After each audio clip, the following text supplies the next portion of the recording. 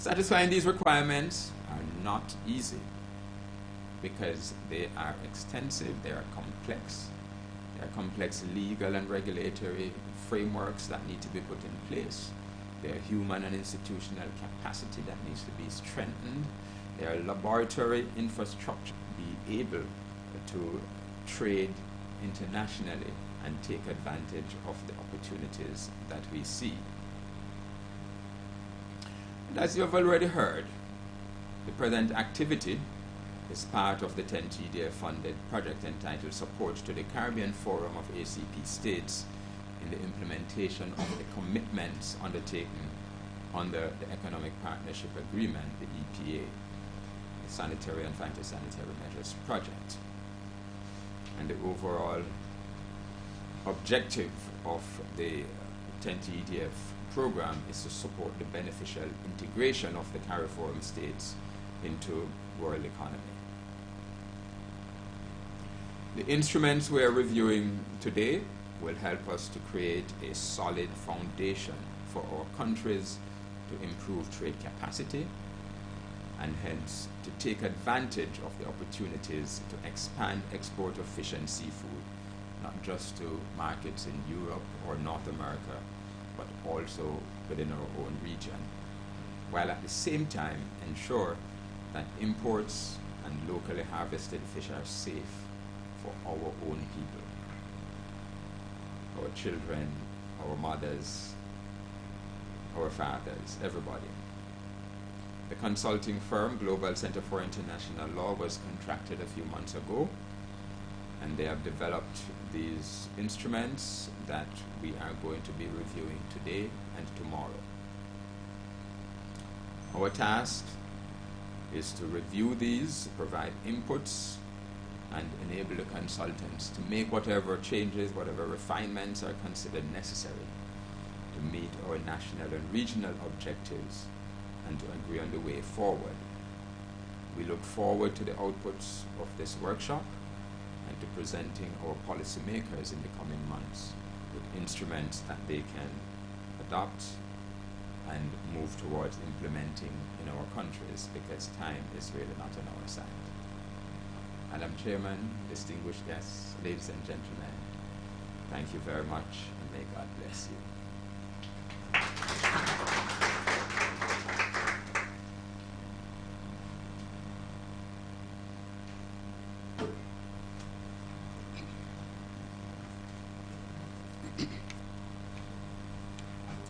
Thank you, Mr. Houghton, for that important review of the importance of fisheries in the region and the challenges that we face in terms of international trade and the role of the EDF funding for this project to be a success. I would now like to invite the Deputy Permanent Secretary of the Ministry of Agriculture, Food, Fisheries and Water Resource Management of Barbados, Ms. Princess Lovell Chandler, to the podium to give remarks on behalf of our ministry.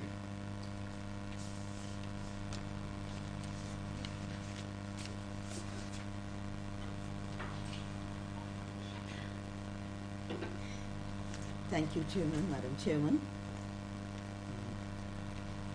As Madam Chairman rightly said, I'm making remarks on behalf of the ministry, coming after so many I should say very informative remarks.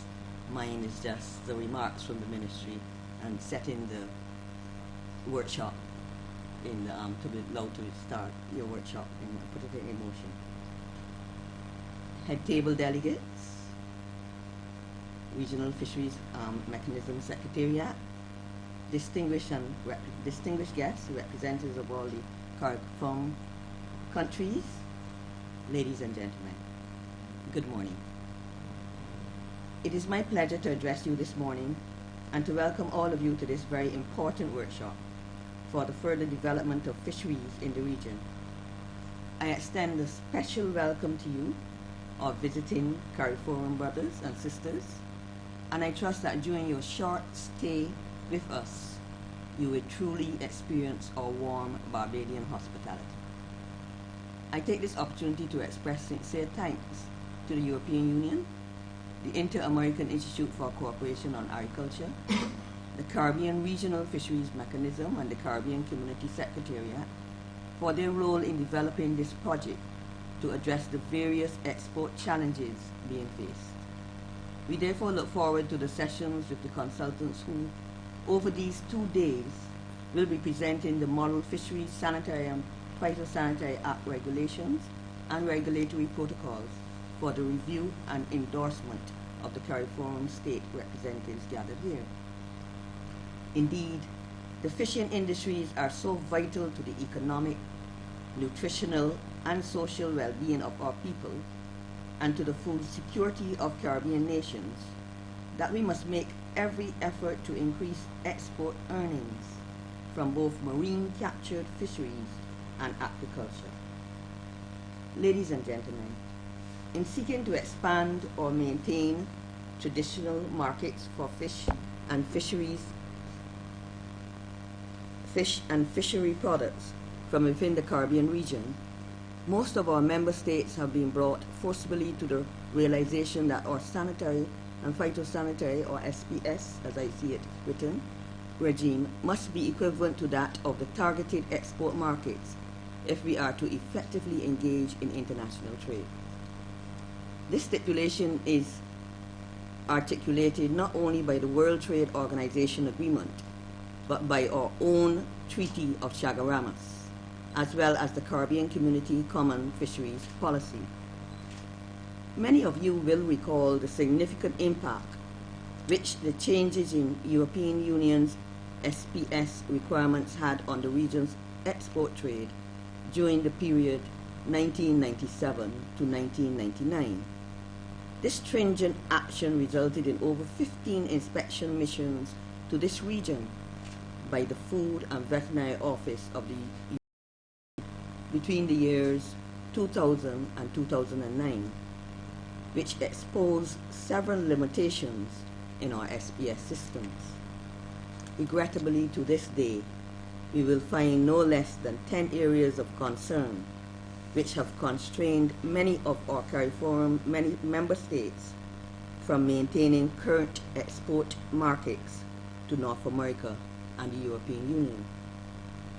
These concerns include the need for clearly defined delegation of competence when more than one competent authority or agency is involved, improved or equivalent legislation, improved facilities management on vessels, at markets, landing sites and establishments, better monitoring of fishery products for hazards and for contaminants present in the aquatic environment, upgraded laboratories to carry out the required microbiological and chemical analyses on fisheries products, ice and water, improved inspections, training in European Union legislation, and establishment of international standards for fish and fishery products.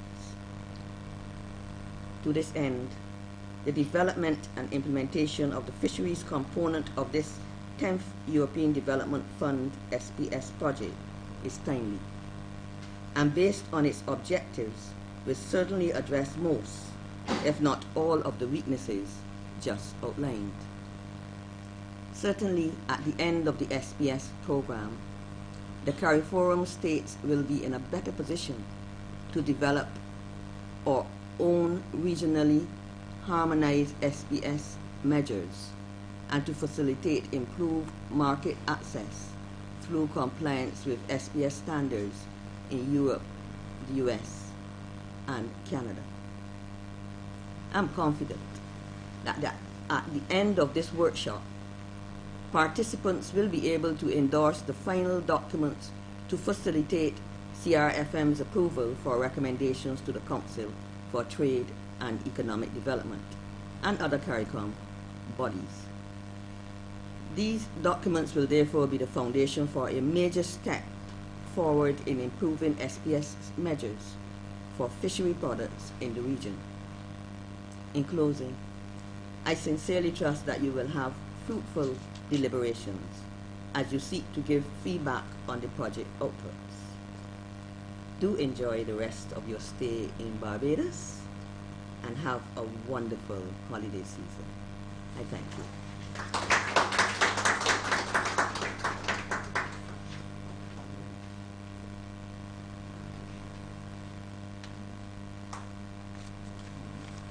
Thank you, Ms. Lobuchanda, once again for being with us today.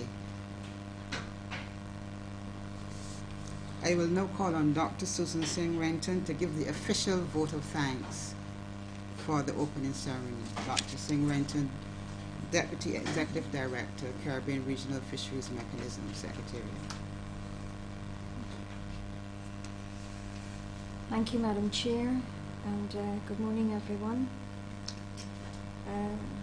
Madam Chairperson, Ms. Princess Lovell Chandler, Deputy Permanent Secretary in the Ministry of Agriculture, Food, Fisheries and Water Resources, Barbados, Ms. Ina Harvey, ECA Representative, Barbados and Management Coordinator for the Caribbean region, Ms. Katja Svensson, Program Manager, Delegation of the European Union, Barbados, Eastern Caribbean States, the OECS, and CARIFORUM, my Director, Mr. Milton Horton. I would also like to acknowledge members, representatives of major partners with us in the room, from CAFSA, CARICOM Secretariat, ECA. CrossQ is also invited, and the Caribbean Network of Fisherfolk Organizations. Other distinguished guests, members of the press, and my colleagues. I have the privilege this morning to deliver the vote of thanks, and as you know, we're here today and this week for an important purpose, and to mark a certain level of achievement for the SPS project. And because of that, I think it's fitting we take some time to give thanks and to acknowledge all who have contributed to help us reach this stage of having model fisheries regulations being prepared for the CARIFORUM region.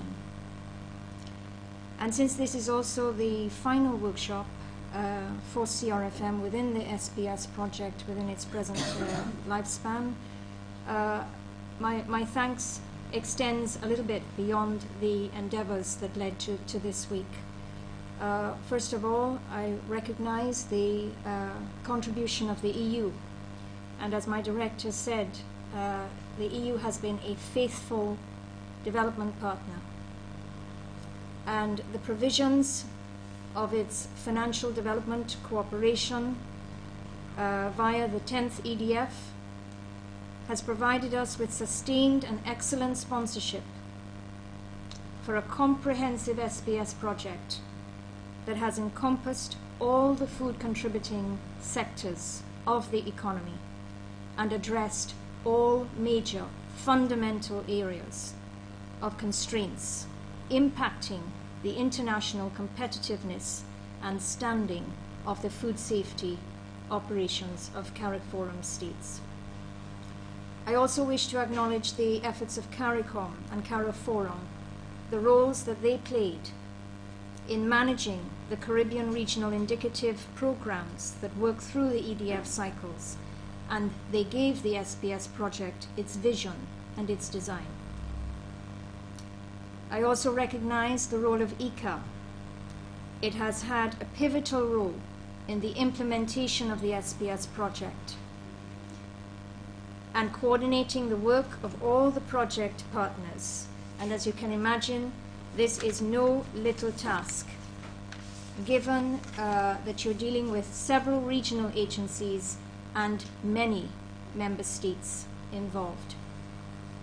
Other project partners, CARICOM Secretariat, the National Committee for Application of Sanitary and Phytosanitary Measures in the Dominican Republic, for their contributions during the SPS project in strengthening and supporting the governance processes that take the SPS products and try to incorporate them and mainstream them, so that when we, by the end of this project, we can continue along the road that we have begun to walk on.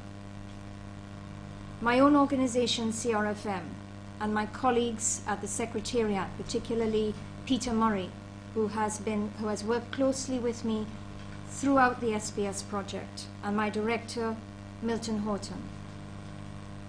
We have managed the fisheries component activities and ensured as much as possible integration of the fisheries-specific deliverables into the other food subsector activities towards yielding a holistic CARIFORUM SPS product and outcome.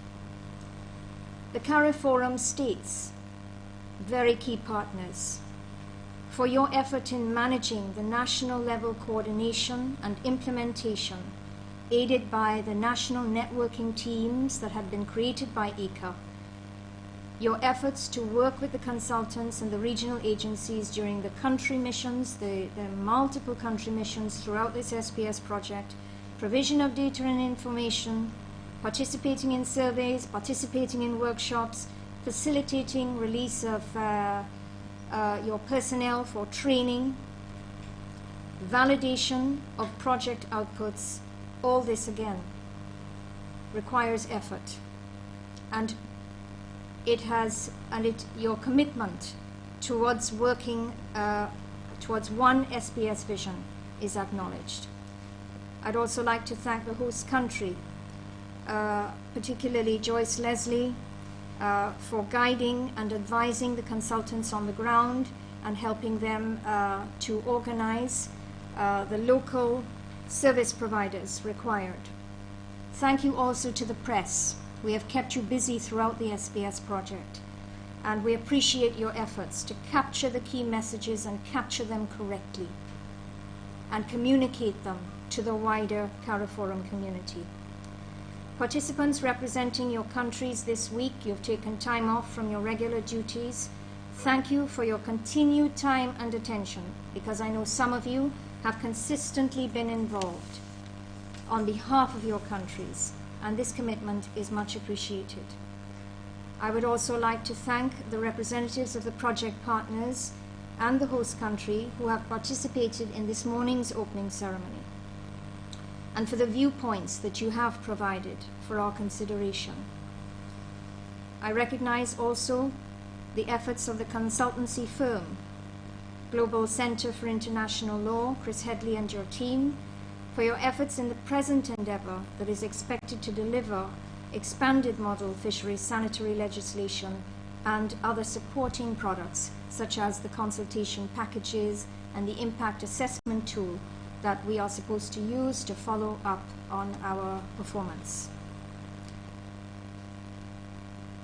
I should also recognize and give special thanks to the persons working behind the scenes, just to make sure that you get here, that your stay is comfortable, that you have enough per diem and you don't go hungry. I recognize the efforts of Karen Sherman from Global Center for International Law, Shirley Nordinet, Rochelle Steen, Pamela Gibson, who work with the CRFM Secretariat. And with this, my vote of thanks is now complete. And finally, for your attention, I would just like to thank you now.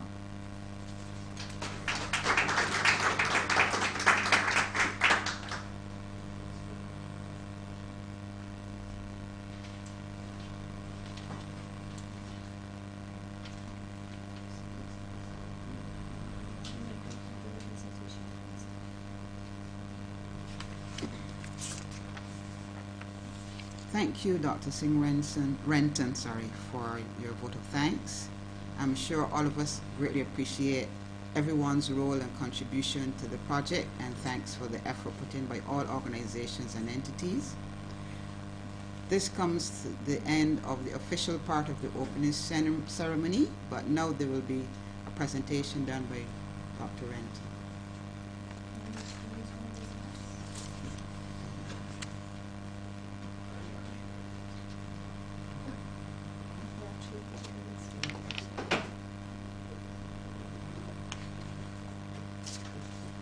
Okay, thank you very much. My task this morning is to, since we are near the end of the SPS project, it ends in March next year, we wanted to share with you, remind you really, of the many achievements, how far we have walked over the past few years.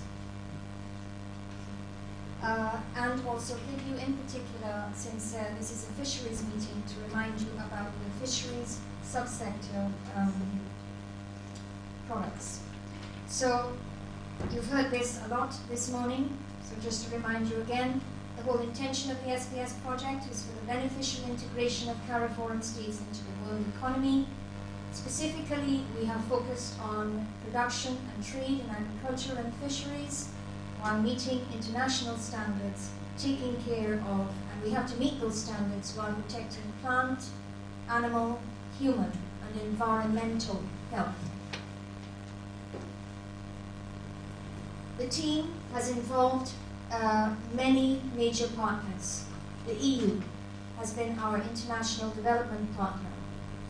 ICA is the main implementing agency and has implemented the project in partnership with CARICOM, the CRFM, the CNMSF, which is the National Committee in the Dominican Republic, and of course the member states of CARIFORUM.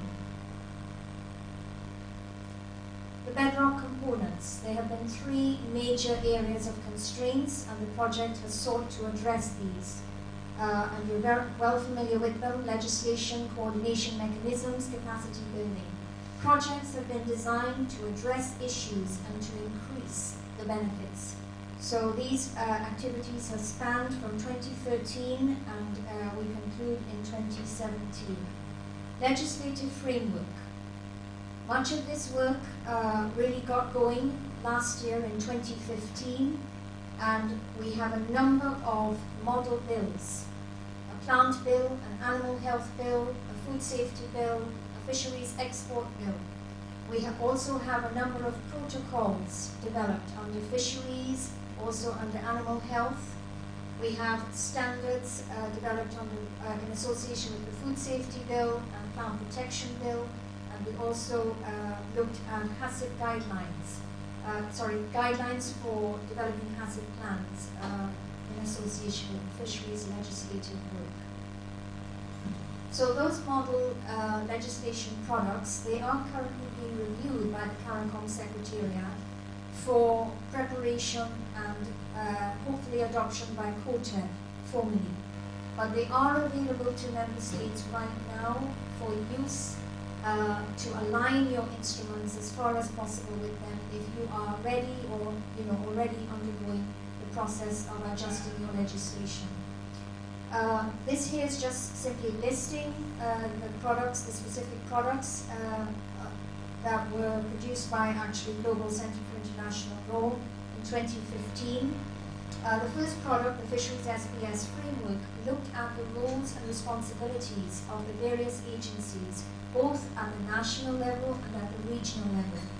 And it gave potential proposals on national level and regional level governance, and it also included a draft memorandum of understanding between CRFM and CrossQ and also CAFSA, taking into account the fishery-specific needs of that regional level coordination.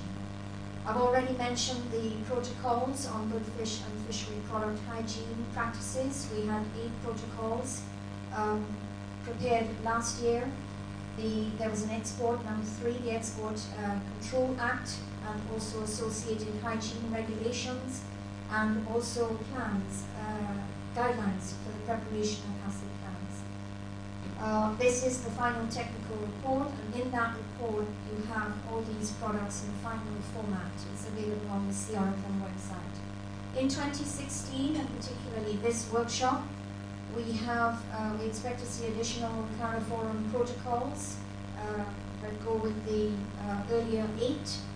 In addition, we are looking at some additional regulations and explanatory notes for drafters. So model legislation is really supposed to be a model, expanded model bill and regulations, and as well as guidelines for national drafters.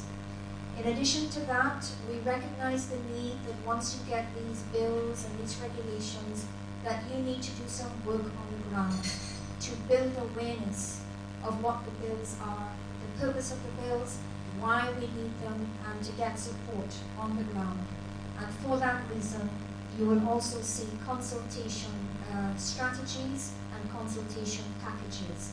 And these are supposed to provide materials for you to use both at the national and the regional level to help you, educate others about the use of the bills and to get them incorporated into your legislation. Coordination mechanisms, and actually I'm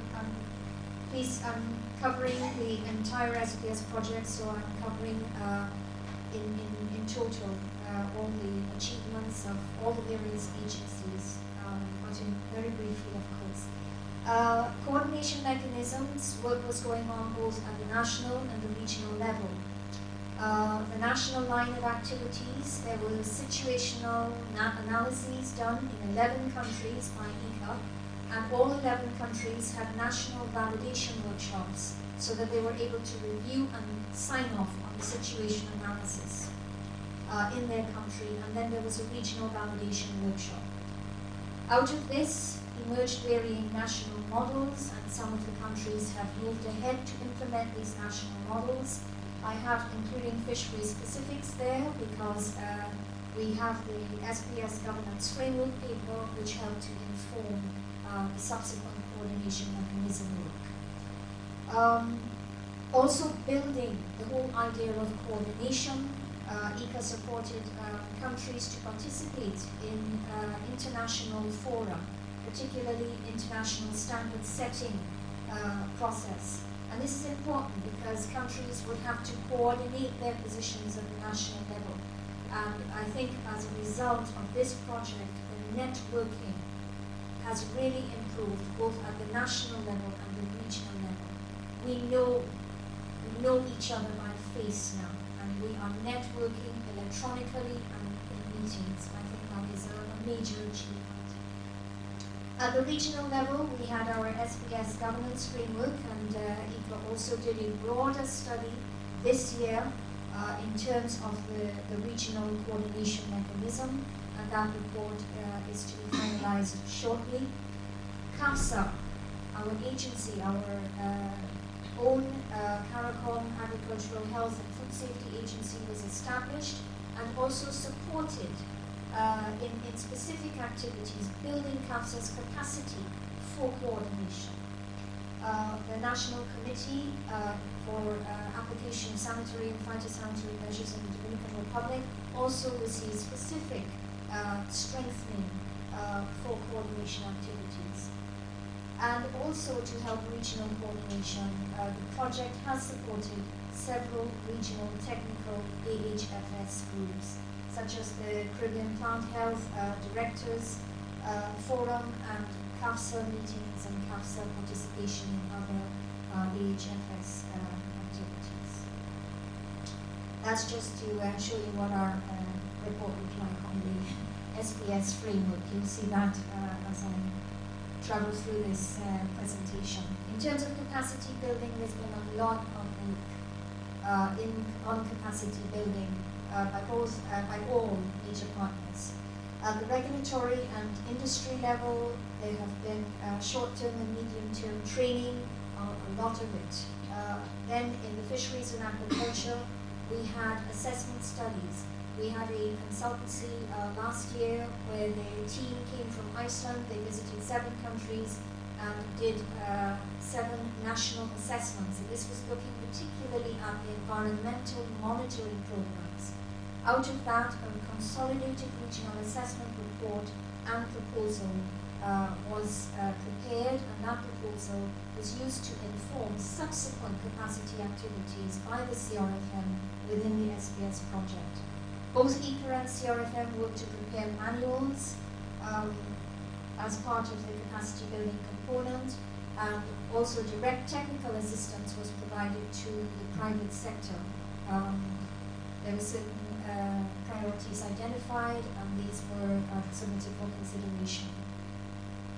As from the laboratory standpoint, a number of labs were assessed under the project, and for particular, there were certain labs identified for further help with accreditation. And for these, a lab gap assessment and action plan were developed, and the accreditation activity was done in collaboration with another project, the Technical Barriers to Trade project. The laboratory networking was also developed by ICA under the SPS project for facilitating information exchange and database support and so on.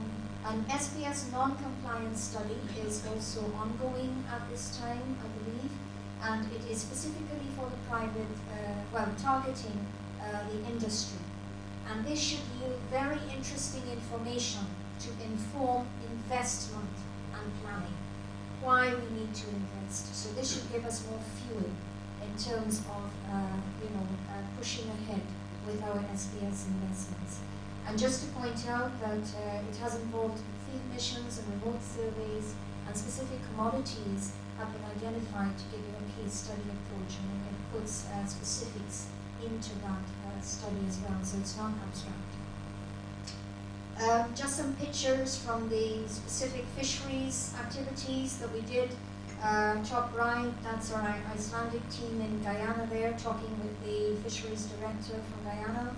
7 country assessments, as I mentioned, a consolidated regional assessment and proposal for fisheries and agriculture.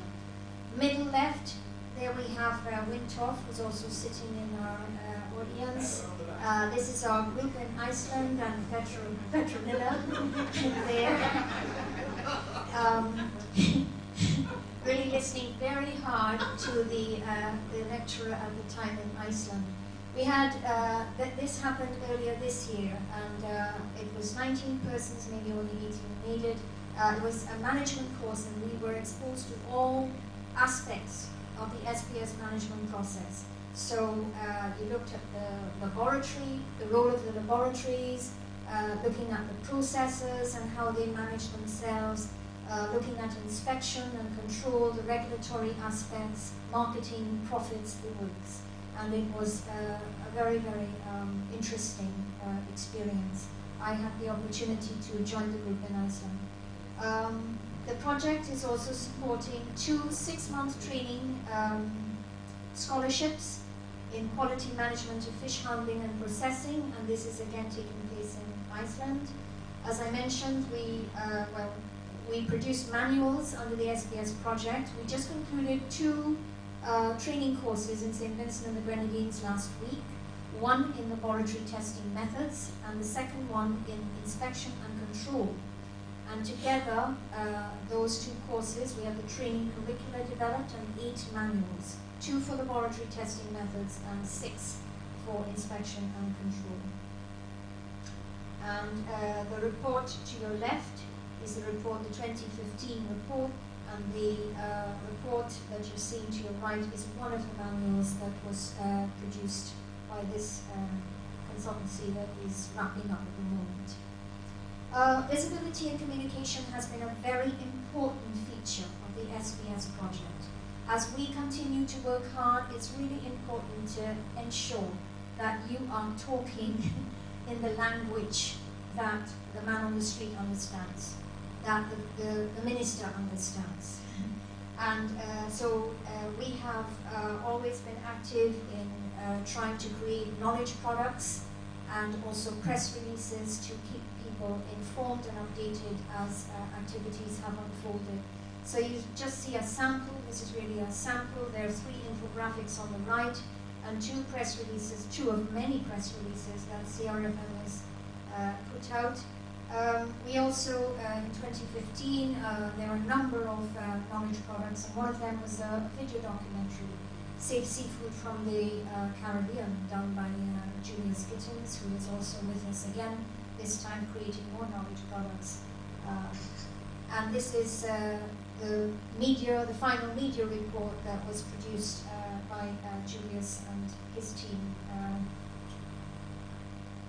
working for us. And that's it. Thank you.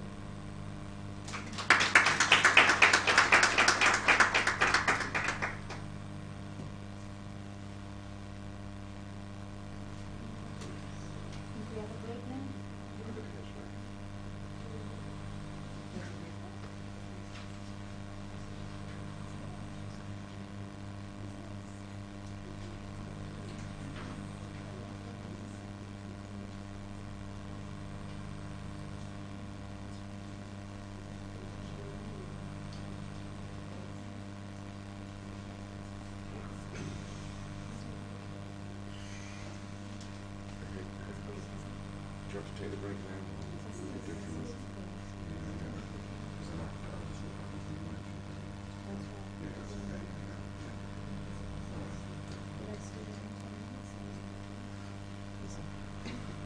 Okay, ladies and gentlemen, we are going to have our break now, and then we'll come back in about 10-15 minutes or 10 minutes to start the official presentations dealing with the workshop. Thank you very much. The break is set up at the back of the room, so feel free to stretch your legs and have a break.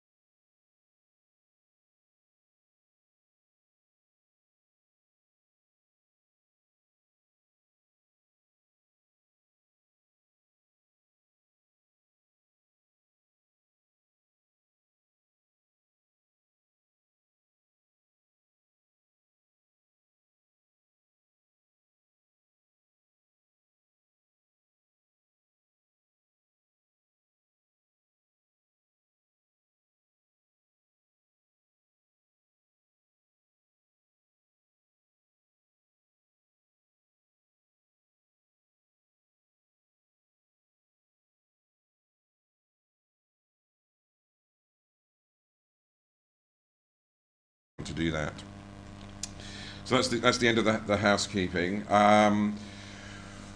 What I'm just going to do now is just, I was supposed to sort of just make a brief presentation before the coffee break, sort of as part of the opening ceremony, but because of the timing, we changed that. I'm just going to start with that presentation, and then, which is just sort of a few almost personal comments on what we're doing, and then I'll move on to the overview that Mr. Horton just mentioned. So we will look at really what we're trying to produce in this consultancy and what our approach has been.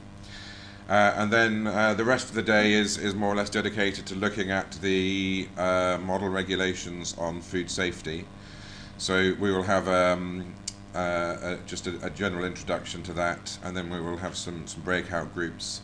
And I've got some questions that are on my mind that I would quite like your feedback on, but we can go over that later. And then tomorrow we'll be looking at the aquatic animal health regulations, and also going over some of the other documents that we're producing as part of this consultancy.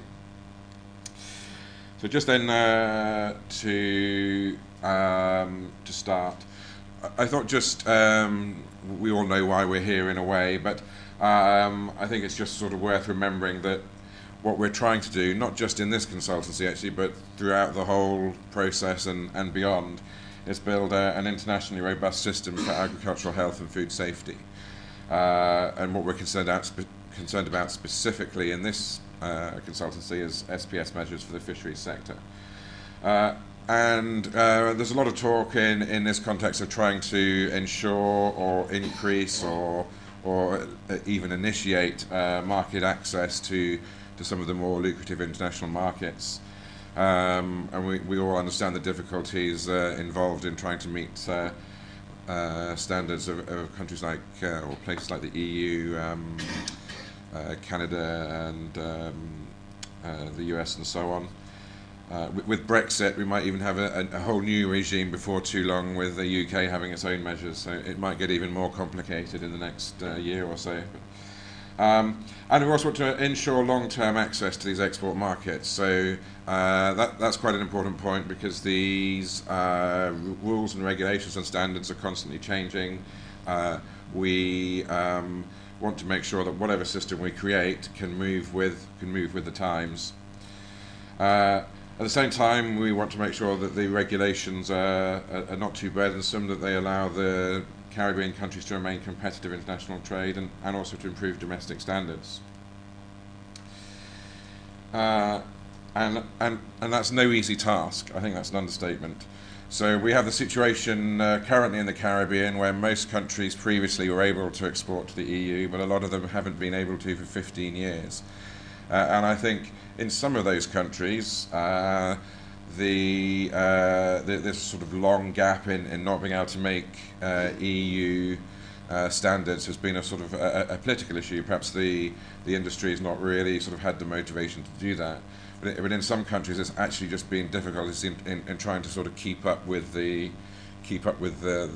speed of which these standards are changing. We also have, it's not just a question of meeting these sort of further afield international markets. There's also inter-regional trade, which sometimes runs into difficulty. And I think the sort of general theme of these other points is that everything is changing all the time. So we've got increasing technological advances which require capacity building, training and funding. New tests, new procedures, new methods are coming online all the time. The regulatory requirements are changing all the time. Mr. Horton earlier this morning was talking about even the private sector now is introducing its own voluntary standards for some things. So actually, and often these are even harder to meet than the EU requirements, for example. They go beyond that.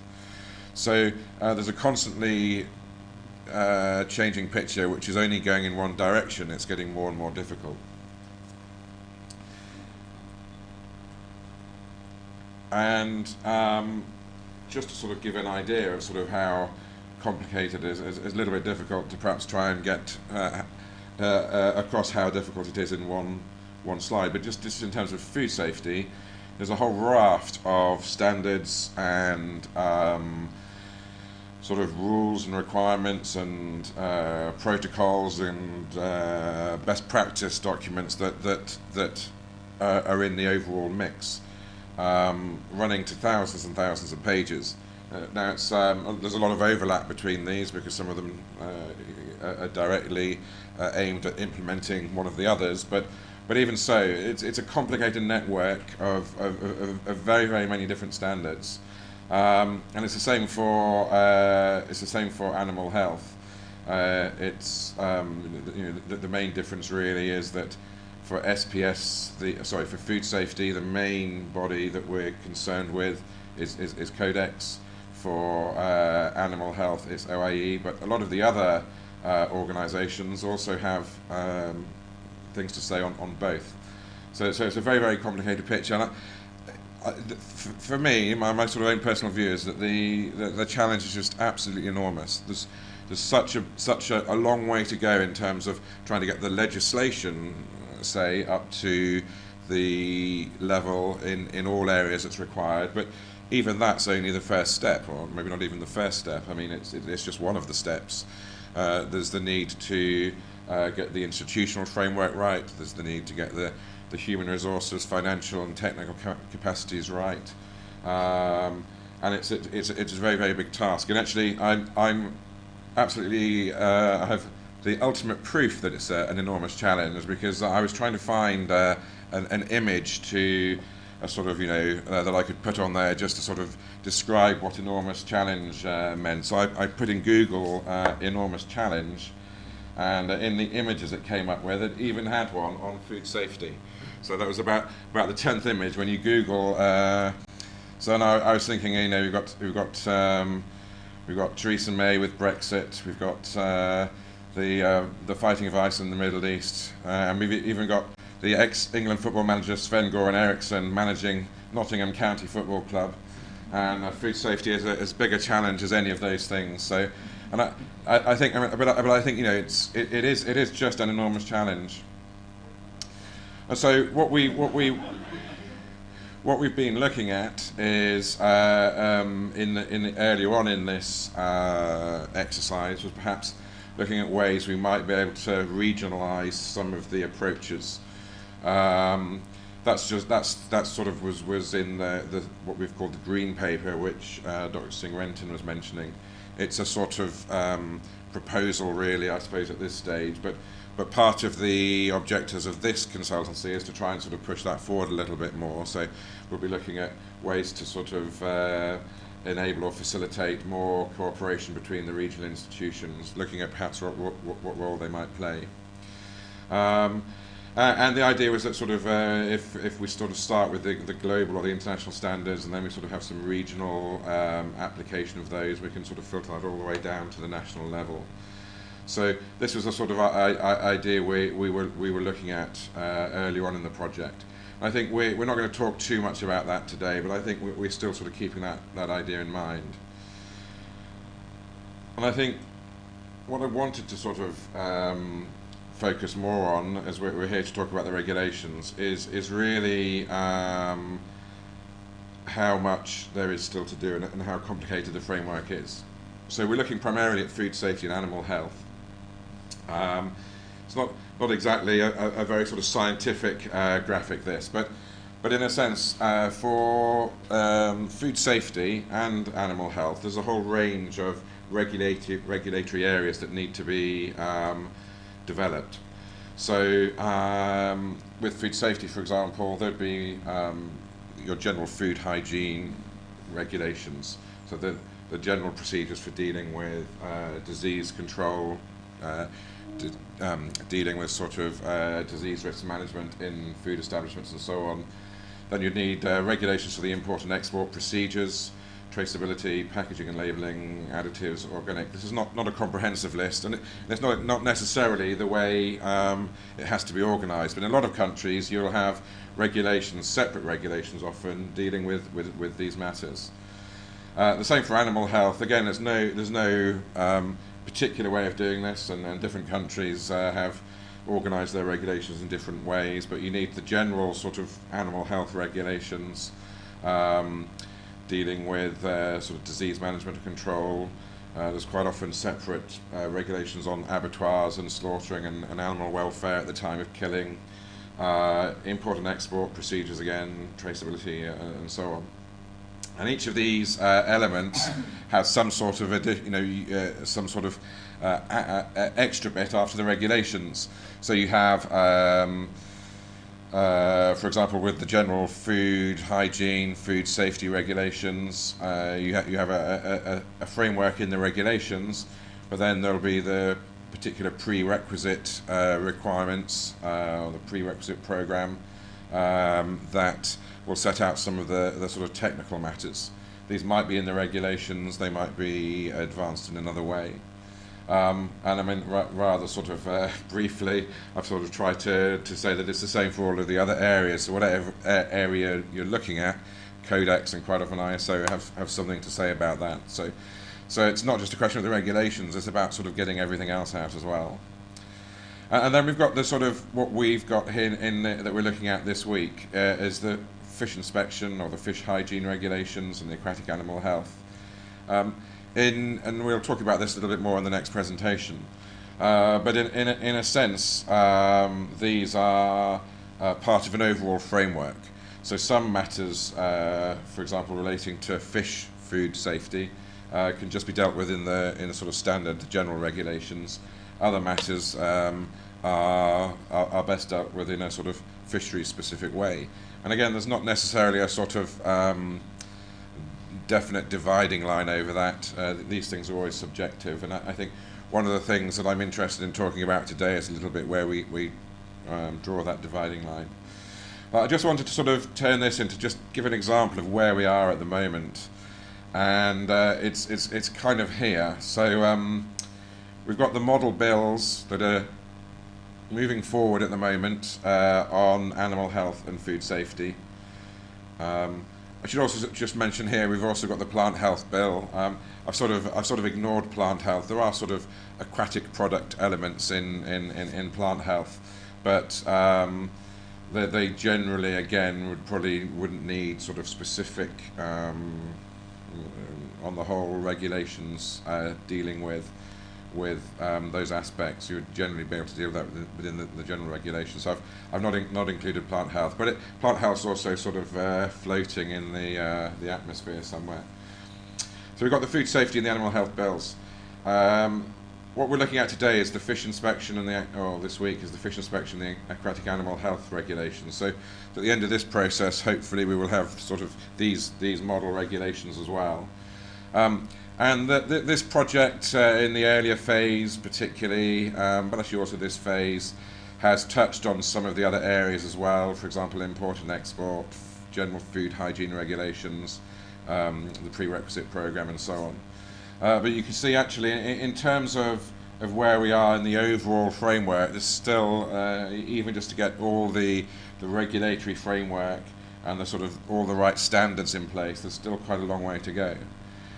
This is in terms of sort of looking at model legislation. Of course, a lot of countries already have their own legislation on a lot of these things. Some countries have comprehensive legislation on these things. So it's not that the gap is absolute, but it's still I think a long way to go. And then actually, I'll perhaps, as this slide is the last slide of this presentation, and also the first slide of the next presentation, I'll perhaps just move on to the next presentation. But just where we'll sort of just start to talk about the approach a little bit more. But just if there are any questions at this stage or any comments, I can take them while I'm swapping the presentations around. If anybody has any questions.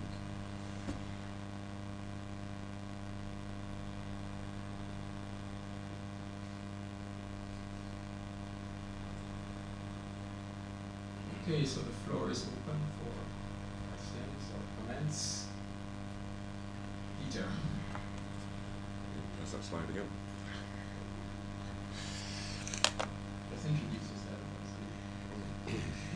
Myself again, Peter Avery, Program Manager, CARIFORUM Secretariat. seems like I have been a frequent caller again after several years. Just wanted to ask you, you referred to the question of plant health and alluded to the fact that it's probably covered elsewhere. But I'm reminded that for a number of the jurisdictions in the region, the issue in terms of the sea, the Fisheries Act referred to fish, and that word also includes plants, aquatic plants, marine plants. I don't know whether that poses a challenge for you. I also reminded that aquaculture, a lot of the countries have been looking at aquaculture, they're looking at mariculture. Those that have started in our jurisdictions have been talking about aquatic plants, mariculture of aquatic plants. So when you look at the definition of fish, focusing primarily on animals as opposed to plants, you have that jurisdictional issue. You also have the question of mariculture. And just wondered how you feel you've captured that in dealing with it, given these are realities in the legal frameworks of countries as they exist. I can answer quite easily how we've captured the plants. We haven't. So that's an easy answer to that question. As I say, we sort of left out. Sorry, we sort of left out. Is that still working? Yeah. We sort of left out plant health. It sort of wasn't sort of really the focus. And I think there are potential questions. There's even potential specific requirements that you might need to manage plant health. I think in terms of the there is a potential difficulty. I think in terms of including plants within the definition of fish. Is that what you're saying happens? For at least 9 countries that I know of, their primary Fisheries Acts define fish as any living organism, whether plant or otherwise. Yeah. Some of them have been changing, but a number of them still exist in that form. There's the potential for a bit of confusion there, I think, in a sense, because you wouldn't want aquatic plants being dealt with under the aquatic animals regulations, which might be the case if. Which might be the case if you don't clarify that definition, but it's something that can be clarified in when you're developing your regulations. Yeah. But listen, this is a very important issue, and I'm really glad that Peter raised it, because it is a fact that many of our fisheries legislation define fisheries broadly, and it is a fact that marine plants are utilized as the target of aquaculture and so on, sea moss, everybody uses it. And so if it is not regulated through other instruments, and if it is within the purview of fisheries, within the fisheries legislation, then I think we need to consider whether or not we need provisions to deal with it. So this is a very important issue. And we have, in recent times, an increasing problem with sargassum seaweed. And in some countries, in China, they tell us that they eat it. I mean, for us it's a nuisance on the beach and we're using it for various things. But the point is, are there potential uses, including eating, that we may want to consider for the future? Many countries are promoting seaweed culture, or sea moss, whatever it's called, because the name varies across the region. But the reality is that our fisheries legislation, our fisheries development programs are looking at not just the marine animals, but marine plants as well. And these plants are within the scope of the legislation. Bill, yes, please. Yes, I just wanted to add to what you were saying. I have served as an advisor to a number of countries at national level and looking at this issue of how to deal with it in national legislation. And in fact, we had this conversation just here in Barbados the other day. And it is a question, and it's not there isn't a clear-cut answer, because it depends on how countries wish to regulate it. I think it would not be advisable to include it in the scope of aquatic animal in terms of the definition, to try and align with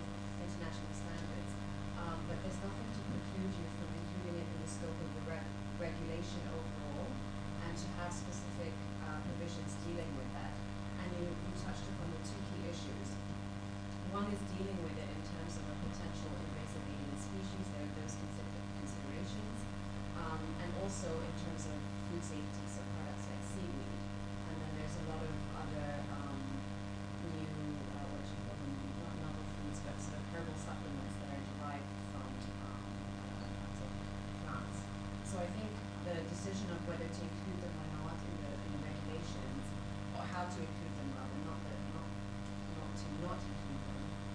The decision of how to include them in the regulations would be a matter decided at country level. But I think it would be interesting to raise this issue and to include it in the scope. But my advice, just off the cuff, would be not to include it in the definition of aquatic animal. Definitely. That has a specific that impacts the kind of measures that you can apply. Yeah, exactly. So, I was going to make a similar, well, a related point, I suppose. That I mean, in terms of the two regulations we've actually got separate definitions for what we're dealing with. So, in the food safety, it's prescribed products. So, it's you sort of specify the fisheries products that the regulations apply to, and in the aquatic animals, we define it just as it's going to sound a bit obvious, aquatic animals. So the sort of the scientific names for animals that are aquatic. So so that excludes plants, and so the definition in the fisheries legislation wouldn't cause a problem unless you use that. And I agree absolutely. You don't want to include plants within the definition of aquatic animal for the purpose of aquatic animal health, because one system is dealt with by means of the animal health rules, and the other by means of the plant health rules. Food safety is slightly different because it's a lot of the requirements are going to apply both to plants and animals, because it's all food. Yeah. To make a... Oh, sorry, yeah. Yes, with farmers in Hi. Jamaica. Looking at the definition of aquaculture, it does not capture my very good friend from Dominican Baby frogs, sea reptiles as well as amphibians. So if crocodiles, for example, should go ranching for crocodiles, which is also an aquaculture product. But in your definition, Okay. Yeah. Yeah. speaks to reptile and amphibians. Okay, yeah, we could add that in. We'll maybe look at the detail. That could be something to sort of add into the feedback later on today. Actually, definitely, yeah. Yeah.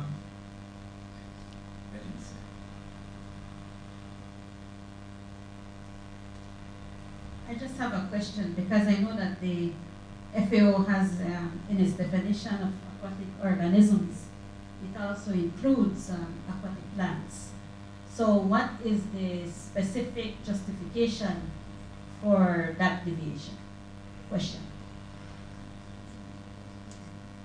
So I didn't quite understand the question, actually. So what's the justification for the division of what? Sorry. She was making the point that FAO uses the term aquatic organisms, which is a catch-all, Oh, yeah. which incorporates both animals and plants. So why did you pull out animals and plants? I think that's the essence of the Okay.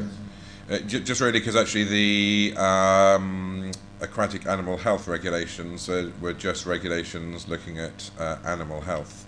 So we're only looking at animals.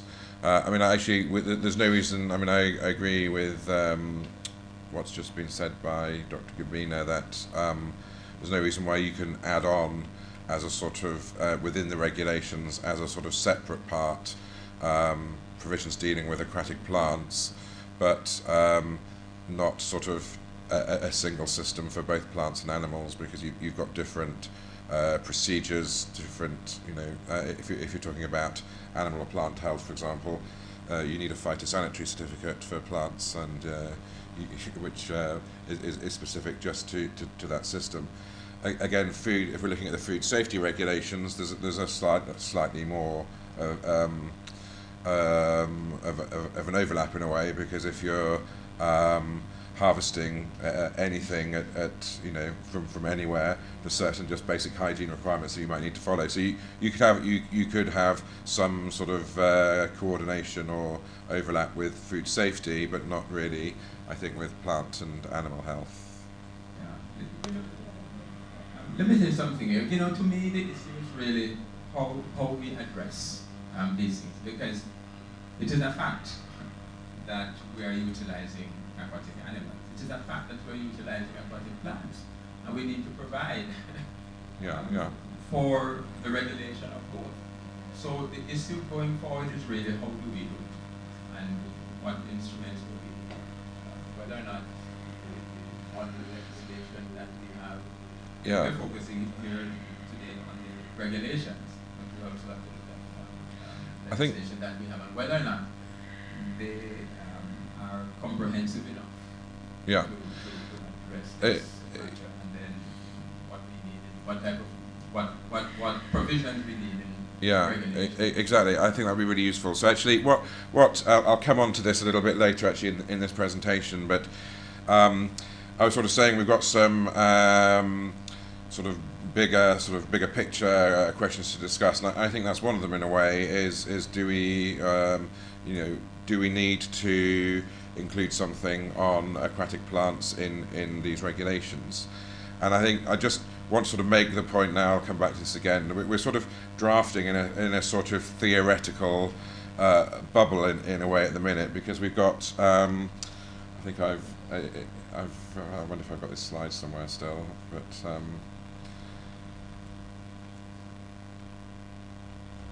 no, sorry, if I just go ahead to, here we go, it's the sort of,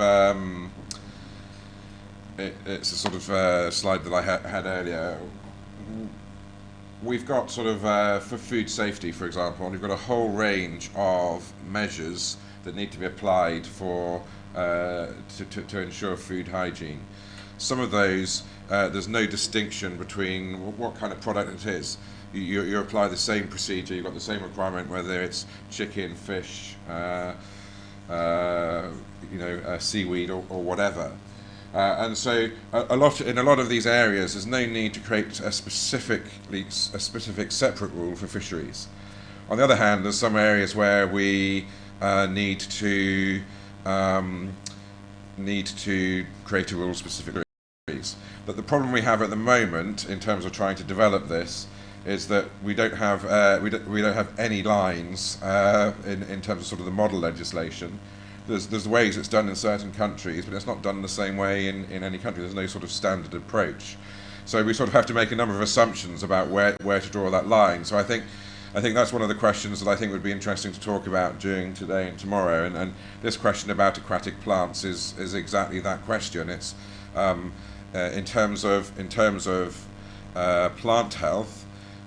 Is there anything really in the sort of that's insufficient in the general plant health controls that would need dealing with by way of separate regulations? And I'm not talking here about the technical requirements. So obviously, in terms of issuing a sort of phytosanitary certificate or whatever, you might need to investigate particular signs of disease, or you might need to, and so on.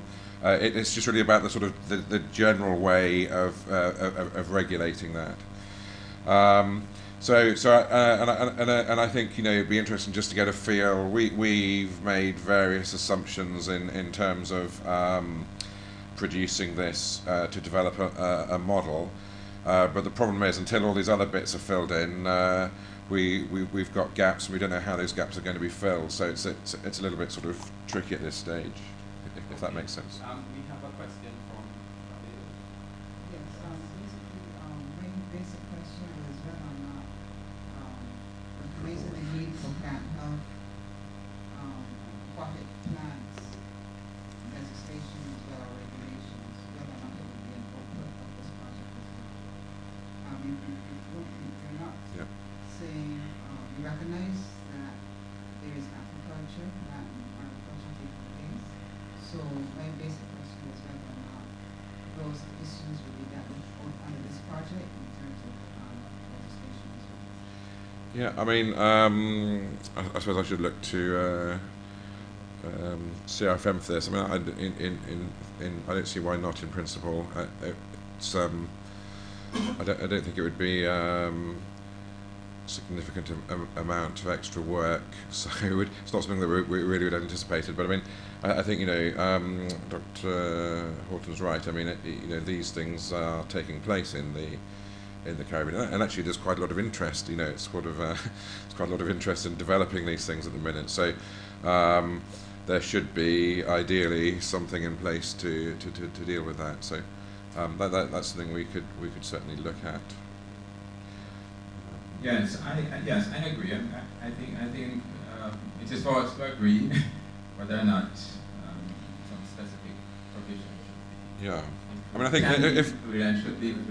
if we can. I was going if we could just sort of throw that into the pot for the discussions today and tomorrow, and then we'll sort of take some feedback on that and agree as part of our way forward. We can agree something that way. Yeah. Right. Okay. I want to recognize the presence of Dr. Beverly Wood. Welcome, Beverly. She joined us while the discussion was taking place. Beverly is from the National Agriculture Health and Food Control Agency, and I think it is in Barbados here, and she's also the chair of CARIFORUM. Thank you. Welcome. Okay, so yes, I mean, this is something we should discuss a little more in a breakout session, but I think it is an important point, and we certainly want to think about it and see how it can be addressed. All right, are there any additional comments on any other issue from the presentation that was made?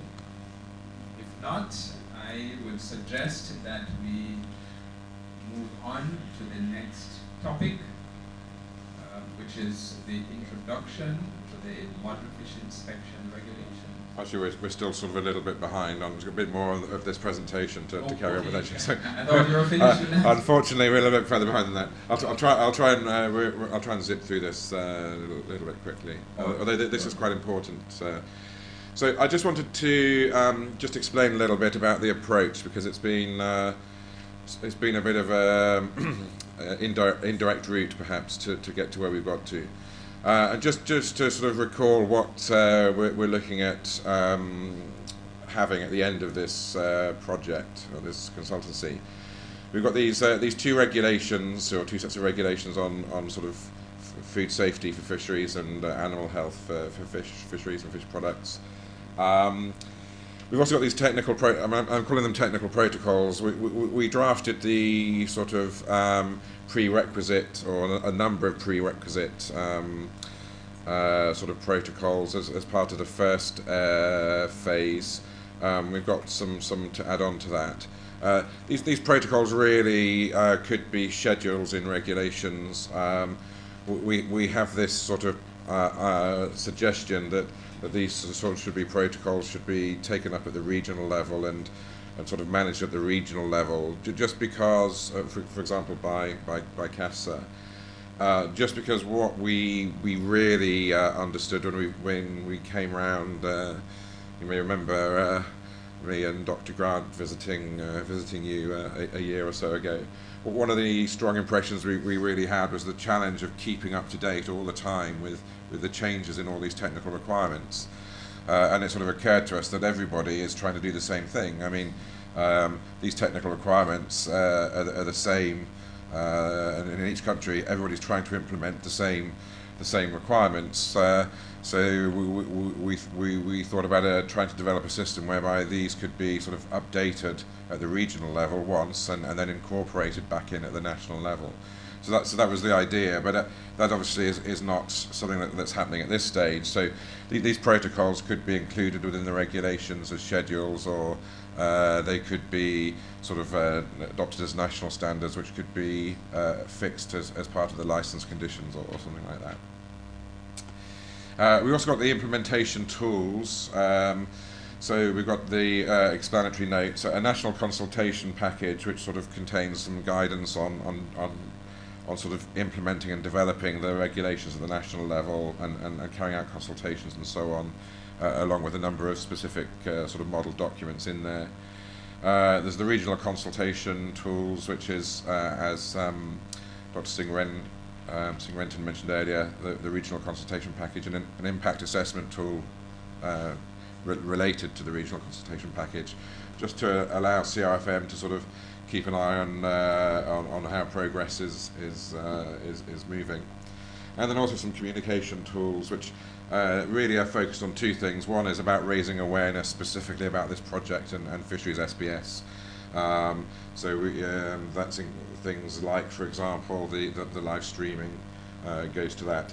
But also we want to sort of leave a sort of resource pack, which is, again, a set of documents or tools that can be used in carrying out, for example, national consultations going forward and so on.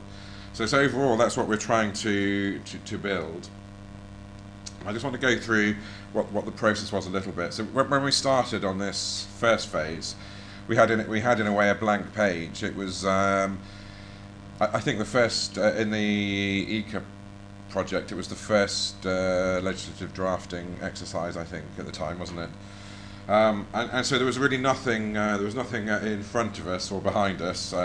We had a blank page. So the focus was on two things. One, it was just on one, it was just on the food safety. I've done that the wrong way around. And two, it was really looking at the fundamentals of food safety. We had to sort of try and get the idea really was to try and get a baseline before we could move on to anything else. So we just looked at the general need to get some licensing and official controls, and also looked at the prerequisite program.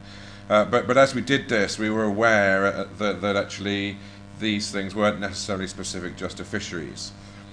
And so we produced the model regulations, but again, most of these, there were some aspects that were fishery specific, but a lot of these aspects were just sort of about general licensing controls, export certification that didn't necessarily have to belong just to fisheries. We had the sort of model prerequisite program protocols, and what in a sense was really model provisions for primary legislation for fisheries export. There was a big question, I think, even in the first phase, whether there was a need for primary legislation. At the stage during that phase one, there was a need for something because there wasn't anything there at all. But I think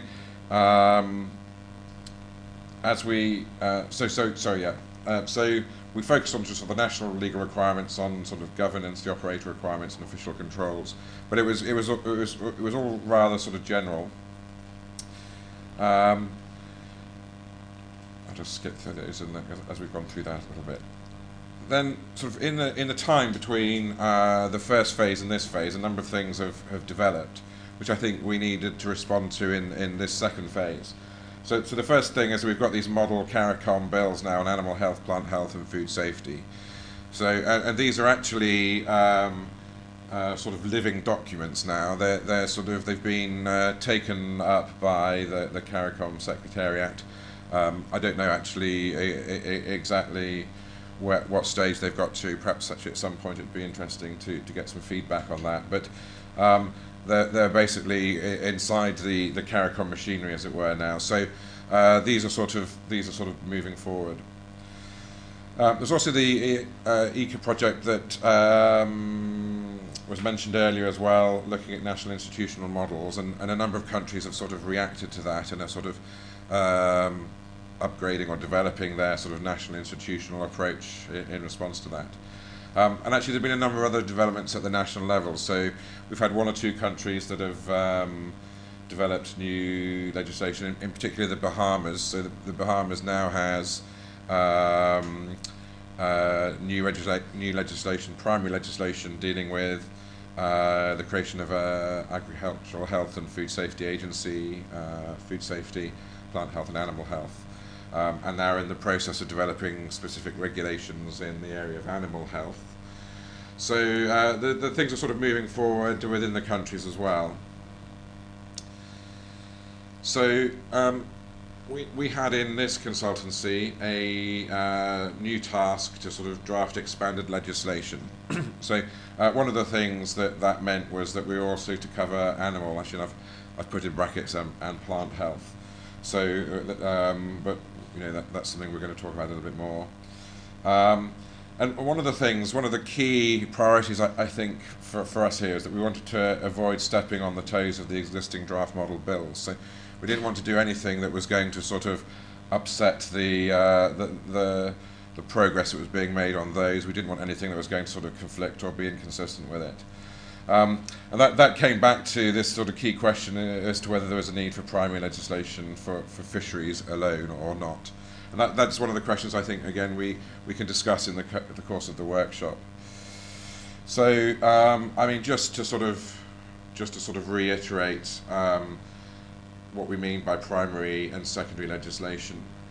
As a sort of general rule, it's not a precise definition, but on the whole, a primary legislation is focused on the powers and the duties and the limits on the powers of the government. So that a primary act, an act is focused on government powers and on what the government can and can't do. Regulations, on the other hand, tend to be focused a little bit more on what the sort of stakeholders, the industry or anybody else can or can't do. I mean, they include sort of descriptions of government duties and functions and responsibilities as well, but they're focused a lot more on what actual sort of the sector can or can't do. So the primary legislation is concerned with defining the powers of government, defining the competent authority and its role, providing for all the necessary powers to make regulations and so on. And regulations, secondary legislation, are concerned with other things. I mean, this is sort of comes from the original food safety project, but we were looking at operations in facilities, licensing and technical controls, the conduct of official controls by the government, procedures for applying for licenses and granting them, how to incorporate technical standards and controls, and so on. So we've got two very different sort of perhaps focuses for primary and secondary legislation. But again, there's no exact rules. So when you come to develop your own legislation, there has to be a national assessment as to what is better in primary or what is better in secondary legislation. There's lots of factors that might affect that. What legislation you already have, what your culture is for dealing with certain questions, what the policy objectives are that you're trying to achieve. Even practicalities about can you get parliamentary time to review primary legislation. It might be that you can't, so you want to try and use regulatory making powers instead. And there's sort of questions about actually, you know, what exactly is being included. Is it something that Parliament should have the opportunity to scrutinise properly, or is it something that would be okay just for the Minister to make and have a sort of lighter level of scrutiny? So there's lots of questions that might come into that. There's no exact dividing rule, and it's always something that would have to be determined at the national level. So what we concluded, and I should just say this is, I wanted to sort of explain the approach, because I think we've got, it's very important to try and understand the overall framework of food safety and plant and animal health, and try to understand where the fisheries, where fisheries fits into that. And it's a question for this workshop. So it's, as I said, we had to make assumptions. What I want to do really is test those assumptions in this workshop. Is you know, are our assumptions accurately made or not? And you know, if not, you're very welcome to say so. That's the sort of the purpose of these events. So, but what we concluded really was that the interference with the CARIFORUM model bill should be avoided. So we didn't want to sort of do anything that might sort of cause anything to backtrack, or that they're progressing. That's a positive result. We want to sort of allow that to continue. But we also concluded, in general, there is no need for specific primary legislation governing the fisheries sector. I wouldn't say this was a very, very sort of firm conviction about this, because I would say in the regulations there are some matters that perhaps ordinarily we might put into, as my preference, I would think actually they would normally, I'd be looking at putting those in primary legislation. But that comes down to these sorts of judgments that I was talking about 2 minutes ago. We've got in principle, I think the powers to make these regulations under the CARIFORUM, you know, if we're using the CARIFORUM model bills as our primary acts, it's then just sort of a question at the national level when you come to implement it as to whether you might want to shift something into primary legislation that's in our regulations or whatever. But we also thought that for a lot of the areas of fisheries, there's no need for anything specific on fisheries either. So to a large extent, when it comes to food safety, fish is just food. I think I mentioned this before. So, for example, when it comes into when the fish arrives in a food establishment, what is happening in that food establishment on the whole is largely the same for the fish product as it is for any other product. There are some sort of specific technicalities, but in terms of the actual regulatory framework, it's more or less the same. On the other hand, there are some areas where actually we've got very different rules for fisheries, particularly when we're looking at fishing vessels and the sort of loading and unloading of the products into the food establishment and so on. So there's some areas where we definitely got some interest in fisheries, other areas where perhaps we don't have any need to make a distinction. Animal health actually I think is a similar argument, but there's a few differences, and I think I mean, one of the big differences in with animal health is that the OIE, which is the Bible for all of this, just completely separates out terrestrial animals and aquatic animals. So there's actually a different regime in a sense at the OIE level. But actually, even then, a lot of in terms of the sort of regulatory methods and controls, a lot of them are the same. So, and in most countries, I think probably it's fair to say aquatic animal health is dealt with at the regulatory level, so rather than the primary legislation level. So there's general powers on animal health controls in the primary legislation, and these are dealt with in regulations. So we thought it was better to draft regulations to implement the CARIFORUM model bills. So we took the CARIFORUM model bills as our primary act and based some regulations on those. Both CARIFORUM bills, the plant health and the animal health and the food safety, include fish or aquatic animals within their definitions. So they're within the scope. But as I said before, I think that this primary, secondary legislation question still remains a little bit. But the sort of recommendation, I think, would still be to keep, or our recommendation at this stage, subject to how we discuss this, is that the rules that we're drafting and we're looking at for the fisheries sector at the moment should still stay in these regulations, because otherwise we end up sort of coming into sort of a bit of confusion with the CARIFORUM model bills. But if at the national level it's decided some of these things are better off in primary legislation, they should probably be best done by adding on to the CARIFORUM bills rather than creating a separate bill for fisheries, because there's in a sense not enough content for a fisheries bill to stand alone. I think is the point. So that's sort of what we concluded about the approach that should be taken. Lost my clicker. And so we end up with something that's a little bit like this in the end. We've got a series of regulations that we assume exist out there, and then we say actually within that we need to pick up within each of these things the aspects that are specific to fisheries. So in food safety, there need to be sort of specific requirements for fishing vessels. There also need to be specific rules about how to, which are some of the things that perhaps might be in the primary legislation ordinarily. Specific rules about how to carry out inspections at sea, who can do that, what the jurisdiction is, what the powers of inspectors are, rules about sort of how to take evidence and so on.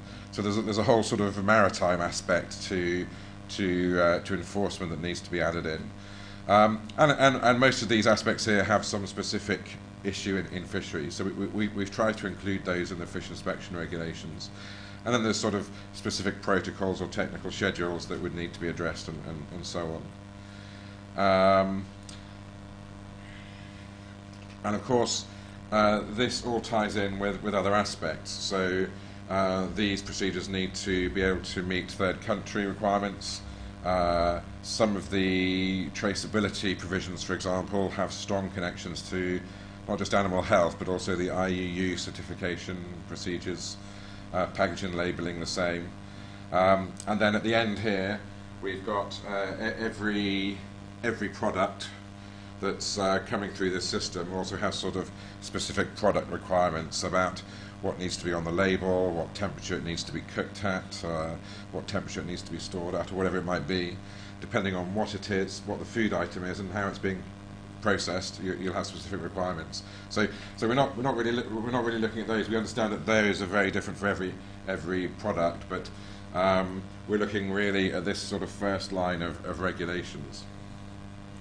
And it's a similar picture really for animal health. We have it in the animal health regulations. You'd have a series of regulations. You'd perhaps have just sort of general disease management and control regulations, just what might just be called the animal health regulations, dealing with most aspects. There might be separate regulations dealing with, as I mentioned before, abattoirs and slaughtering and so on. There might be separate regulations, or there might be within the general animal health regulations dealing with the import and export procedures and certifications and so on. And again, we've got sort of something separate for aquatic animal health. I think that it's possible to distinguish aquatic animal health a little bit more because it's sort of the way that diseases move from fish is quite different from the way diseases move from between cows or whatever it might be. And you have specific issues about aquaculture establishments, which are sort of getting very, very unique to fisheries. So I think there's a little bit more in the aquatic animal health that's perhaps very specific to aquatic animals, perhaps more so compared to the food safety.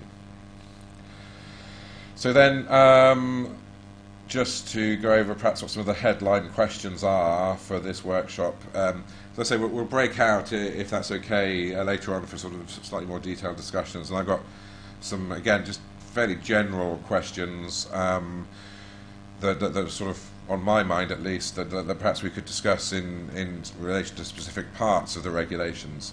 But I don't want to sort of fetter your freedom of expression in discussing the regulations. So whatever whatever sort of points you want to make, feel free to make them. But I think I just want to sort of really across the board, and actually a lot of these questions apply for tomorrow as well. Really think about some of these questions. So, is the relationship with the existing draft CARIFORUM model instruments, animal health and food safety, sufficiently and appropriately defined? I mean, actually, you might not necessarily need to think exactly about the CARIFORUM model instruments. You could actually also just think about the way animal health and food safety works in your own country. The question is really, are we sort of trying to draw the dividing line between what's a fisheries matter and what's everything else in the right way? This question about primary legislation, I think it'd be interesting to get feedback on that, to know how we might handle that. As I say, we've got this specific issue, I think, that we don't want to sort of create necessarily, in my view, a standalone instrument, and we don't want to sort of at this stage suddenly say, oh, there's some more we might add on to the CARIFORUM model instruments, which I think, as they are sufficient and effective. So, but I think it would just be interesting to get some feedback on that question, and I know we've been having some discussion with various people about that. We haven't, seeing as we started off on this project, starting out on looking at exports, the food safety regulations don't deal with any specific regulations on import or export controls. We have these from the first project, it's still there.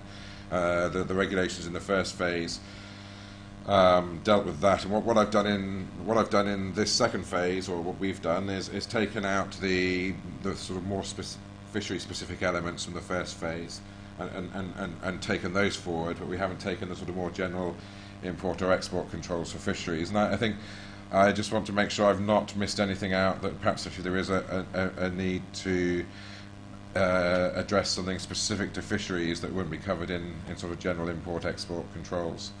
And then the big question really, I think, is, are there any gaps in the regulations? That's possibly a more general version of the previous question. Or alternatively, has anything been included that's unnecessary because it overlaps, or it adds nothing to general food hygiene rules? But remember, we're trying to make this assumption about what else is out there, so we've got to sort of be a little bit artificial in a sense about where or we've got to make our own judgments about where to draw that line.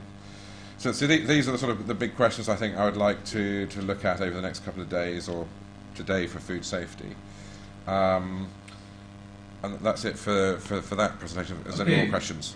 Yeah, thank you very much. I think we have some heavy questions to consider here, because we have a model regulation before us that we should be looking at, but there is that big question as to whether or not the existing model bills or existing acts of Parliament provide adequate power for the development of these regulations. Are these going to be intra-virus, the draft model, or existing legislation? Do we have the power to do these things? And I think these are big issues that we need to settle without doubt before we move on. Otherwise, we're going to be Yeah, I mean, actually, serious water. So, at some point, I think a little more information is needed, just to be sure that the powers do exist. Because I don't know if in drafting the model, food safety or whichever one bill, they had in mind the types of measures that are needed for the fisheries sector, I think aquaculture, etc. I think that's exactly what we need to look at. I think, and actually we've got a number of lawyers in the room, including a couple of CARIFORUM lawyers, so we're in good hands in that sense. What I would actually, and I've got half an eye on CARIFORUM here, if we conclude that what we have in regulations is, that there are insufficient powers in the CARIFORUM model bills for what is in the regulations, I suppose what we could still keep those regulations, but we need to make a note that says if you want to have these powers, you either need to create an additional, when you're implementing the CARIFORUM model legislation at the national level, you need to include this additional primary power, or you need to put the whole lot in primary legislation. Does that make sense? So it doesn't necessarily mean we couldn't keep it in the regulations, but we would need to identify perhaps where additional bulk is needed in the CARIFORUM model legislation. All right, and Peter, you touched on one of the questions I was about to ask, so I won't go into it because you already dealt with that. I was curious, in some of the slides you had there, you mentioned IU fishing and you mentioned that some of the regulations you spoke to the actual processes and procedures involved in the inspection process, maybe, and that sort of thing. And I was wondering whether you are mindful of the standard operating procedures for fisheries prosecution, for fisheries enforcement, and the prosecution manual that has been done for CARIFORUM countries as part of that framework. I mean, I don't think you need to specifically speak to them, but just to be mindful of them in developing your framework. Just a quick personal question, yes or no, and we can move on. Yeah, actually, I'll be honest. I didn't really sort of make that connection, which I should have done. I was involved in drafting these manuals as well, but yeah, that's interesting. Actually, yeah, I mean, they'll be broadly consistent anyway because the sort of the processes are sort of fairly standard. But yeah, it might be worth just sort of a little cross check. Actually, that could be useful. Yeah. Okay, other questions? Any comments? George? Yes. George.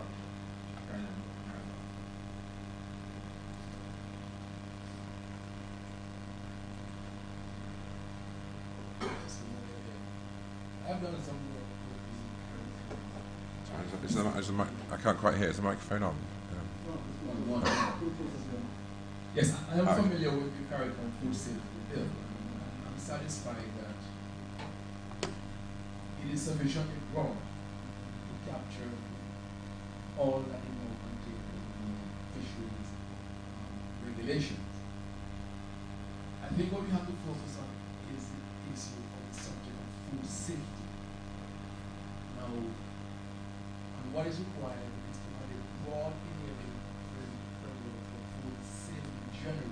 Anything which is food, or food safety will fall under that. But what arises at the national level, we find different administrative procedures and frameworks, arrangements for various aspects of food safety.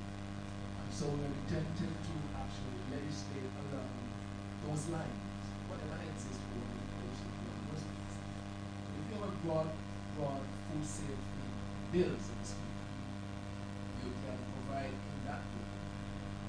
Someone has power to establish structures downstream to deal with any specific aspect of food safety arrangements.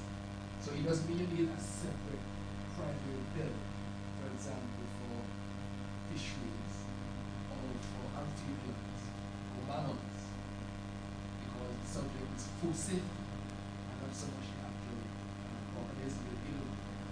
So once we focus on the way it's only food as opposed to the actual animal, the issue of the pump system downstream, you have broad enabling legislation of food safety, and then you provide downstream peculiarities to your land. So, in some way, basically, I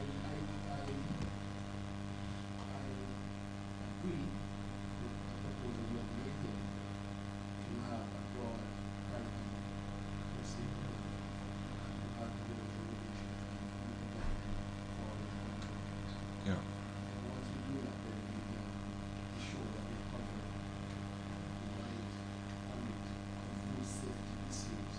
Yeah, exactly. Actually, I completely agree with that. And this is sort of the challenge, the impossible challenge I think we've had in a way, because CRFM are light years ahead is the problem, because they've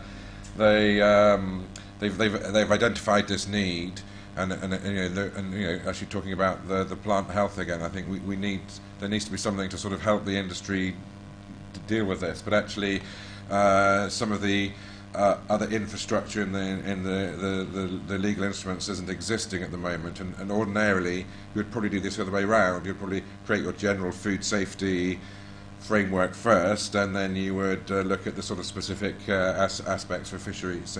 So we're having to make these assumptions a little bit. If we take fishing vessel regulation, for example, there's so many aspects to the fishing vessels, but if the aspect is food safety, then you don't have a problem. And you will regulate fishing vessels because the safety at sea, fishermen and so on. It's a different kind of level. Yeah. But it is food vessels from the perspective of fishing how it goes and so on, inspection policy, and then it comes up to food safety. And you could have fishing vessel regulation falling under other pieces of regulation. So what it depends on what is the focus. So actually the fishing vessels is a good example. Actually, that's quite a big focus of the regulations in a way. But fishing vessels is a good example of how this sort of fits together, because we've got a licensing. You want to, for food safety purposes, if you're producing fish for human consumption, or you're catching fish for human consumption on your vessel. That needs a license. These regulations are made under the Food Safety Bill. The competent authority who issues that license is the Food Safety Service. It's not the Fisheries Department. But actually, and the requirements about what those vessels need to have in terms of construction and design and equipment and so on are basically adapted versions of these prerequisite requirements that relate to the fishing vessel. So there's some things that are just completely irrelevant because you're on a boat rather than in a building on land, so we don't include those. But actually, we then have the other element also that perhaps fisheries inspectors might be involved in carrying out those inspections, because in fact they're the ones that are going to be the only ones probably that are going to be there. So it's about trying to sort of put all that together so that we're still dealing with food safety, but we're recognising the reality that these are boats at sea that will more likely be inspected by fisheries officers. before I hand the mic to the doctor, I wanted to come back to that point in terms of who does the inspections and the licensing issue, because we essentially have a situation where, in terms of fishing vessels, they are licensed. They are licensed on the presumption that they catch fish for food, because otherwise you don't need fishing vessels to go out there. That's what fishing vessels do. And so you have that duality that you have to think about in terms of fishing inspection, the food safety aspect of it. Does that imply two licenses or two licensing processes? I think that consistency of given the limitations in human resources and other resources that countries have, it's something we have to bear in mind. But go on. I think related to that point that you just made is actually trying to create a framework at regional level that allows for the flexibility for the decision to be made at national level. So one option, I mean, I think these discussions are very valid, but I think one option is to try and present different ways of doing it in the guidance notes in a manner that makes it clear correspondence. And so if you, for countries that may want to regulate this issue under fisheries legislation, just to present the disadvantages of that and the idea that you might be fragmenting food safety legislation, but if that's an option that the countries want to take, knowing what their options are and what the pros and cons of that particular approach are, Yeah, I think that would be quite useful. Which is what we like to do for the other set of regional bills in terms of institutional frameworks for food safety and for animal health as well, which are very context specific, which are very country specific and have them institutional setups as well, not just conceptual issues as to where the subject matters belong. So I think also giving an indication in the guidance notes based on the outcomes of this discussion may be quite useful for countries. Yeah. I think we're trying. Actually, we'll circulate the explanatory notes in a bit. They're sort of. But I think we're trying to do that. So I think that's a good point, because we sort of need to try and indicate in the explanatory notes or the guidance where there's not so much room for perhaps for manoeuvre, because it's basically what the what Codex says or whatever. So I mean, there's still always a bit of room for appreciation, but I'm saying this is the standard you have to apply. And areas where actually it's completely country specific. So there's a number of areas, perhaps like penalties and sanctions, and whether using administrative penalties or not. All these things are quite country specific. So I think we've tried to reflect that in the guidance notes, but we can take feedback on that as well. Okay, I think Susan.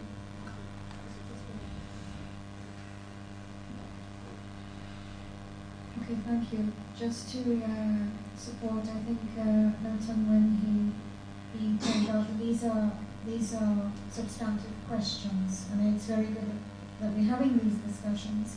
But I do think we have requested this in the guidance notes to point out the relationship among the bills. Okay, so that is very important. In addition, and that is important because, and if we can have some additional information as Milton requested to inform the discussions, that would help. Because I remember when participating in the validation workshop discussing the other model bills, at times it felt, when I asked about the definition of animal and if it included fish, and also looking at food safety, and there were a lot of land-based operations and so on. So I think we need to, I'm not sure if all the concerns were addressed back to them. I'd have to go back and remind myself. And so I think we need to look at it, because some of the, when we were discussing food safety back then and animal health back then, fish was not really featuring regularly in the discussions sufficiently. So I think that exercise is very important if we're going to take this decision to be. Thank you. If I can just sort of add to that, I think, you're right, and I think fish wasn't sort of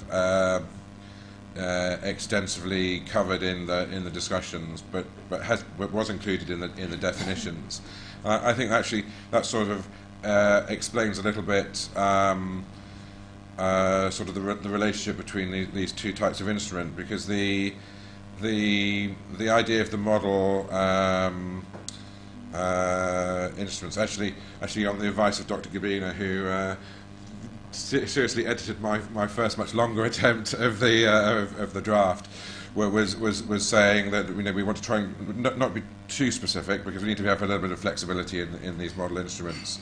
So we then need to put some of these more sort of specific requirements into the regulations, or you make the decision at the national level.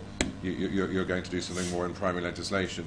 So I think, my view is that what's in the model bills at the moment is sufficient to be able to do what we've done in these regulations. I think that's something else to look at. Other people might have a view. And there's areas where I'm 100% confident about that, and areas where I think, well, some people might just, if you have 10 lawyers in the room, you have 10 different views anyway, don't you? But okay, let's take the comments now from Kamsa and then Barbados.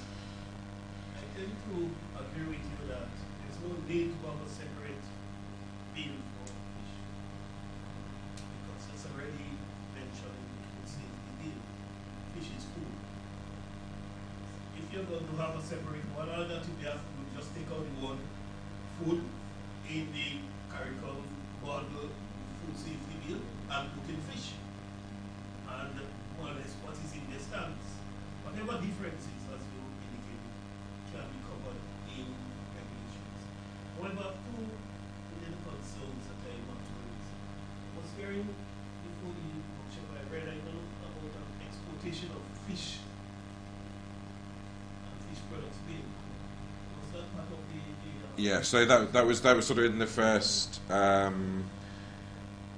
phase, which I think has sort of through this process has well, I think we don't need to progress that. So what it was, I think, just in the when CRFM, when the first project started, there was nothing there. So in order to deal with it for the fisheries sector, they need to start from scratch. But I think sort of the adoption of these, or the process progressing of the bills on animal health and food safety changed the dynamic of that. So I think we don't need to do anything in my view. I mean, and in fact, in my view, there's no need for anything, as far as I can see, really, no need for anything specific on fisheries and the regulations, really, on export and import controls in terms of the procedure. It's a licensing or certification process. There is things specific on fisheries in terms of what requirements the fish products have to meet and so on, but not in terms of the mechanism for imports and exports. But that's one of the questions actually there. Okay, Barbados. Sorry. The second concern, I noticed that you were speaking about competent authority, and you have that defined as a food safety service. Does that indicate a separate agency in member states? So yeah, no. So well, the Food Safety Service is just the term used in the Model Food Safety Bill, but as actually in the guidance on the Model Food Safety Bill, I've not really reflected that actually in our guidance, but in the points made in the guidance on the Model Food Safety Bill, that the name and the formulation and organisation of the competent authority is very country specific. So you might have a food safety service, or it might be the veterinary services division, or it might be a NAFSA or whatever. So it's whatever. It's really whatever is the competent authority in the country is the competent authority for. No. It's whatever happens to be already the competent authority. Why not keep it as just the word competent authority? Why do you have to give food safety service? Because that's the term used in the food safety bill. Of course, we will put it in square brackets. Yeah, we could. It might already be. Actually, no, I can't remember. I don't think it is actually. There are two interesting things I've observed in the regs so far with respect to fishing vessels. First of all, in the regs, I know we discussed this in detail later, but in the regs, there's reference to conditions for factory vessels and freezer vessels and carrier vessels. but there are those vessels which are neither factory nor freezers. And I'm not sure if carrier vessels is the best term to use. The other vessels which fish and fishing vessels that take ice and etc. or the ordinary vessels that don't necessarily take ice. So I'm wondering where they fall under the conditions set out under the regulations, because the definition is a gap to me in the definition. Definitely. The other interesting thing is that we know that under the Fisheries Act, part of the registration process of a vessel is that you have to give it a license to fish for a particular species, etc. And there may be conditions associated with that fishing license for the vessel, right? But under the food safety and fishing regs now for fish as food, we are asking for a license. So you're asking now for a sanitary license. So I'm wondering if you want to use a word license there or a certificate, a sanitary certificate, because otherwise there may be conflicting. You might look at two terms, one term, but meaning two different things. Okay. I just have a brief response to both of those questions, actually. Well, not so much to say on the second one, other than that's a possibility, and that's perhaps something we can discuss that can be raised in the breakouts. Just on the first point, that was actually one of the specific questions I have for the food safety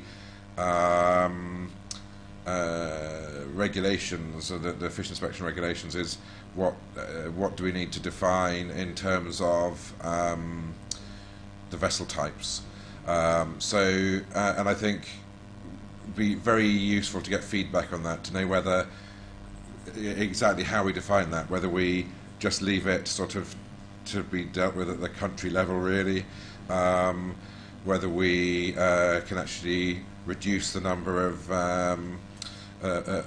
vessels or in the definitions, and just sort of say fishing vessels as defined in the national legislation or whatever. So I want to get a sort of a sense of what other people think about that as well. So that is one of the specific questions we have for the breakout sessions, actually.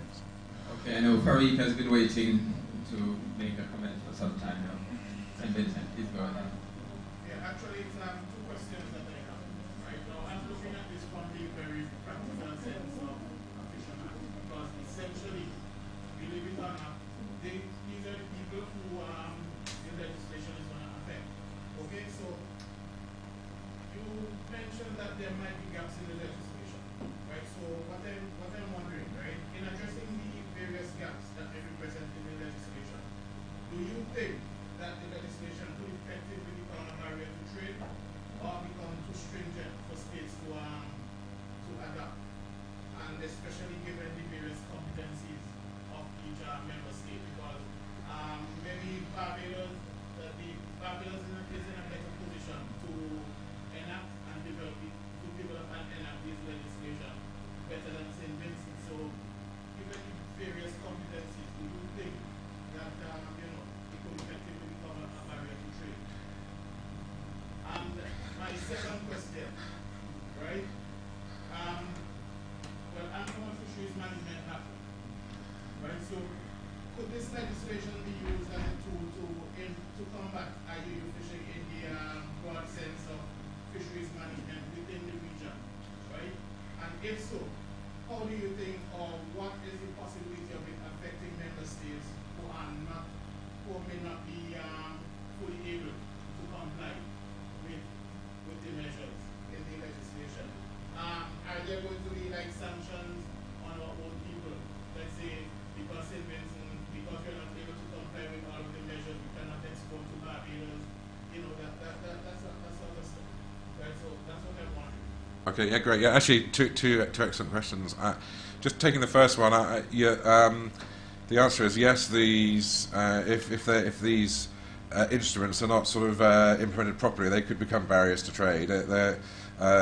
What's very important is that they're adapted appropriately to the national level, and in order to do that, and you hit the nail exactly on the head, that the competent authority is the food safety authority, but actually the people who are on the sort of front line, the fishers, and whose sort of parent ministry is the Fisheries Department. So one of the things actually that we've put into the regulations is the idea that somewhere within the structure of the sort of competent authority or the NAFSA, whatever however you've created it in your country, should be a sort of specific committee on fisheries, where primarily the Fisheries Ministry and or Department and the Food Safety Authority talk together constantly and make sure they're moving in the same direction. So then there needs to be that sort of governance aspect to make sure that these questions can properly be discussed, and that when dealing with matters which affect fishers, the Food Safety Competent Authority understands fully what the position of the fishers is. In principle, it should work the opposite way, and it should reduce the barriers to trade. So if it's done properly, trade will be easier. You'll be able to sell your products to more people for more money. That's the objective. But if it's not done correctly, you could end up with creating problems where you don't need them. But regarding IUU fishing, I think they're not exactly, they're sort of in a sense separate, but there's some overlap. So for example, for exporting to the EU, they want to know for certain fish species or for certain aquatic products where they've come from, that in terms of making sure they've come from a place that's hygienically safe. But they also need to know from the point of view of the IUU sort of traceability where they've come from also. So you've got sort of you're collecting more or less the same information for different purposes. So you want to try and coordinate that. But I wouldn't say necessarily that they're connected in terms of perhaps placing sanctions on people for breaching hygiene rules.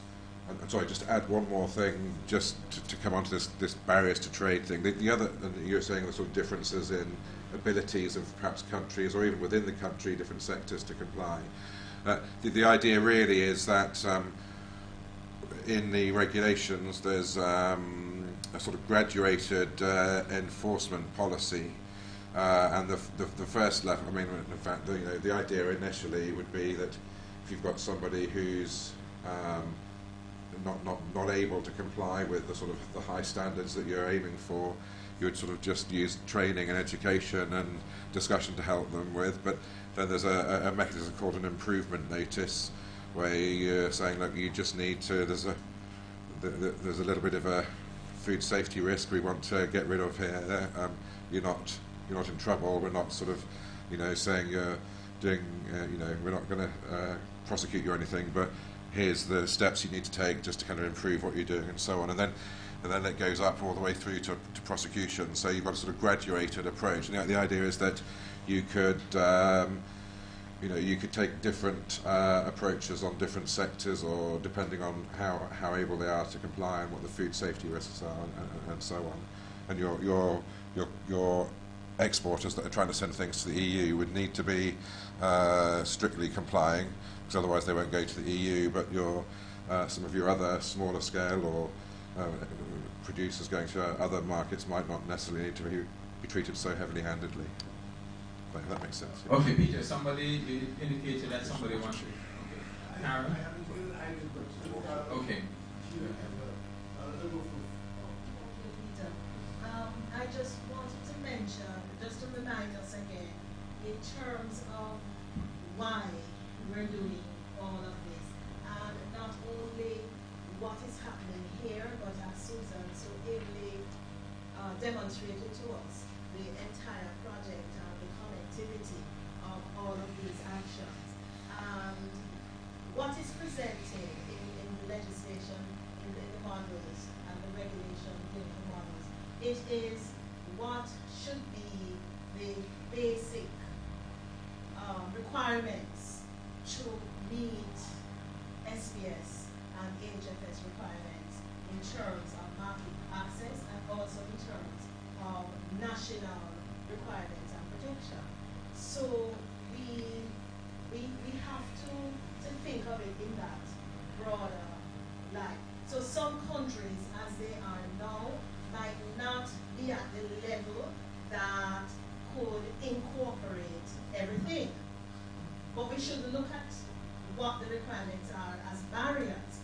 should look at it in terms of what we need to move to in order to meet the ever increasing SPS requirements for market access, and also in terms of what our local consumers are requiring.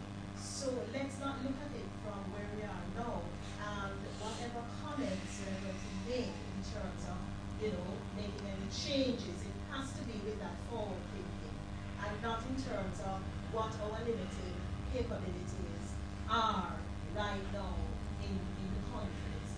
Because then if we do that, then we will end up with a model that is still not sufficient to meet the international requirements. And we need to remember as well that it's a process. So the SPS project ends in March, but then we have to have some commitment for continuity after that, right? So we're going to make a suite of documents and models countries, how as a region we now are going to work after the project to move in place. And I know each country have your own little nuances, so you're going to be making adaptations possibly to some of these things. But let us be careful that we are not limiting ourselves to where we are now and make any changes to the model that will not be, in fact, moving us to the level that we need to go to have that access that we need. And I like to put it two ways, both in terms of the market access, but also in terms of our national food safety requirements. Thanks. So could I just maybe obviously let's just try and take the comments because we're really running behind. Running behind. I think we could probably take all the comments and then or a few comments if necessary. So Peter, you go ahead. I just want to support what was being said, and maybe like to go in explanatory notes. Initially, we were to take hot pursuit on what Joyce was saying in terms of the definitions of vessels and thinking about vessels. Somewhere in the fish inspection regulation, there is mention of vessels essentially that carry fish to another vessel, and it's about dories or canoes. You have to be very, very careful because in different jurisdictions, these have specific meanings. And there are other types of vessels that would, in fact, would be carrying out that type of service. If you just say dories or canoes, you will implicitly leave them out, or you may be talking about something that is taken a different meaning in a different jurisdiction. You need to be mindful of that.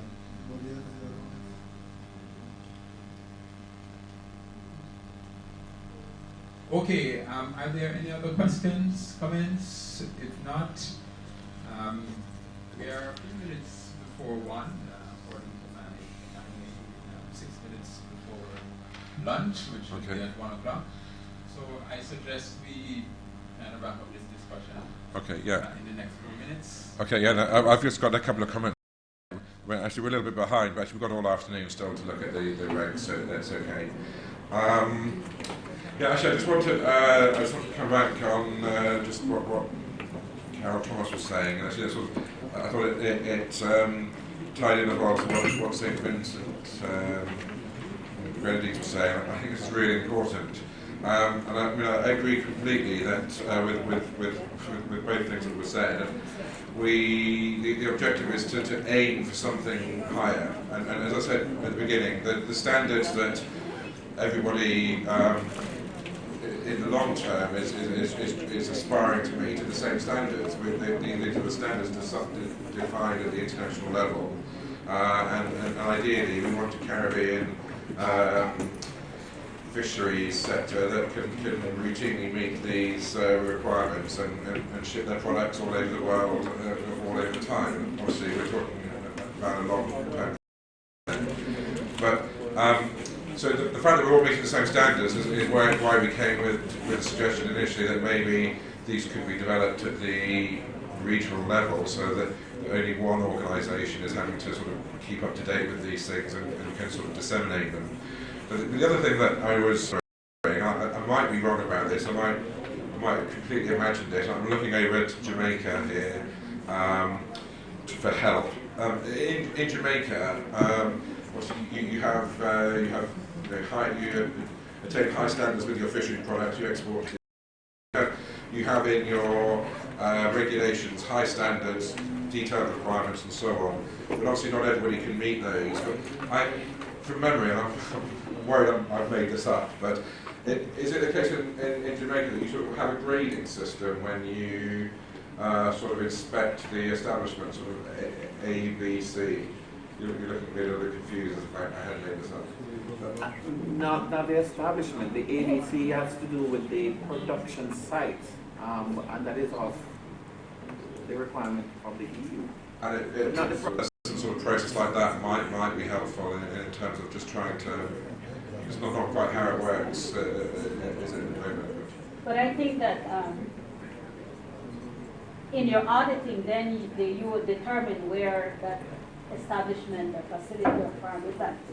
However, in regards to food safety, I think that we must agree that there should be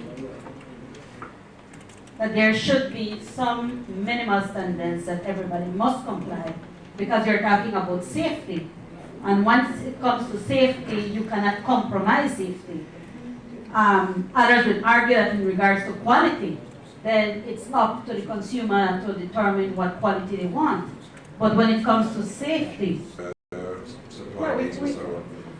go right back. You have codex that has the minimal standards. Then based on codex, you might have some countries deviating a little bit, and that will be determined by your market. So if it's a US market, they have a specific set of requirements which are totally different than the requirements for the European Union. And if it's a south-to-south type of trade, those requirements might then just be using codex. So these are some of the things that we need to take into account. Because if we start developing our own requirements which are even below codex, then we're putting our own population at risk, and we will never be able to reach up to the level where we can entertain thinking exportation to other countries. Okay, I think we need to be wrapping up now, and we will have to continue our discussion. I think there are a lot of very important points that came out from this presentation and discussion, and it's clear that we will need to be thinking about these things later today and tomorrow and even beyond. I mean, what is clear in my opinion is that there are important issues that we need to approach in a very analytical and logical manner, looking at the instruments we have, looking at our objectives and making sure that we're able to capture what it is that we want for the region in terms of safety, in terms of the capacity to be able to export, etc. Because I mean, we need to do all these things.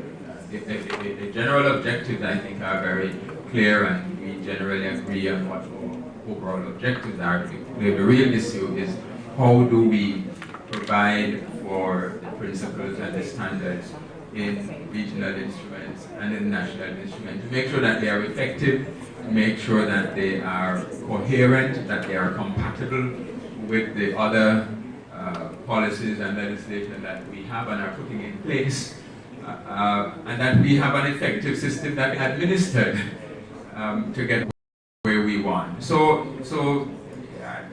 I am comforted by the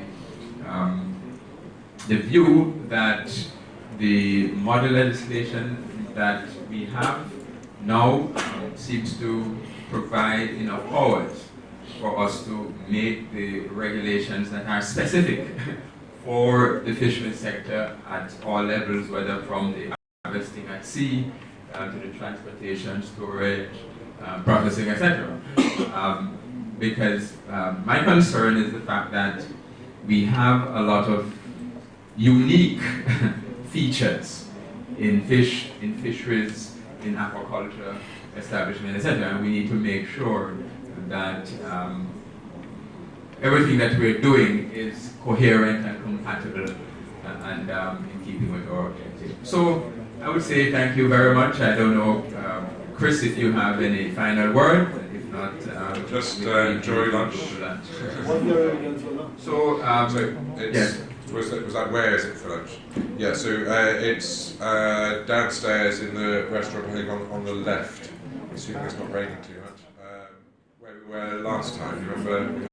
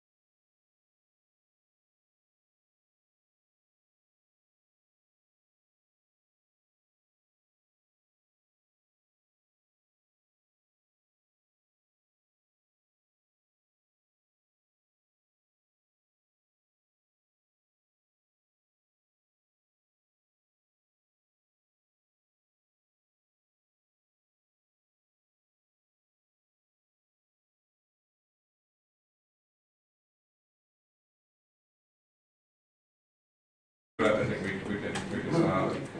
So, so first of all, thank you very much for an excellent discussion this morning. I think, as I say, I wanted to sort of focus on some of the bigger questions, which I think we've already had some good feedback from. I think particularly I'm sort of thinking about this idea that we should include something on sort of the aquatic plants, and I think that would give a sort of more complete picture. I think there's no reason why we could look at that. And I think some of the other questions we can still discuss a little bit further. What I want to do this afternoon, or what we're scheduled to do this afternoon, is look at the regulations in a little bit more detail. I'll just briefly highlight some of the sort of the key things that perhaps we could look at. Then circulating around should be three things. I'm not sure whether they're all going around at the moment. There's a list of names for the breakout groups. So we just sort of sent a sort of list round to each table. It's just a case of looking at your finding your name in the group and remembering which group you're in. We'll break out shortly. Just during the breakout sessions, I think the refreshments are out the back already. I think there's some, or they're coming shortly. The coffee's there. I think some of the other refreshments are coming shortly. You can just feel free, I think, to help yourself during the afternoon if you feel you need a coffee. Also circulating around should be, I think these aren't going around at the minute.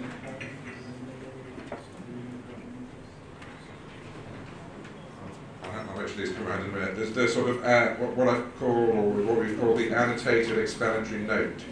So what we've produced is sort of two versions of an explanatory note for the regulations. One is sort of a clean version, which is a sort of explanatory note that you might provide to your stakeholders or provide as part of the drafting instructions to the Attorney General's office or as part of the Cabinet submission or something like that. It's just literally a sort of a brief explanation of each regulation in the set of regulations. And then there's this version, which is the annotated version, which just contains a little bit of extra sort of narrative. There's a sort of background. The background section really more or less goes over what we talked about this morning, what I presented this morning, how the various instruments fit together. And then there's sort of additional comments on some of the regulations, trying to explain how it ties into the Food Safety Regulation, Food Safety Act, or how it relates to Codex standards or other standards.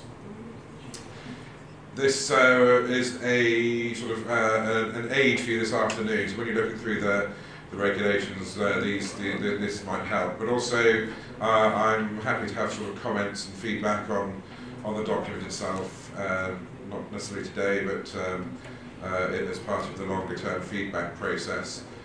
Just in terms of whether it's at the right pitched at the right level, whether it's got all the information you need, whether it was clear. So feel free to provide comments on that, because I can always work on that a little bit more as well.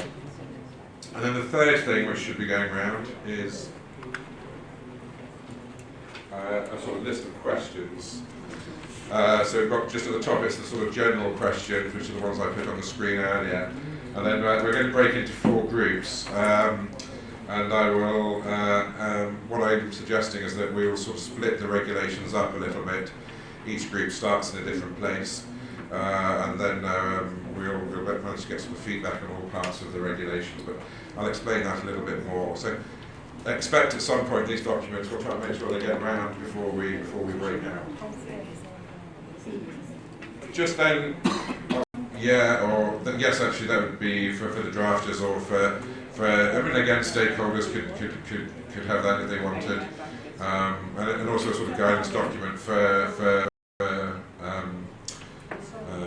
colleagues here. So you'll title them differently? So yes, so one is just explanatory note. Actually, the explanatory note, clean, short version, is a document containing both of them for animal and health and food safety, and the annotated versions are 2 separate documents. Okay, so I'll just try and go through this quickly. If there's any other questions as we go along, I can sort of I'll float around the breakout groups. I can answer specific questions as we go along. From the discussion this morning, I can see some of you already have sort of some specific points. Just very briefly, just to mention that in the first part we've got an interpretation section, and that actually most of the terms that are in the regulations are already defined in the CARIFORUM Model Act. So, and we just say that any terms that are defined in that Act have the same meaning here. So, terms that you think might need to be defined, and it might be that they're not defined, but probably they're defined in the Model Act. And then we don't need to worry too much at this stage about the details of some of the definitions. And actually what I will need to do, there'll need to be a tidy, once we've had feedback, there'll be a sort of tidying up exercise. So I haven't sort of checked that with all the moving around of the regulations that all of these definitions necessarily remained in the regulations. Just application, I think this is one of the questions we had this morning a little bit. This is quite important. So in a sense, you can define the application of the regulations as you want. So you could apply it for any particular kinds of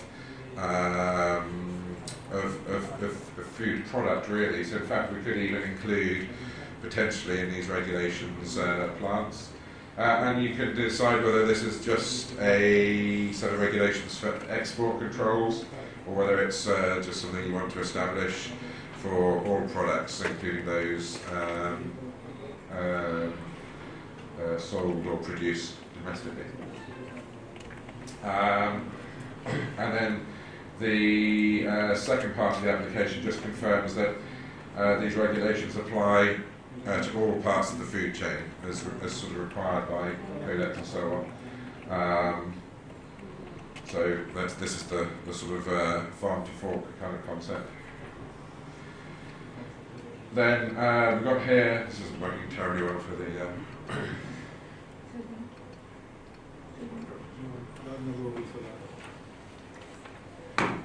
so, sorry, right, here we go,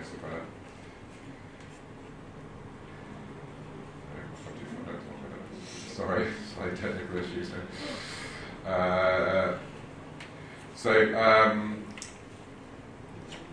Regulation 4 deals with the competent authority. So we had a bit of a discussion about this earlier. So the Food Safety Service or whatever body is ordinarily the competent authority for food safety matters would be defined as the competent authority. So we're not trying to say that for fisheries products the competent authority should be anybody else. But actually, as Dr. Kabina was saying, all these matters are subject to the appreciation and determination of the country. But in the provision in the food safety bill that we need to sort of elaborate on here, it's the idea that there needs to be a memorandum of understanding or some sort of written agreement specifying how the responsibilities between the different public bodies are going to be shared and managed. And I think that's particularly important for fisheries because there has to be a role, I think, in practice for the fisheries department at sea, because it might be, it's not always the case, but generally speaking, it's going to be the fisheries officers that are out at sea rather than the food safety inspectors.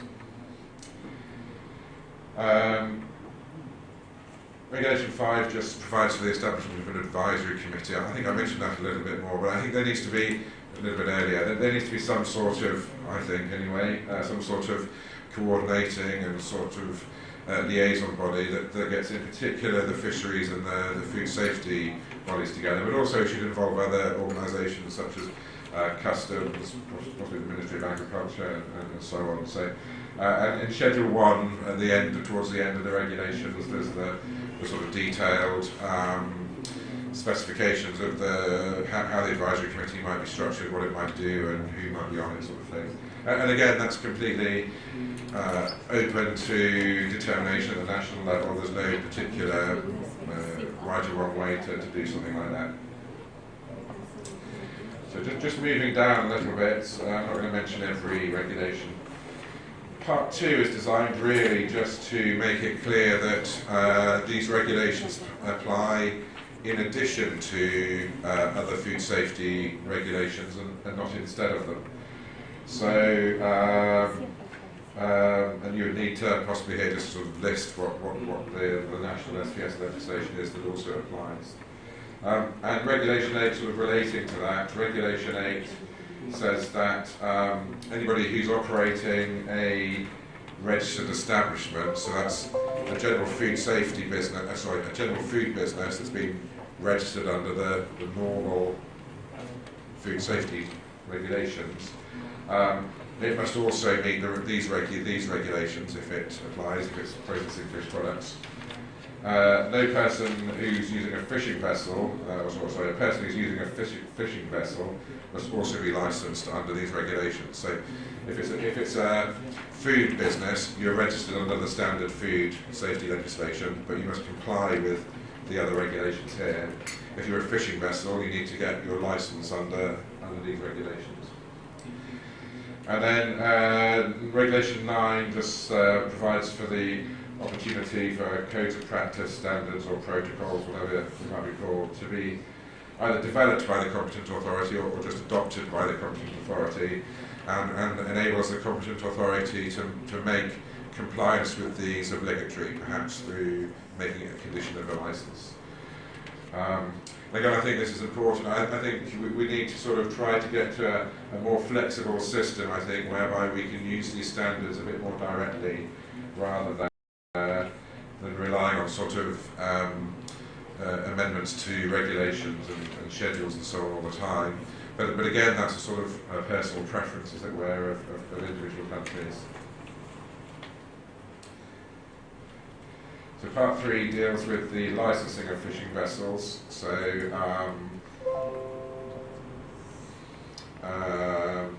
this is all relatively standard, I suppose. There's a requirement for a license. There's a procedures account for how to apply for a license.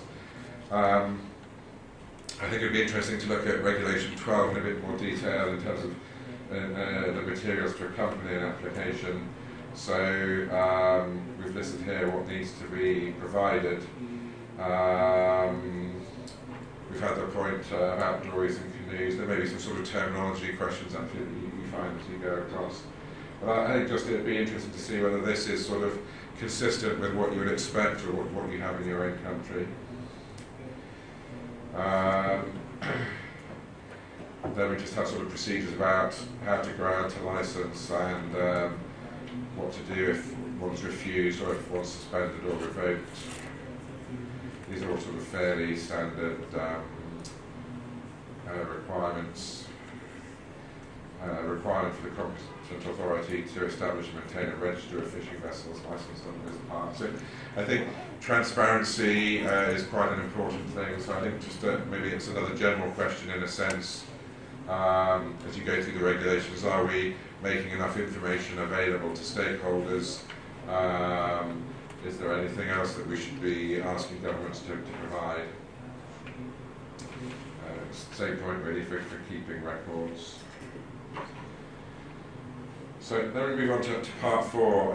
Part 4 actually, some of part 4, particularly Schedule 4, could perhaps be sort of thing that's in a protocol rather than when we talk about protocols. But I've included it actually directly in the regulations here because it's sort of the central set of the licensing itself is sort of a central part of these regulations, and so the criteria for the regulations should be sort of fairly central to it as well. But again, I think I keep saying this, I'm repeating myself a bit really, but all of these things really are matters for the sort of the culture of drafting legislation and making laws in each country.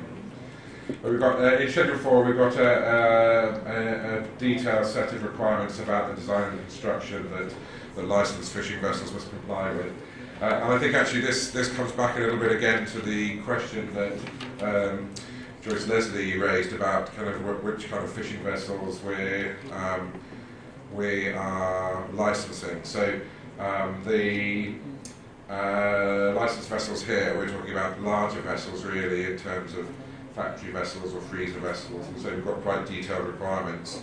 It might be that we want to also think about licensing other vessels, but we may then need to think of slightly different requirements if these are smaller scale vessels or what have you. So I think there needs to be a real sort of discussion about that. What vessels do we need to capture within the region, and what are the different needs of those vessels? And I think if I could get a clear steer on that during the meeting, that would be quite useful, and then we can sort of perhaps work out how, if we need to rejig things, and if so, how. And then a lot of the other requirements here relate to water. Again, these are things that might potentially go in a protocol, but we've got some requirements about the quantity and quality of water that's used. We've got regulations about that require the competent authority to publish information on the quality of water on vessels. We've got a requirement on operators to notify the competent authority if there's some problem with their water supply. We've got specific rules on the use of non-potable water, which is permissible as long as it's kept separate. So these are all again sort of based really on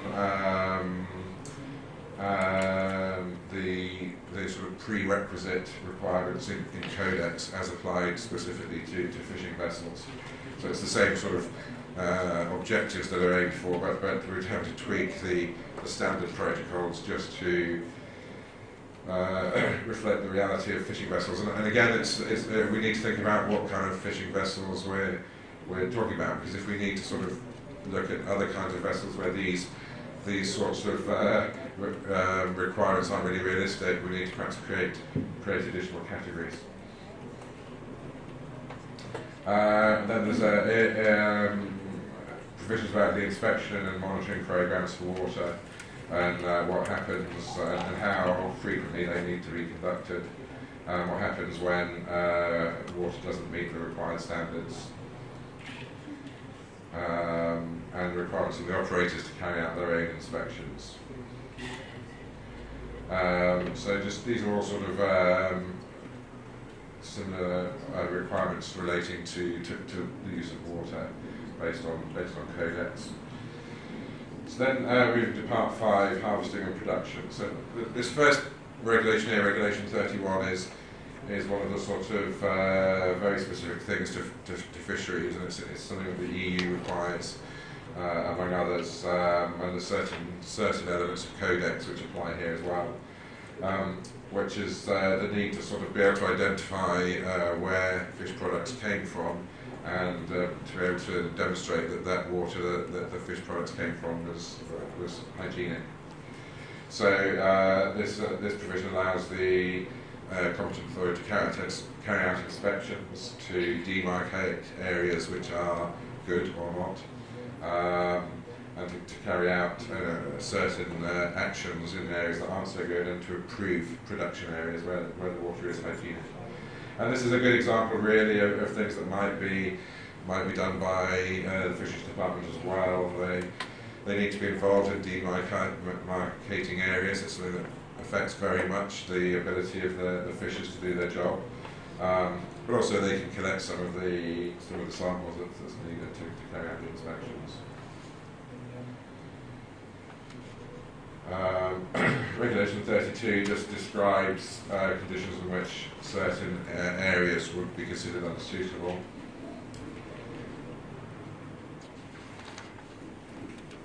Regulation 33, so this is where I'm getting into an area, I think, where we need to think about where we're drawing the line a little bit. So I've put some very general requirements regarding fish and fishery products, but it's only sort of part of what's required. So I think one question is whether we sort of develop this idea, or we don't need to do anything about it. So are there, in terms of sort of specific requirements for fish and fishery products, are there any additional requirements that need to be in perhaps separate legislation for fisheries rather than food safety legislation? And I think that it's not quite this simple, but I sort of almost view the key demarcating line as being the door of the food establishment. So once it's sort of gone into the food establishment, the food establishment's normal procedures apply, whatever they're dealing with. There may be some occasional specific requirements for certain types of product, but on the whole, the regulations are the food safety regulations. When it's out at sea and when it's being unloaded and stored in ice buckets on the dockside, when it's being transported into the food establishment, these are sort of things very specific to fisheries.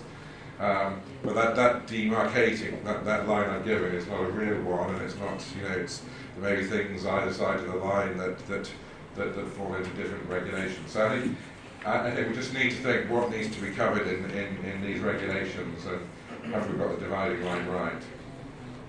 And there's various other requirements related to equipment and containers, how raw materials are produced and stored, rules to prevent the product becoming cross-contaminated,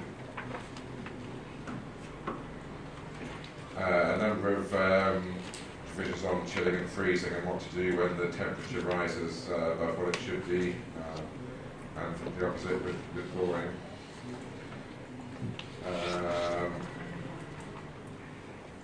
Some provisions on unloading and handling. And I think here is this is something where we probably need specific regulations, but these can either go in a schedule or they can go in a specific protocol.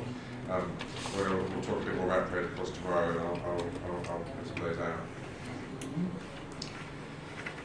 So I think it's just really a question in this section of the regulations: are we broadly saying the right things, or do we need to sort of delve more deeply into some other areas? Labelling, I think labelling was one of those areas where I think it's starting to potentially get a little bit risky if we get too involved in labelling. So, of course, all fish needs to be labelled in a particular way, just like any other product. And of course, the requirements are sometimes a little bit specific. So there needs to be the common name, the sort of specific requirements about how these are measured and so on. But I on the whole, think that the labelling regulations are sort of regulations to themselves and should be left that way. But so I just only put very general requirements in here, and perhaps even those are unnecessary. But I'd be interested to sort of get feedback from whether the labelling regulations is something that these regulations need to get into.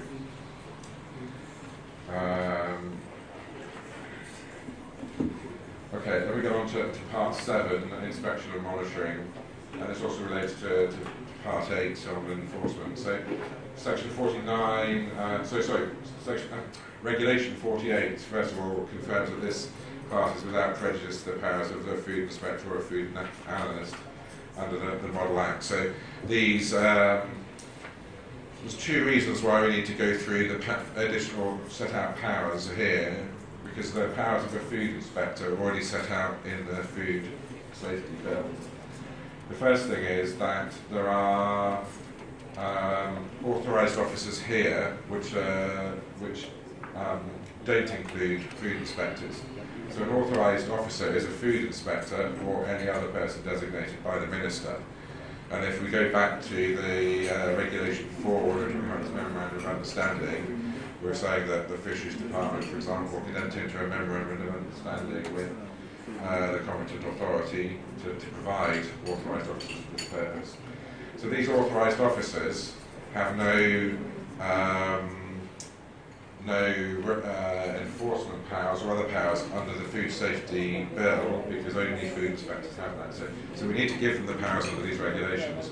But also I think we need to specify, or it's useful to specify, some specific powers that might be used in relation to fishing vessels and other sort of vessels that inspectors might need, or authorised officers might need to access to look at fish products. So we've got a number of additional powers that we set out here. This is one of those areas where you might think normally this might go in primary legislation. It doesn't have to. I think the powers are consistent with what's available in the model bill, which in the explanatory note I refer to, I think, two provisions which are relevant in that regard. So I think that's okay, but it's one of those questions here. So it's just a range of inspection powers, taking samples, what to do when a problem is found, specific powers to inspect and audit licensed vessels at sea and in port, just to confirm those powers exist. And then also a power of the Minister to designate landing sites. So this is something quite important in fisheries. You might want to designate certain places where certain fish or all fish or whatever it might be have to be landed. Part 8 is sort of continuing the same theme. We're here talking about enforcement powers, so powers of entry, search and seizure, powers to search, inspect and seize objects, powers to stop, detain, board and search vehicles, vessels and aircraft. I mean, I have to say one comment that, particularly the lawyers in the room, I'd be interested to hear is whether we need to include every single power of this. We've got quite a long list of powers. It's not necessarily essential to list every one. So there's a sort of a stylistic comment that might be made there. Provisions on forfeiture and so on. So these are just sort of, in a way, expanding what's described in the Act. We're not extending powers of officers beyond what's in the Act, but we're just sort of describing them in more detail and making sure non-food inspectors, authorised officers, fisheries officers, or whoever it might be, can access the enforcement powers. And then we're nearly done, I think. Enforcement and compliance notices, I mentioned this earlier, there's a graduated approach. The first thing is to not issue any notice and chat to the person and try and help them. Then if they need a little bit more of a push to carry out the right measures, you can serve an improvement notice. And this is where you can see that there's something going wrong in the compliance with the regulations, but there's no really significant food safety risk. The next stage is where the same thing, but you can see that there's a risk to human or animal health. And it's the same sort of idea. You serve a notice requiring certain steps to be taken. Well, this time you can you have a few additional powers. What I haven't done, and I've asked the question I think in the notes, is whether we need sort of emergency powers. In the Animal Health Act, actually the Aquatic Animal Health Regulations, there's a sort of series of powers to in case of a breakout of an emergency. But it's a slightly different sort of situation where you're talking about an outbreak of animal disease that can spread very quickly and so on. And you're talking about diseases on a specific type of animal, fish, which need to be dealt with in a particular way. With the food safety regulations, outbreaks of some sort of food safety emergency are probably covered in, well, I think they're covered in sort of the usual food safety approaches, and both actually the bill and Codex anticipate the competent authority having a plan in place to deal with these things, and it doesn't necessarily mean there's a separate plan for sort of as opposed to any other kind of product. So I'm doubtful about this. Again, that's an option at the national level. And just some general matters which relating to offences. And then fisheries context. So the first thing is about jurisdiction.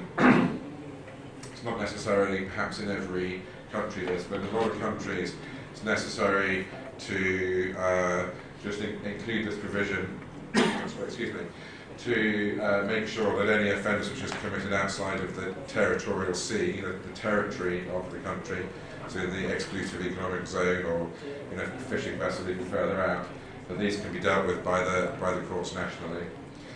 And then the other provisions relate to sort of the burden of proof in criminal proceedings, presumptions that certain things, and again this is about reversing the burden of proof. Ordinarily the rule in a criminal case is that the prosecution have to prove every single matter. So if somebody's got some food, some fish on their boat, the prosecution would have to prove, in order to say it was subject to food safety rules, that it was intended for human consumption. What this presumption does is say, well, we know that in 99.9 cases the food is used for human consumption, so we will presume it is. The prosecution doesn't need to prove that. And if the defendant disagrees, the defendant needs to prove the alternative. So these presumptions, there's none of these presumptions about the location of fishing vessels and presumptions about what's written in the logbook, presumption about things labelled on a package being what they are described as inside. Certificate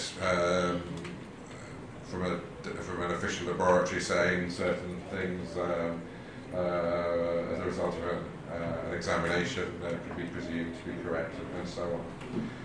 So I don't think we need, these are all pretty standard. I don't think we need to look at them today really, but they are quite important in a fisheries context. And that takes us to the end really, just a couple of provisions at the end on confidentiality, and a provision, again, sort of fairly standard procedural things. The last one saying that somebody who's been convicted is liable for the costs of carrying out the investigation and putting things right, as well as any fine they might have. And then we've just got the schedules that I think I've sort of referred to already, or they're referred to in there. So that's a very quick fly through the regulations. It's quite a tough thing to talk about just after lunch.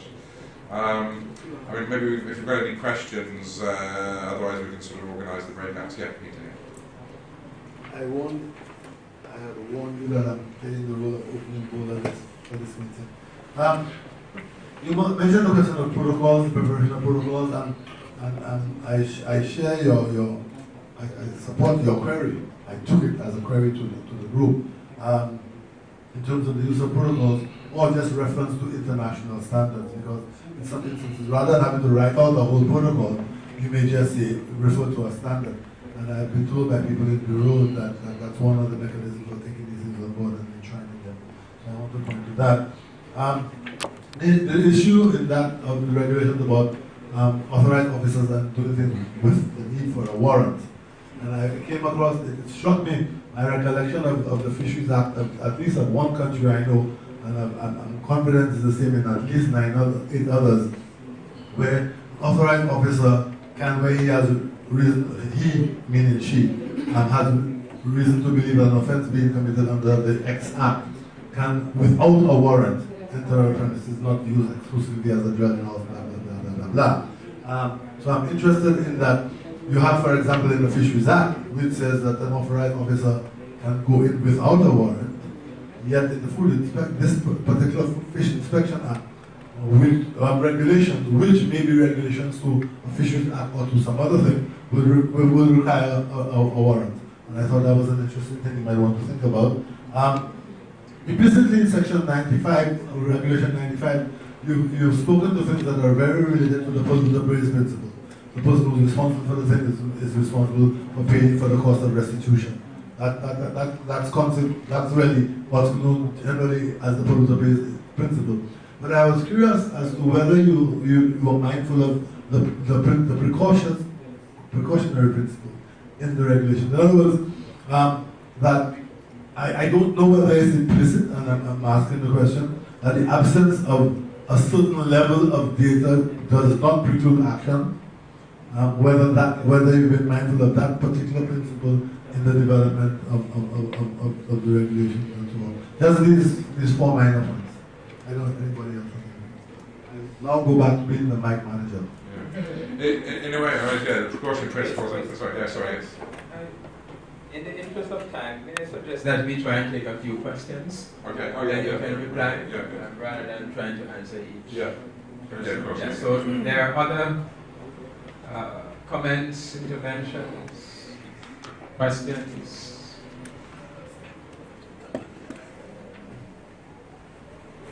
Okay, well, while you're thinking about it, we'll answer.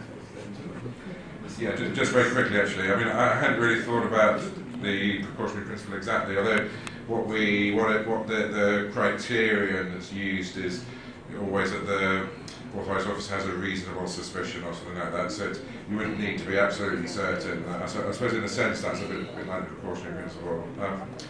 This question about authorised officer, yeah, that's interesting, because I think we had a very long discussion actually in the meeting on the food safety and animal health and plant health bills about this point.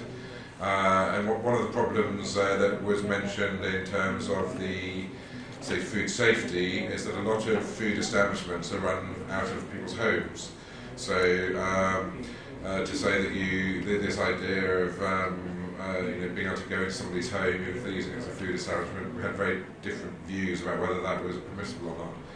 I think actually in fishing vessels you've got another situation. I mean, obviously a lot of fishing vessels won't have living quarters on them anyway. But even those ones that do, you might want to create a specific rule that says you can't go into that area without a warrant unless there's a. But the rest of the fishing vessels, fair game, as it were. You might want to create. The Fisheries Act say any premises not used exclusively as a dwelling house. So if they want to do anything else in there, that power obtains. Yeah. But I'm just wondering whether you thought about that apparent potential contradiction. I think also actually, the other point there, which is sort of same as in making away, it would be much more preferable to be consistent, because if you've got a if you've got a fisheries officer who's got different powers of access depending on which regulation they're going under, it's a little bit confusing. And actually, what's going to happen most of the time is they're going to forget and just do what they've always done, which is what's under the Fisheries Act. So I think, as far as possible, yeah, you'd want to make that consistent. I mean, that might be, something again just to be sort of looked at the national level. But actually, it might be worth sort of adding that into the sort of the guidance. Maybe your guidance note, you could mention that and that people should look to deal with that. Just a thought. Council, what do you think, General Council? Yeah, I just want to make that. Take the mic around here.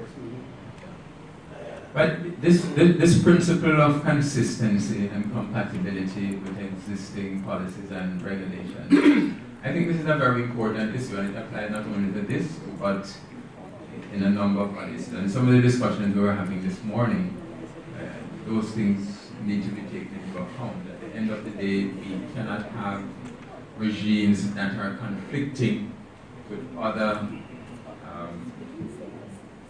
acts or regulations governing fisheries, and which is why it is so important that we make sure that we develop these with a good understanding of the existing regimes applying to fisheries, taking into account the peculiarities and specificities, etc., related to fisheries and aquaculture operation, and there are many of them. So, but I think that's a principle. Yes, CARIFORUM. Chris, it's the general observation I've made, and I was going to speak to this in the breakout session. Since we are discussing it, I'll just raise it in this general forum.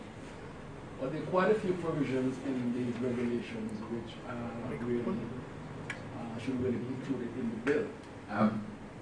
In the bill? Yes. Now, let's take 96, for example, which you have on the board, which deals with liability for loss, damage, and costs. It is really a principal legislation, a principal bill provision. So I don't know that we should, in this forum, we should be too concerned about those kinds of provisions. We should be concerned about the provisions which deal specifically with fish inspection, the procedures involved, what to look for, etc., etc. The whole appointment, for example, of inspectors and so on. Those are matters which are dealt with at the higher level in the bill. I've seen some provisions in the regulations, for example, which says that persons must comply with food safety standards. Those are already in the bill. What you would expect in these regulations is the procedure with respect to fisheries In other words, what are those standards? Because the bill is looking down and expecting that there are going to be details to support each area, for example, fisheries and so on and so on. Traceability, that's another set of regulations. So I think we need to focus on the details and the procedures which apply to fisheries inspection as opposed to broad general terms. Thank you. Yeah, I see exactly what you're saying actually. So in fact, there needs to be a bit of a pruning exercise. I've been a bit sort of got a bit carried away, shall we say. So there's, you're right actually, that in a sense there's, although we might think that that's desirable, it doesn't relate specifically to fisheries, and there sort of has to be an assumption always that if it's not, that's not in the bill, it's not being intended. I think what we could do possibly is just sort of refer to a number of other provisions that might be sort of included in the bill on a policy perspective. So because it is this provision, for example, it wouldn't really make an awful lot of sense to have this just for fisheries, but not for other sort of food products. So if you get caught, if you're convicted of breaching food safety rules as regards fisheries, you might be liable for all of these things. But if it was chicken, you wouldn't be. That sort of doesn't make sense in a way. So I think these things are potentially desirable as a whole, but we need to perhaps carve these out, refer to them in the guidance and say these are other options that might be available for the food safety bill as a whole. But you're right, we want to just prune it down a little bit to make sure it's fishery specific. I'll go through again and share that. Thank you. Because we're talking about fish inspection regulation, just like you're speaking about fisheries, because when I see the scope. Could you speak in the microphone? And also for the benefit of the rapporteur, just identify yourself. Just like what George was commenting on it, you talk about fish inspection regulation. But what I see here, what I recognize is that the scope is just only fisheries, just like what George said. If you talk about fish inspection regulation, I think it has a broader scope, because if you are going to the establishment, fisheries establishment, it's also a fish inspection. But here I recognize that it stops only on fishing. Isn't there any reason why you are stopping till there? Or how do you cover fisheries establishment? So so I think that the what's the word I'm after, the sort of approach is that once it's in an establishment, whether it's dealing just with fish or with fish and something else, it's regulated in the same way.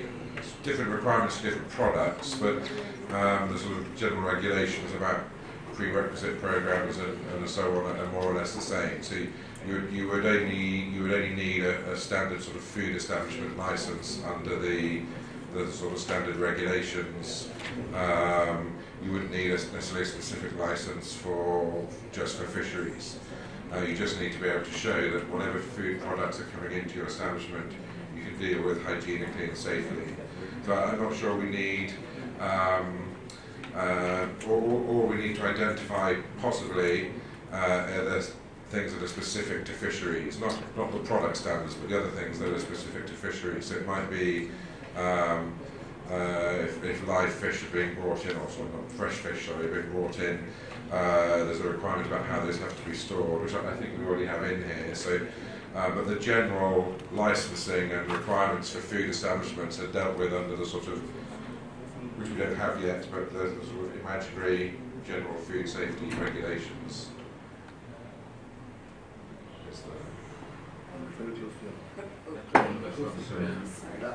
I think I'm really still Let me ask you before, when you're speaking, please identify yourself first, because the rapporteur needs to know who's speaking. Okay, Melanie French, CARIFORUM Secretariat. This is a general observation in terms of the regulations. It might be useful to include a purpose clause, because sometimes, especially since we haven't had the document for a very long time, to go through all the clauses, and it links back to what our colleague said in terms of making the mental distinctions as to what one instrument is to achieve versus it blending into another. If you have a purpose clause, from the outset you will know exactly what area this instrument is covering. So that goes just beyond the application of the instrument, but the purpose of it. Yeah, okay. Thank you. Have you finished? Yeah, okay. Any additional comments? No, I just wanted to know if during our breakaway session we are going to be dealing with things like these. Yeah, I think some of these little details we might be, Why breakaway? My question was going to be whether we need a breakaway given we're having this discussion. But anyhow. There's a lot more things to deal with in there. Go ahead. I have a general comment, and it's that our regulation is not only fish, but it's fish and fisheries products inspection regulation.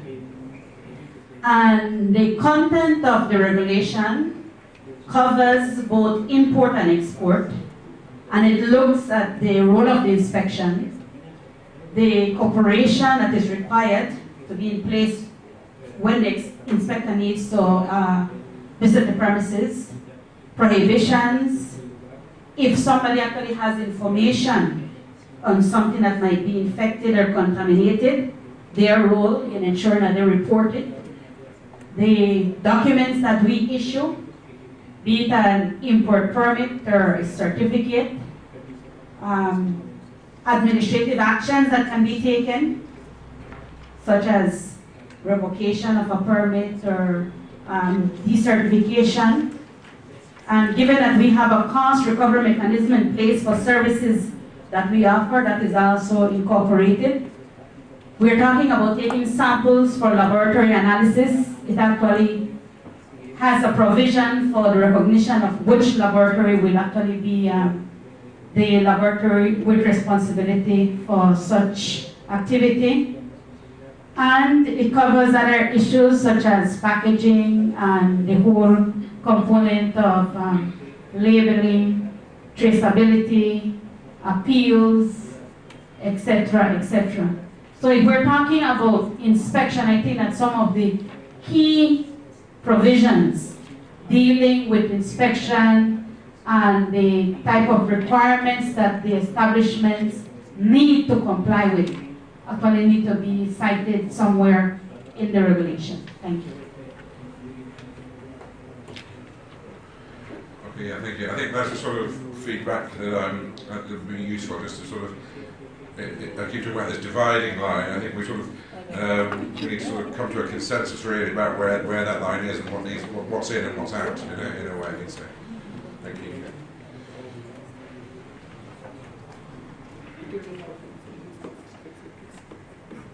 So are we ready to sort of break up?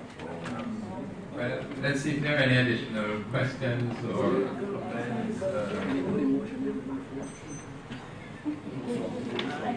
One of the things that Belize just mentioned, Belize mentioned the prohibitions that are specified in the regulations. And it's useful to have very clear provisions on what is prohibited, what things should not be done or shall not be done. And so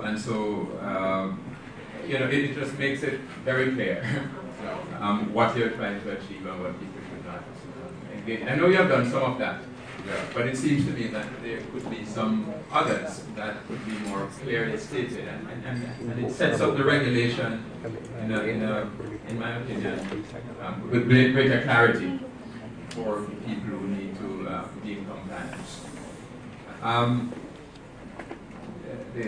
Well, I know you have protocols and other supporting bits that would be going with these things. So, and it's not clear sometimes what will be in the Principal Act, what will be the regulations, what will be the protocols, etc.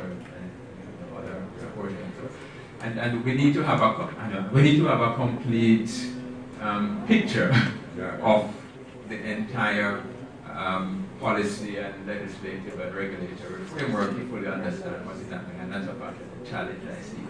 Okay, Kapsa, you had something? Yes, just a brief comment. What you realize is that there's a lot of information that you'll find in the Act, which should be in the regulations. And there are information in the regulations which should be in the Act.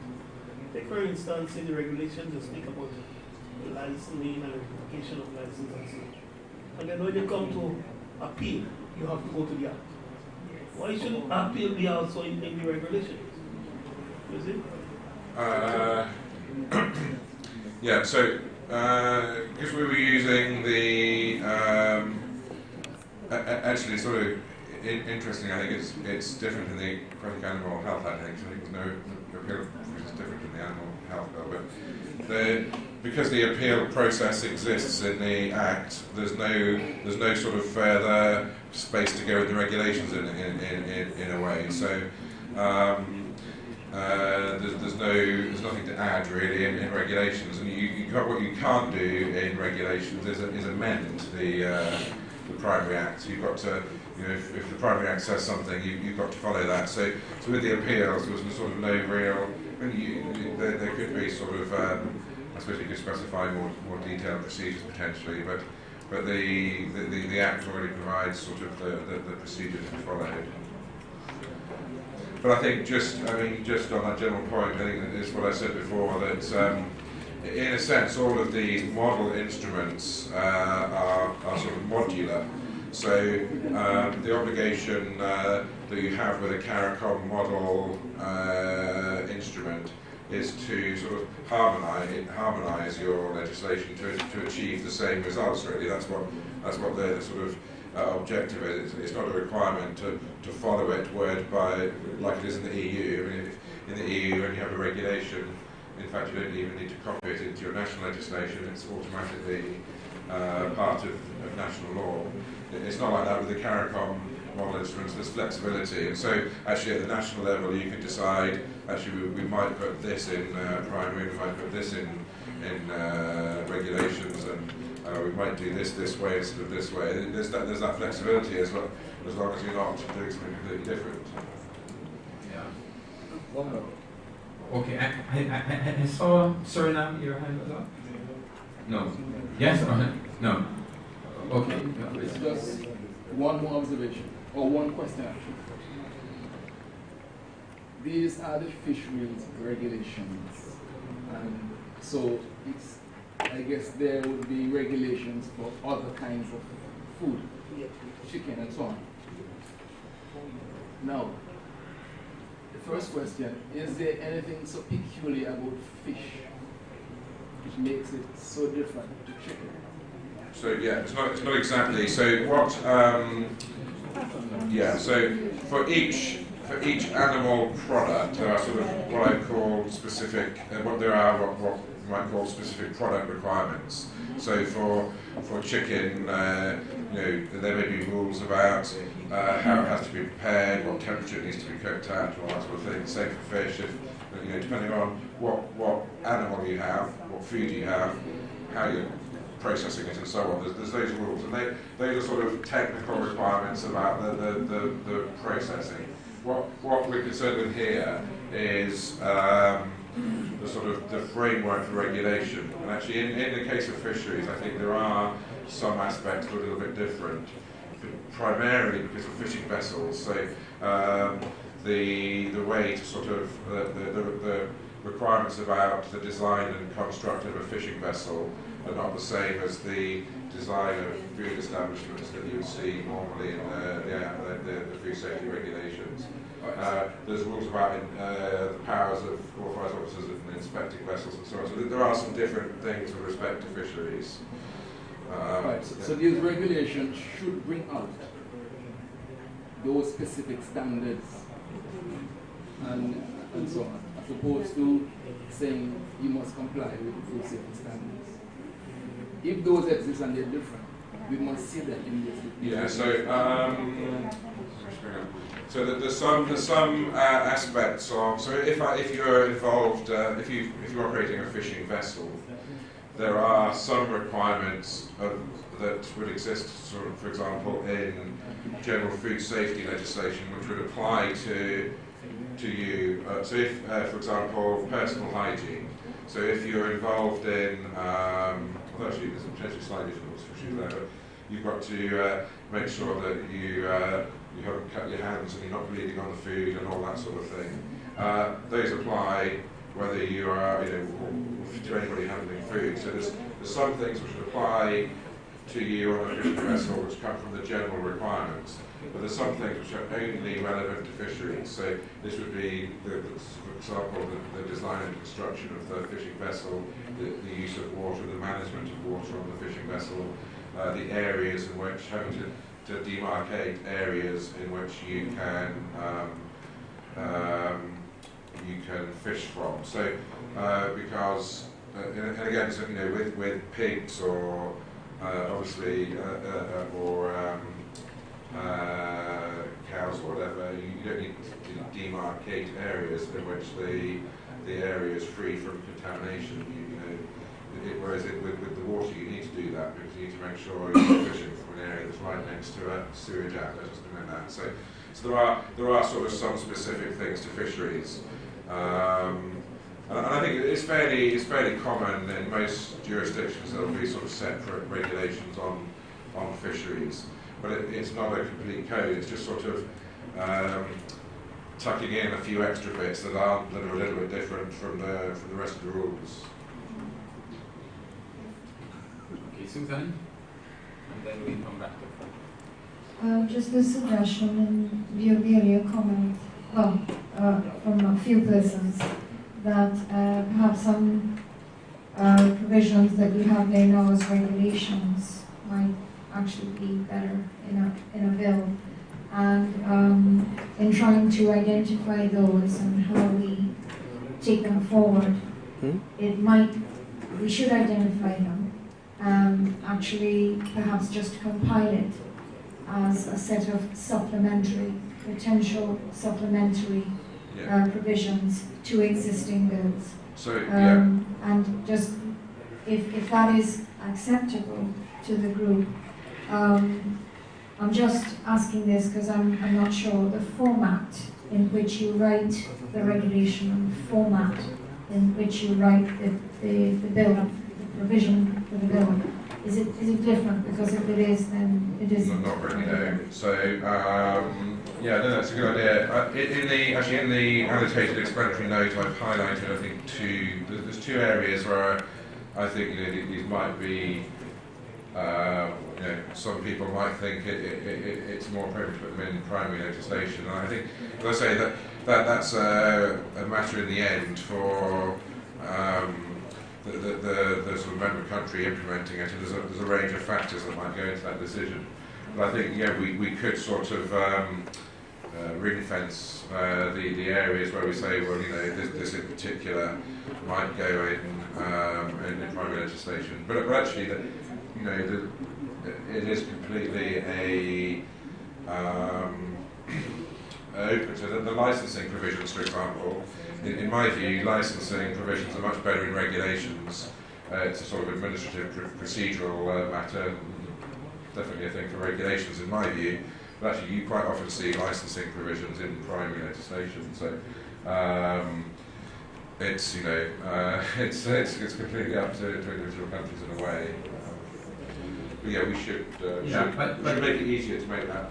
Yeah, as a general approach, the primary legislation tends to be very difficult to change. And I think where we want flexibility, we should put the key principles and the key procedures that we must use, as well as the powers that we need to have or to give to the decision maker in the principal legislation, and But everything else in the regulation, where we have a little more flexibility. I agree with that. I mean, actually, when I always give this example, in the UK, the Plant Health Act has 4 substantive sections. It has about 9 in total, but the others are procedural. And from that, the whole of the UK plant health system, which runs to about 500 pages of legislation, is established. And it's not necessarily ideal, because sometimes you need a little bit more structure and guidance in the primary legislation. But actually, as long as the primary legislation gives you the power, you can put everything in regulations if you want to. So, and my tendency is to sort of prefer regulations to primary legislation where possible, because it's easier to amend. As you say, you know, once you've got a new act, you could be stuck with it for the Trinidad Fisheries Act is from 1916 or something, isn't it? Yes. Yeah. So. So, you know, where we have whether model or existing legislation that delineates the powers very clearly. I think that's very good. The rest of the stuff should be in the regulations. But you see, we need to be able to check one and check the other to make sure there is compatibility, and that the necessary powers are there, and address the issues and the mistreatment, whatever it is that you want, adequately in the regulation. Yeah, Pastor. Yes, I'm looking at section 26 regarding sampling of water. The subsection 2 speaks about samples of water from a public source should be taken once per year. But if it's a private source, it should be taken once a week. Then subsection 4 mentioned that when 2 consecutive samples from a source, whether public or private, is tested positive for coliforms, then that source of water should not be used until the contamination has been eliminated. The way I interpret that is, if for instance, from the public source you take the first sample once per year and you find coliforms, the whole year you run it, and then you take it again the next time you get it, then you interpret it. Then you actually then you would have to carry out the So I think we should change that. We should change that up. Because it's more or less could be misleading. I know what you're trying to say, but it's misleading. It says you've got 3 as well, haven't you? So you test once per year, and then under paragraph 3, if the results are unsatisfactory, you immediately take a further sample. So then if that sample was unsatisfactory, you would then go on to paragraph 4. But I mean, it's still a question whether a year is enough. I mean, these are the sorts of things actually where, in a sense, I'm in the hands of people who know a lot more about these things than I do. So, I try to sort of the regulations, in a sense, are drawn from various places. So if I could find something in codex, although it's not always very clear, but I try to use that, or I draw on other regulations. Some of these, quite a few of these are drawn on the Jamaican regulations, which are sort of up to date and sort of quite comprehensive. But we've also looked at other standards and other regulations. So it's trying to sort of draw from what I can guess is in a way is make an educated guess as to best practice. But actually, you guys in the room here, are the sort of technical experts who know much more about this than I do. So this is the sort of feedback that I would be interested to receive. Yeah, just the final thing again, same section, looking at the same samples taken for testing, I noticed that the testing more or less is mainly, or referring mainly to the testing for microorganisms, for microbes. What's about heavy metals such as mercury and lead, and so which is required by the European Union that you test for these contaminants? I think at least these could be tested once per year. But when you're talking about microorganisms, it has to be tested much more regularly. Okay?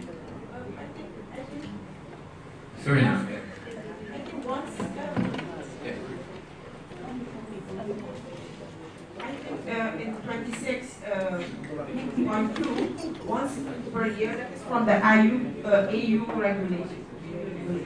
But once per week, I never see this once per week. From which criteria? Is it from the WHO or where do you get this criteria? It takes a whole week to do a microbiological analysis because you have to prepare the sample, you have to isolate. Okay, could you wait so that we can get the microphone and speak so we can have a conversation? Yes, what I want to ask is, you are working with some criteria. Where do you get this from? This criteria from? Yeah.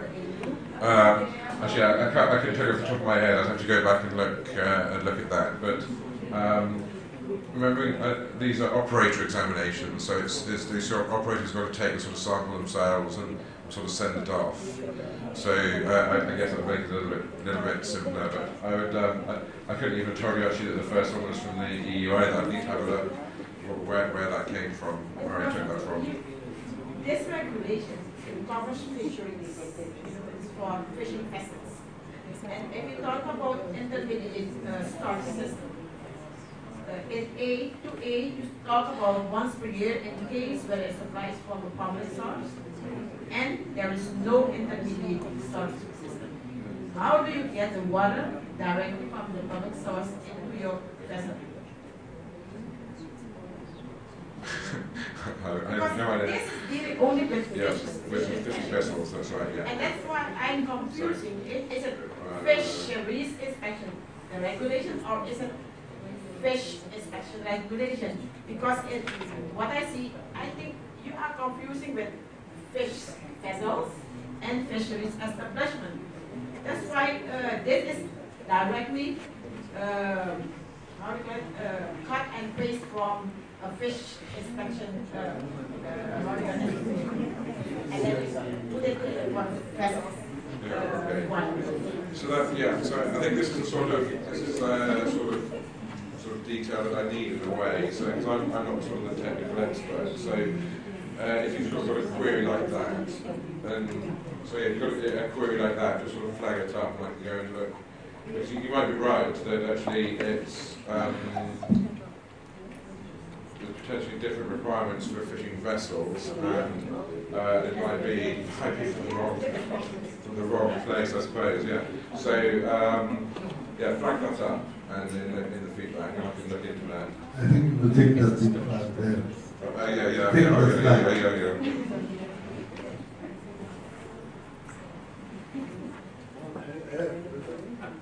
Sorry, Belize wanted to say something earlier. Belize?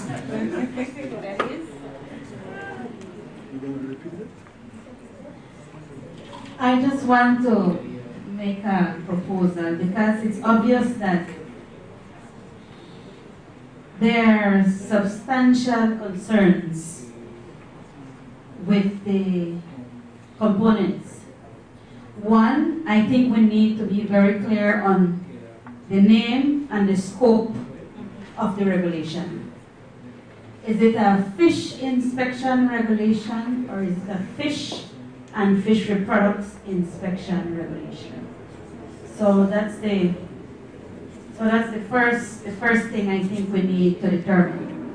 Secondly, in the scope of the regulation, if we are very clear on the scope, then there are critical components that need to be within the regulation.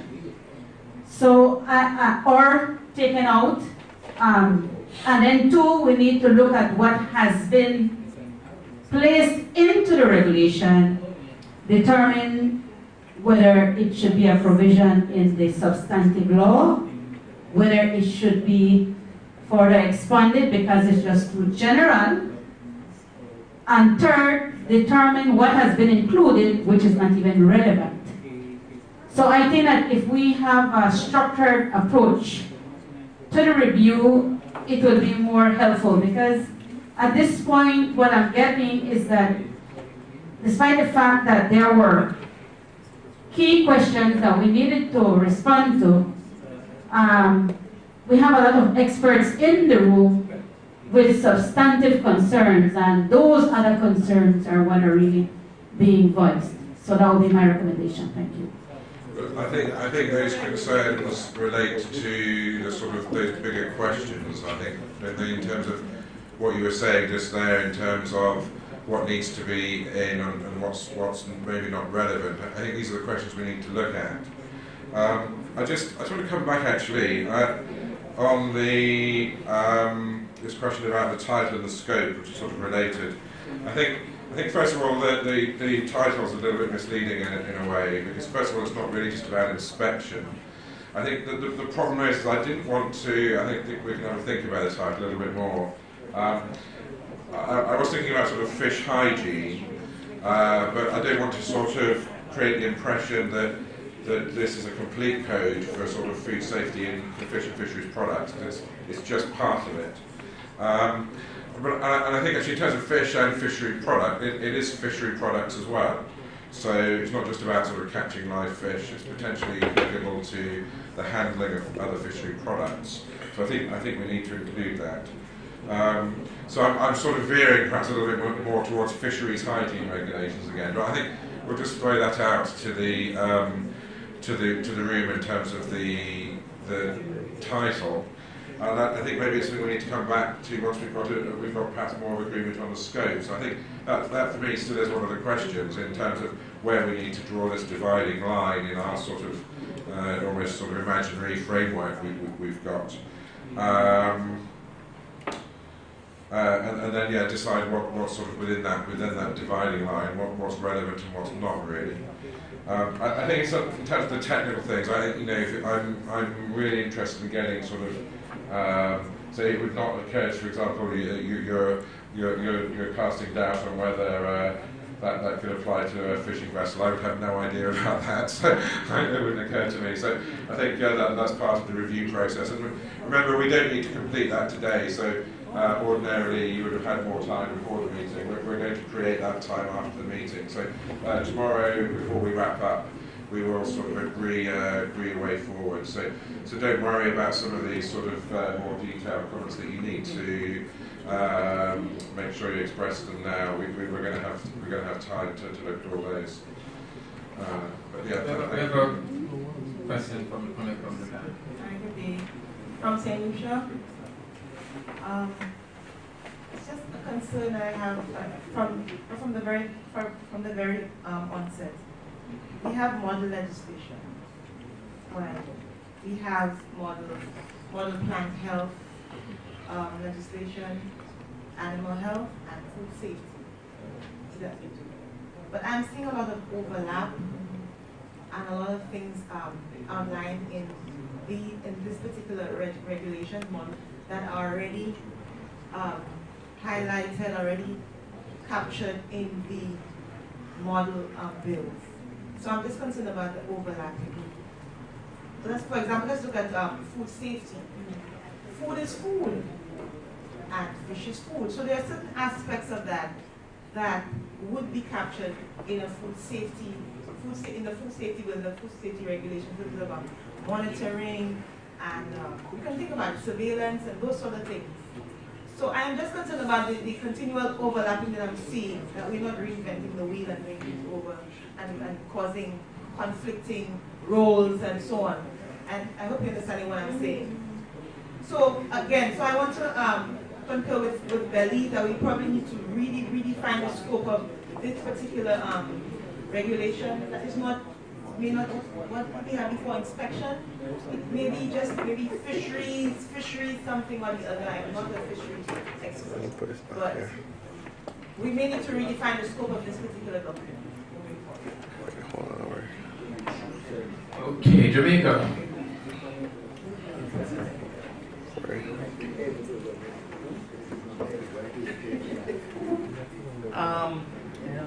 Well, while I listen to in terms of the discussion, we looking at the draft, I could see that a lot of what is in there was actually taken from our regulation itself. What I'm seeing is it's a merging of both our act and regulation, and I think it makes it a bit more confusing to differentiate between the act and the regulation, our primary regulation and the secondary regulation. I think what for me needs to happen is the document itself is separated into two. The ones that deals with control, the ones that doesn't change, the one that comes out, that's a law, and what needs to be done, the sanctions, what needs to be done, will be separate from the regulation that speaks to the production site, to the landing sites, the vessels, and the processing facility, the transport, right? And use that separate, and you can then, based on your country, you can change it, based on how you want it to adapt to your country, right? It doesn't have to be steadfast that we adopt everything that is here. When I look at this, again, one of my concerns is that when we had created our act or regulation in Jamaica, we had done a fast forward thing so we could have appeased the EU, because they came in '99, said, okay, Jamaica, you don't have a regulation, you don't have an act, and therefore you cannot export to my country anymore. And that devastated the entire fishery sector. So we had to put something in place, and we were mandated to use the EU directive to create what we have. Now, what I'm seeing here is similar to what we have. The standard is a little too high because it will cause problems for us to export to non-EU and CARIFORUM states because the standard is way too high. I'll give you an example, which what I saw in here, which is pretty good, is that the Directive 2073/2005 speaks specifically to the test and the methods to be used, right? For non-EU country, we're using the Canadian method, the American method, right? Now, with that restriction, if I'm exporting products to a non-EU country, based on what the regulation is saying, I have to use the method that the EU laid down in their directive for us to export to a CARIFORUM or non-EU country, which is very restrictive. And it raises the bar from where here, it raises the bar to here. There's nothing in between. So that's why I was hoping that we would have a breakaway session to fine-tune some of the things that are in here. Because there's a lot of things in here that needs to be fine-tuned. If it's not fine-tuned, we're going to see ourselves going down that road where the Caribbean countries, the CARIFORUM countries, are going to find it very difficult to really and truly adhere to what is written here. Because this is very restrictive. It is very difficult. Well, I think actually, sorry, yeah. Can I just comment on that? Okay, yeah. Yeah. Well, I think the first thing actually, what I'm thinking is some of these things in that we've put in the regulations, I think probably would be better off in these schedules or protocols, just to kind of separate them out. Because then when we're talking about sort of trying to meet, sort of trying to make changes and update them, and that's a little bit easier. And then I think I hear what you're saying about the standards. Actually, yeah, we draw the Jamaican out of all. We looked at kind of various regulations, but actually we draw the Jamaican ones a lot more than the others, partly because it's one of the few that's EU compliant. But actually, you also have very comprehensive. We didn't really use the Act, but we did look at the regulations, and we've got very comprehensive regulations on marine products. So it was very useful. what I think actually in terms of the standards is that the standards need to exist in some way. So these are the standards, and the standards are the standards really. They're codex and the other international standards, and they're here. And what we're saying actually, or what I think we should be saying, in terms of both export and domestic production and marketing, is that there needs to be a minimum standard. This is the ultimate standard. This is the minimum standard. So this is the comment that Kat made for Elise earlier, that you've got to have a certain minimum standard that everybody has to meet because you need to ensure minimum safety standards in your country. When it comes to export, the way the certification requirement really works, should work, is that you get certified according to the standards to where you are exporting to. So if you are exporting to, I don't know, China, whose standards might be here, what the Chinese authorities want is a certificate that says we've met these standards. If you're exporting to the EU says we want a certificate that says we meet these standards. The big difference with the EU compared to several other countries is not all of them, is that they also want to make sure and verify and audit your official controls. So in a lot of countries, they will accept your official certificate as long as you're not a rogue nation, as it were. With the EU, they want to actually see that you've got legislation which sets out the official controls. So in order to meet the EU, there's two things. There's actually getting a certificate and proving you've got the regulatory system in place that guarantees that certificate is properly issued. So the EU's are sort of another level. But I think what we want to be saying is that these are the standards. You don't have to meet them not everybody can, but you'll be certified at a certain level. And if you want to export, you need to meet whatever export requirements there are. And I think we don't want to, and this again is perhaps a reason to put these things in schedules, because I think that if they're in regulations, there's just this impression that you have to comply with them or else. Actually, if they're in schedules, you can say, well, in a way it shouldn't make any difference, but it's just kind of the presentation for the stakeholders. You can say, well, these are the requirements. You're not going to lose your license if you don't meet them. You're not going to be allowed to export to the EU, but you're not going to lose your license to sell in Jamaica or to sell to Mexico or whatever it might be. And I think we need to have that flexibility, because otherwise we're going to lock everybody out of the industry. Yeah. Yes. Okay, Councillor? Just to put what you're saying, based on the battery gone, no problem. I think I could. Based on the WTO SPS agreement, of which we are all signatories, looking at the principle of non-discrimination, you can't have a standard for CARIFORUM countries and a standard for UK and a standard. Whatever you have for your domestic product, that must be the same standard for exports. Okay? So what you're saying is correct. If you want it for certification, a particular private company needed certain things that they want you to certify to the standards, no problem, but you can't put that in legislation. I think that's imports, isn't it? So if somebody wants to say I'm always using these, it doesn't really mean anything, does it? If the national requirement is here, then this is what you say. If you want to sell in Barbados, you want to sell something in Barbados, you must meet this standard. Then you can't say to importers, if you want to import your produce into Barbados, you have to meet this standard, because that's the barrier to trade. So for imports, your requirements have to be the same. There's nothing to say to for an exporter. You say, this is the requirement for our production in Barbados.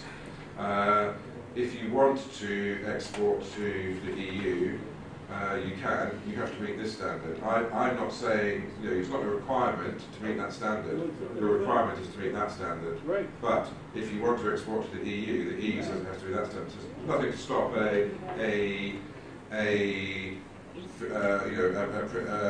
producer saying, well, I'm going to export to the EU, I'm going to meet these standards and do that. What I was saying, the extra bit with the EU is it's not just sufficient for the producer to say, I've done it. There also has to be these official controls. So without these official controls and the right legislation, so without the right framework, no one's going to be able to export to the EU. But so I think it's a voluntary thing about the exports, but you need to have the infrastructure to support your exporters if they want to do that. Yes, and the next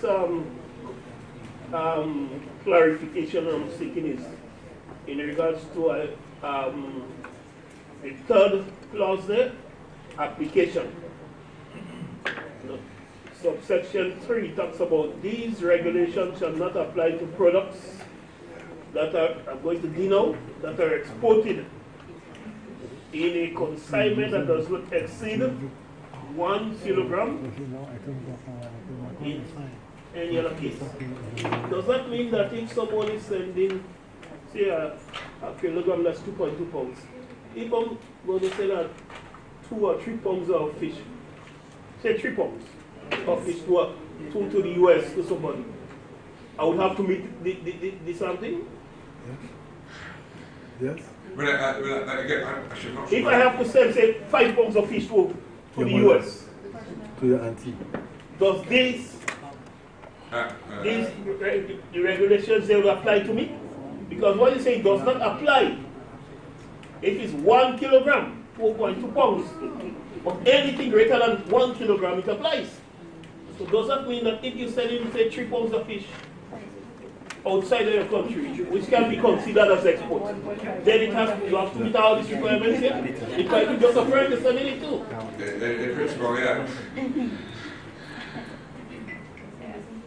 I think the quantity is too small. Maybe, I don't think there's any specific requirement about the quantities. There might be, I can't remember now. I think the idea is it's just for sort of personal, what we call luggage allowance sort of thing. So what you might sort of bring back from holiday or something like that. But if actually you're doing anything that's more like these regulations. All right. Do we have any more comments? I think some interesting comments and useful comments are coming up, and I think we all need to be thinking about these things. Karen made an earlier submission before this session, and I think we need to bear in mind as we think about the standards. We need clarity regarding the purpose, as CARIFORUM Secretary had said earlier this afternoon. The purpose of the regulation, the whole application and scope of application, I think, is an important thing that we need to further clarify. Both in terms of the type of question that CAPSA is asking, as well as those that Ms. Collins asks. Are we talking about fishing vessels? Are we talking about establishments on land? Are we supposed to be comprehensive and covering the entire chain? I thought we were supposed to be comprehensive in this and cover the product along the entire chain. Because that is required for international standards and exports. Yeah, definitely. So I think, sorry, can I just, I think that's definitely right. So I think so in principle it can go from, the beginning to the end of the food chain. I think the sort of fundamental criterion really for what's in and what's out is, as we've talked about before, and as St. Lucia was mentioning, we've said it before, fish is just food on the whole. What is it, and in what situations is that actually the normal food safety requirements won't work for a fishing activity, you know, the harvesting or production, or the treatment of a fish or fishery product. So I think we need to, that's the test we need to apply. And I think it would be useful to get that feedback. I think the other thing is, the other two things, you know, the reverse side of that is not looking at what needs to come out, but what have we perhaps missed out. And then I think we've got perhaps some technical comments, which I think we probably don't need to hear too much about the technical. I think those are probably, unless it's sort of a fundamental issue, they're probably best just sort of provided in writing in a way, and I can just sort of work through those, partly because they're quite detailed, but also I won't be able to reply sort of off the top of my head about technical details. I don't think I need to go back and sort of trace through my notes anyway. But I think some of these technical things I think we should shift into a bit more into schedules, and then we can apply this sort of protocol, sort of modular approach, and perhaps update them a little bit more easily. Yeah. Chris, I mean, this point of what you put in what instrument, I think it's very, very, because first we need to have a good comprehensive overview on what it is that we're doing, and then determine where is the best place in terms of what instrument to put these things in for effectiveness. So some things are better in the principal legislation, some things are better in the primary legislation, then we have the schedules, we have protocols, we have guidelines, and but it's a little difficult to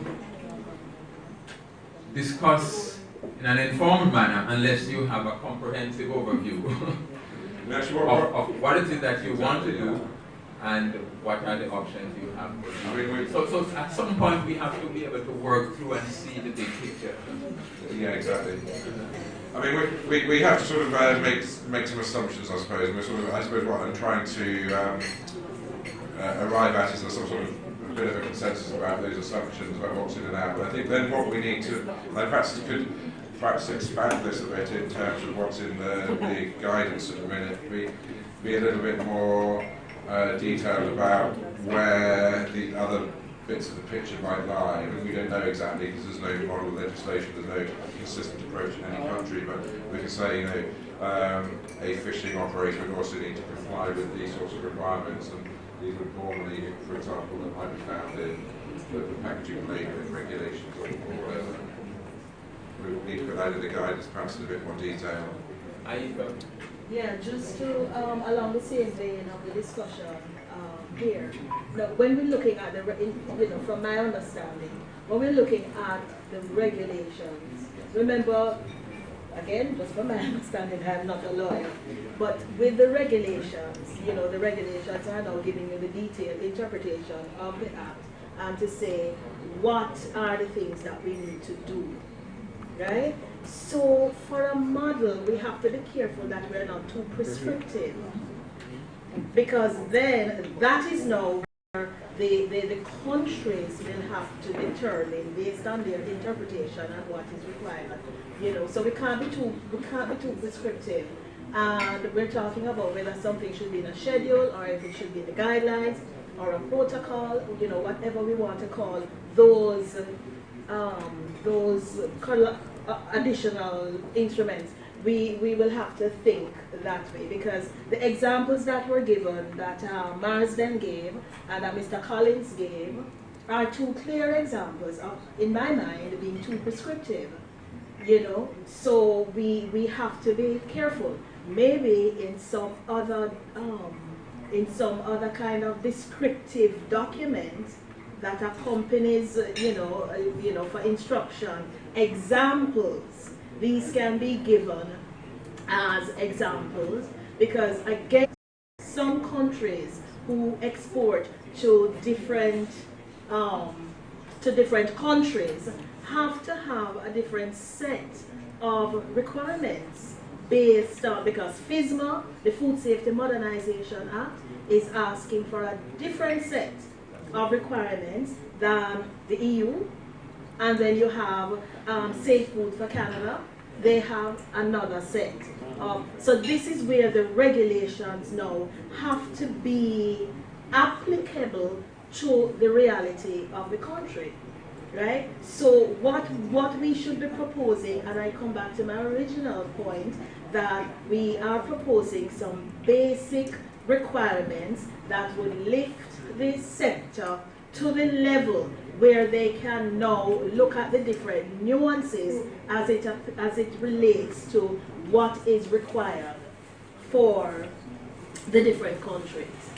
But we have to be careful that we can't be too prescriptive, because then we would be sending the wrong message, or we would be asking a country to adapt or adopt an instrument that, you know, is unattainable based on who it is they are trading with at the time. So that's just my point, you know. I think we need to, as has been suggested, to go through and now filter out from the document what is regulation, what is guidance, and what is guidelines, etc. So people understand that these are examples which apply, but the country would require. So the 1 kilogram or whatever, you know, that should not be, in my mind, in a model legislation that is too prescriptive. You know, I mean, something like that could be in the regulation, but it probably would need to be customized for the individual country. So Well, it's not thing that you probably just square brackets. Right, but that's my point. So, we yeah, can put it in a model. You are presenting it to the country as being, this is the basic requirement. Yeah. And I don't it think shouldn't be. It shouldn't be. So something like that could just be square bracketed. Could I just a few things to say about that? I think it's quite important, actually. I feel we're getting a bit of clarity possibly now about the way forward. So first of all, it's a little bit difficult with regulations not to be prescriptive, because they sort of by their nature quite detailed. So I mean, it's not like an act which is sort of setting out a broad framework. Regulations are dealing with the sort of the detail of the matter, and actually what we're trying to say really in the regulations is that these are the standards that need to be implemented, and you can't reduce the prescriptiveness of or the detail of a standard, because all you're doing then is not fulfilling the standard.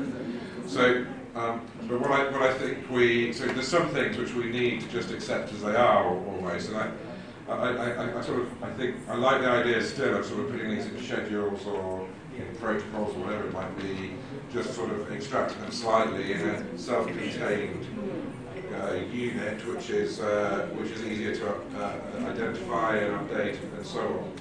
And I think what we need to do with the rest of the regulations is we need to sort of prune them a little bit. So I think that, George Kerden was saying that he's absolutely right, that there's some things in there that really are nothing to do with fisheries. They're just sort of bits I've added in, because I thought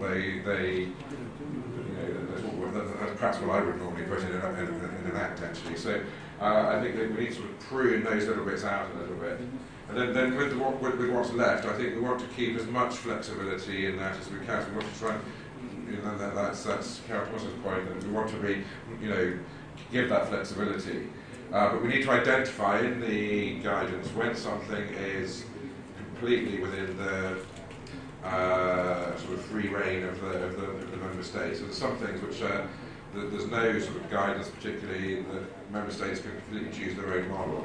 And there'll be other bits where actually it does come from there's a particular reason for it, or there's a particular requirement or standard that's applicable to that. We need to identify that. So I think once we've sort of unravelled the various parts of them, sort of put them perhaps in a slightly different structure, we need to then go through, I need to go through, we need to go through and identify which bits are sort of have complete flexibility and which bits are sort of a little bit more, and we can square bracket that balance as well. So yeah. Okay, so Jamaica wants the floor, and then after Jamaica, CARIFORUM Secretariat. Yes? Okay, go ahead, Jermaine. Well, some of what I was going to say, he said it, and I do agree in terms of the way forward with some of the things that. And what I would also advise is that the countries that the regulations you have compiled, it's best to find out from them the pros and cons of what they have gone through, right? I give an example for us. We had someone who leased a vessel. They wanted to return the vessel to the owner, and they wanted it to be cancelled, the license to be cancelled. Now, under section 15, it only speaks of suspension and revocation of a license. It doesn't speak about cancel. So we took this to our legal office, and what they're saying to us, there's nothing in the regulation that speaks about a cancellation of a license. It only speaks of suspension, because the person wrote to say that they were asking for the license to be suspended, so that they could then hand over back the property to the person who they actually leased it from. But the law said no, it cannot work, because suspension doesn't mean, suspension means that it can be reinstated at a further date, right? And therefore, how do we deal with that? And that created a problem for us, because the regulation has nothing in there that speaks about cancellation of a license, voluntary cancellation of a license. So therefore, some of the little things that are in here, that are hiccups, it's something that we need to look at. Another example is, we were challenged recently. Based on the temperature, it says the core temperature of the prescribed product, at minus 18. All along we were saying that the refrigerated system should be minus 18 and below. But they challenged us and said it says the core temperature of the prescribed product. So you're talking about the prescribed product, you have to probe it to make sure that the core temperature of the prescribed product is minus 18. Now that wasn't a problem to us, because we always use the temperature that is recorded on the thermometer in the blast freeze or the refrigerator. And they're saying to us, oh no, that's not how it is done. You're supposed to take the product and core temperature it. So these are some of the things that we have to try and tweak to figure which one are we talking about. Are we talking about the temperature of the unit, or are we talking about the probing the product itself to check the core temperature? And I realize that this speaks about both. This speaks about the refrigerated system at minus 18 and below, but it also speaks about core temperature of prescribed product at minus 18 and below. So these are some of the things that we might need to tweak before we get this out. And actually that's a good idea, actually, in terms of sort of discussing this, thinking about actually your own experiences and actually what it is that you deal with specific to fisheries and what works and what doesn't. I think we want to sort of get that feedback, because actually part of the job of model legislation is to try to reflect what is, you know, we're not sort of reinventing the wheel completely. There's fishing, you know, there's food safety work going on in relation to fish and fisheries products already. I think we want to get a feeling of where that lies, right. And try and sort of capture that level and approach in the regulations as well. I just want to I want to that we're also looking at the revised treaty, which requires that there be a harmonized SPS regime across the region. And so although each country may be flexible to adopt how much they want to adopt, there's still an obligation on us to try to arrive at some common standard where these regulations are concerned. And so one would have thought that there is some policy within the region or some understanding of the level of the standards which we would want as a bare minimum to have as part of our legislation. Yeah. It's very difficult when we sit in these sessions and we simply try to put things in place without knowing what's the standard which we are trying to attain to. I mean, Jamaica spoke earlier of certain standards and so on, and then others are saying that those are too high. I think Jamaica said it's too high. So my question would be, what is the standard? Or what's up there? I said that we need to focus on food safety. If we do that, we may find that the licensing of fishing vessels will not entirely fall within a fisheries regime. A food safety regime. The reason why countries can have a fisheries act separate is because there's so many things in fisheries which are not really food safety. And that's the reason why they have a separate fisheries bill. So if you're going to focus on on food safety across all foods, we have to focus on what aspects are food safety. It may be that we want to do what? We want to see certain standards in fishing vessels. Because the fishing vessels attain to certain hygienic standards. But it may be that the licensing of fishing vessels is really a fisheries, the actual vessels themselves, in terms of seaworthiness and safety and so on. Those are aspects which could be addressed under fisheries bill, but not food safety. So I think we have to focus, as I said earlier today, on exactly what it is we want to do in this piece of legislation. That's interesting. One of the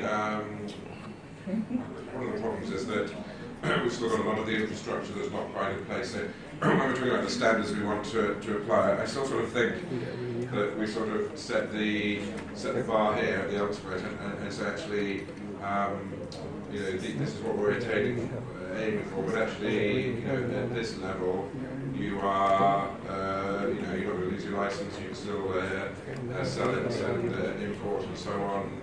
You can't export to the EU or the US or whatever. But there's a question, your question is how you sort of measure that. And I think that bit's missing in a way, and perhaps what food safety by some products. So, that international sort of basic standard, the minimum standard, is not doable, and it's a suggestion. I'm listening to the discussion, I'm reminded of a previous life when we put forward the concept of model legislation to countries. And the idea is that the model legislation speaks to where you should overall be at the end of a process, which should be close enough to where you want to go. But it recognizes that you will not, it does not mean you're taking everything on board en masse in one fell swoop. It recognizes that there are existing circumstances, there are existing legislation in place, and they almost use the model almost like a checklist, and you say, well, okay, this is in place already, I don't need to take this on board. This is in place already, I don't need to take this on board. This is partially in place, I need to adapt this. I have it, I don't have anything on that, so I need to take this on board. That was the process that we used in that previous slide, in dealing with model legislation. But we've been having a discussion here, almost as though we say, the assumption is that you are going to just take everything here and use it en masse as one. And I think that is hampering our view on it. It has been said time and time again, see what is relevant, what is not relevant, and then we push that out. If we talk about a standard, let's say we want to get a standard so that we can export to the EU. That standard doesn't mean that everything we do is going to be that standard. What we can say is, if I want to export to China, who says that the level I need to be at is a 2, you see that you're a 2, and you export to China. You still have in your thing that if you want to go to the EU, you must reach a 5. That doesn't change that. Right? So you give the flexibility is almost by way of defining what you want to achieve. And that must be the thinking we must have when we say, no, is this relevant, is this not relevant, have we covered or have we not covered? And I'm starting to think, with all due respect to all of us there, I'll be moving away from that. Okay, Carson. Thank you, Chair. A final comment I want to make is in regards to the design and construction of the licensed vessels. It seems as if more or less this applies to vessels that are going out there and coming back 3, 4, 5 days or 2 weeks afterwards, and not and not the small canoes or so, which go out and come back the same day. And some of these small boats, some of the biggest fishes you can pick up, very, very good quality. Most of what they do is that they go with ice, they cut the product out there, and they ice it. By the time they come back, since they are not staying out there very long, they can easily come in with a grade 1 fish. You see? But these vessels that you speak about here, having all sort of water, that's important, but it's not for the small vessels. So I will suggest that a clause be added to include the small boats and bring some of the best quality fishing. Okay. We have covered quite a lot of grounds. I gather that there is coffee or refreshment at the back. I know some people have been drifting around and helping themselves. I don't know. Do we want to take a 10-minute break and then we reconvene, or do you? Yes. All right. I think so too. I think it's best we take a break, and then we come back and work for another hour or so, so that we can wrap up our meeting back. Okay. All right. So let's take a quick break, 10 minutes, and then we reconvene. Switch.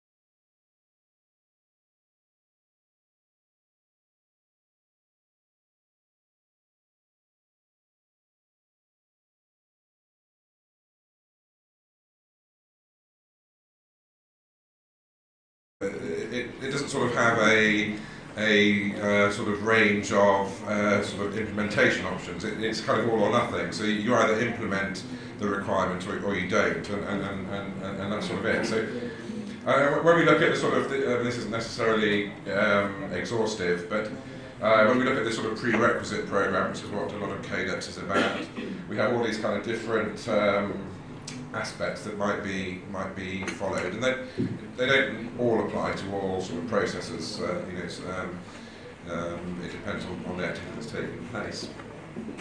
What I think we need to, or the approach I think we need to be taking in the model legislation is saying at the sort of technical level, in the sort of these protocols or schedules or whatever it might be, that we want to specify the sort of standards which will enable an exporter to achieve sort of export to the EU, say, as the highest requirement. And in order to export to the EU, it's not enough just for the exporter to have have achieved a product which is compliant. The controls, the official controls, and the legislation needs to be in place in the member country, because the EU won't accept it otherwise. They'll say, we're not going to accept a certificate from you because we can't guarantee that it's validly and effectively and properly given. So at one level, that's what you need. You need to have that. But that's not to say that everybody in the country needs to, this was Peter's point really, so not everybody needs to reach that standard. You need to reach that standard and comply with those requirements if you're exporting to the EU. If you're going to China or Mexico or the US, it's slightly different. So at the export level, you want to be able to allow all of that, but it's just a question of certifying that the consignment meets the requirements, and then the export can go off. At the national level, it's a policy question as to sort of where you want to sort of make that, where you want to set that standard. And there's various criteria that might go into that, including not just food safety. Obviously, that's a very essential one, but also the needs of the fishing industry, the needs of consumers, the needs, health needs and nutrition needs and so on. So there's lots of factors that go into the policy requirement. And it's not even the case that you necessarily need one standard just for all of the sort of national industry. So actually for this sector, we're going to say this is the standard for this sector. We might relax that a little bit more and what have you. And again, it's a question of managing food safety risks against the other policy priorities. But I think what we need to be saying is something along the lines of, these are all the things in principle you need to do if you export to the EU. This is the ultimate standard set. But actually, in order to, at the national level, in order to kind of sell your products in Barbados, we're going to give you a license if you say that you can have a license that says you must meet all of these things, or you must meet a certain number, or you must implement measures based on these which establish an acceptable level of sort of food safety, sort of risk management. You can define it how you like at the national level. And just deal with it through the licensing. And I think that's what we need to do in a way. We need to have all of the requirements there, and then in through your licensing system, you define the level at which you expect people to implement these things. And that might depend on the size of the business, the type of product that's being delivered or whatever. And you set your national standard wherever you like. And then in terms of harmonising, there needs to be some, in the end, an organisation like CAFSA, or if it's Fisheries, it could be CARIFORUM, need to develop a sort of regional auditing process, so looking at how countries are performing, and so actually we just want to raise the standard a little bit more. So we want to start saying, for example, that every country must implement the water quality control protocol. So that's our priority. We want to make sure everybody is implementing that, or you can define it how you like. But I think we need to I think what I'm trying to say is rather than reduce the standards, and as we go along increase the standards, which I think is difficult to do because the standards are sort of all or nothing, take it or leave it in a way. I think we put all the standards there and say, actually what we're trying to do is improve the performance of achieving those standards. So through the licensing. So whereas at the moment you could have a license that says you must try to implement these as best you can to manage food safety risk to an acceptable level. In 15 years' time, you can say you must follow all of these protocols. So we're sort of changing the language and the sort of criteria for getting your license. I think that's probably the way to do it. But I think that gives all of these, that makes the argument even more just in terms of the structure of putting these things into sort of technical protocols. That's my view, that's my sort of approach. Does that make sense? Or yeah. Denise. I don't think I need a mic.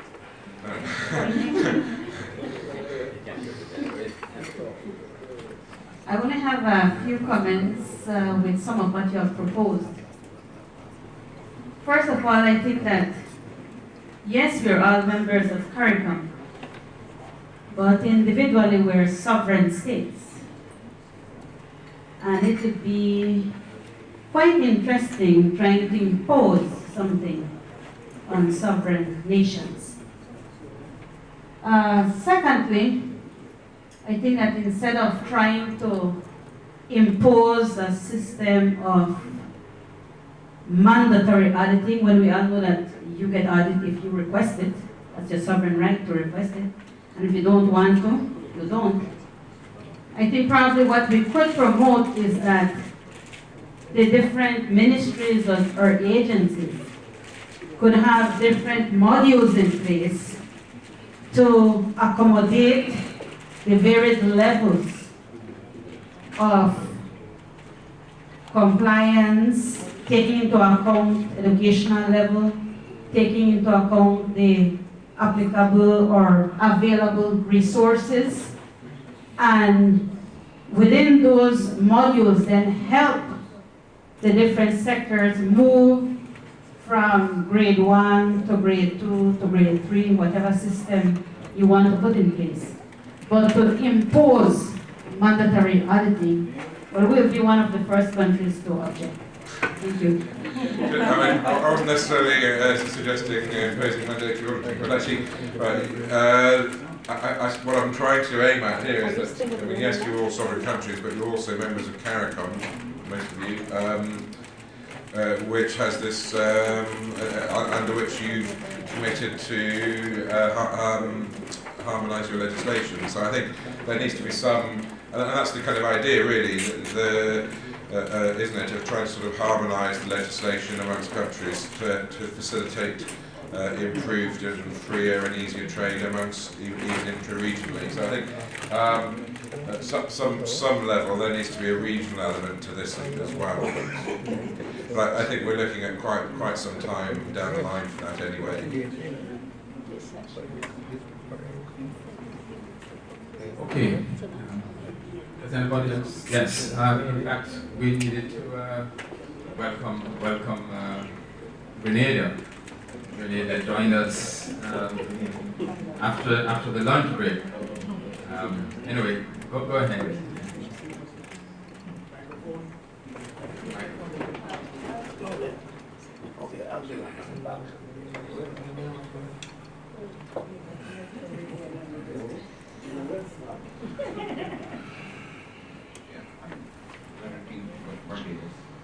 I'm trying to understand the issues here that we are dealing with. The solutions to some issues. None of the industry, other areas of the industry, food safety, quality, and compliance will be critical for everybody. In food safety, large countries like the United States, they do have a facility for small operations with standards. And we are trying to hear that the small runner, he also must be accommodated.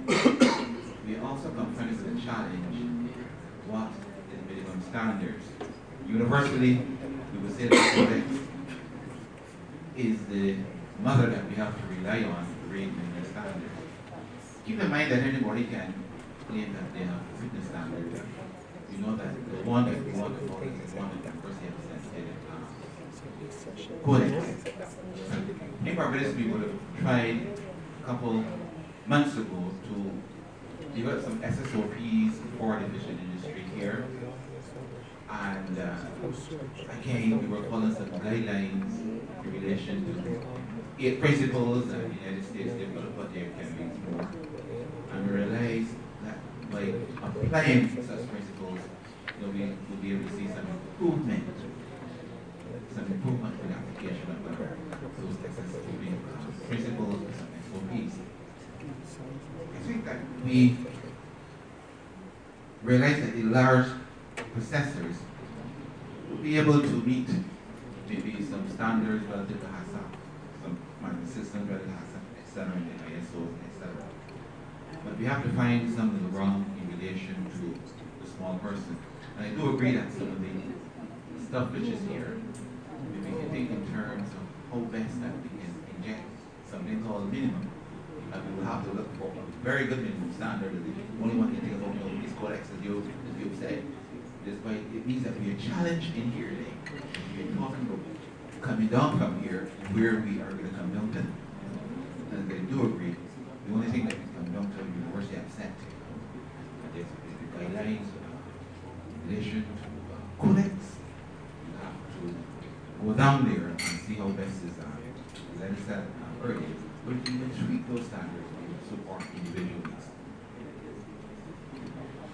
Yeah, thank you. Yeah, actually, just I mean that's a really good example. I mean, you know, there's various ways in which we can move things forward, and actually, in a sense, the regulations are not it. They're part of the framework, but actually, it's things like standard operating procedures or guidelines which are just sort of moving people in the right direction. But I think the regulations need to provide the overall framework for that. And I think what I think I'm trying to get at again really is that we set the standards high in my view in the regulations, but we don't make it a requirement, a legal requirement to comply with them all. So the initially actually what you do is use other tools to push people along, like the standard operating procedures or guidance or training. But within this framework of moving towards probably in 20 years or something like that, a long time. I think that's an interesting. Thank you.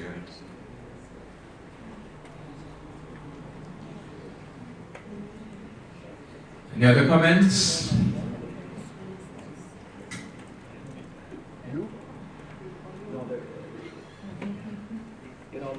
The reality is if we want to export to Jamaica.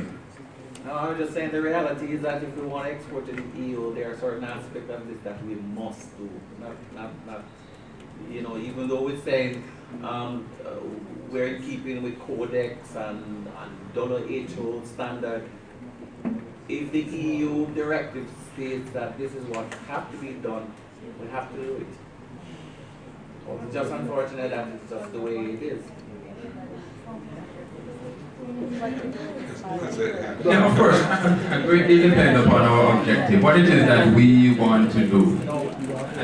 I'm always, I frequently cite this example of the guys in Iceland, because they tell us that for them, they see the EU standard as minimum standards. I mean, fish export is so important for them that they have put in place very, very high standards. And while we see the EU standards as almost unsurmountable, I mean, they tell us, oh, these standards for us are just minimum standard because their livelihood, their economy depend on the fishing industry so much and on fish export that they have to have very good standards that they can get into any and every market that exists that they want to get into. And sure enough, they're doing extremely well. But that's their national objective. So if we want to get in markets like the EU, say we have to adopt those standards.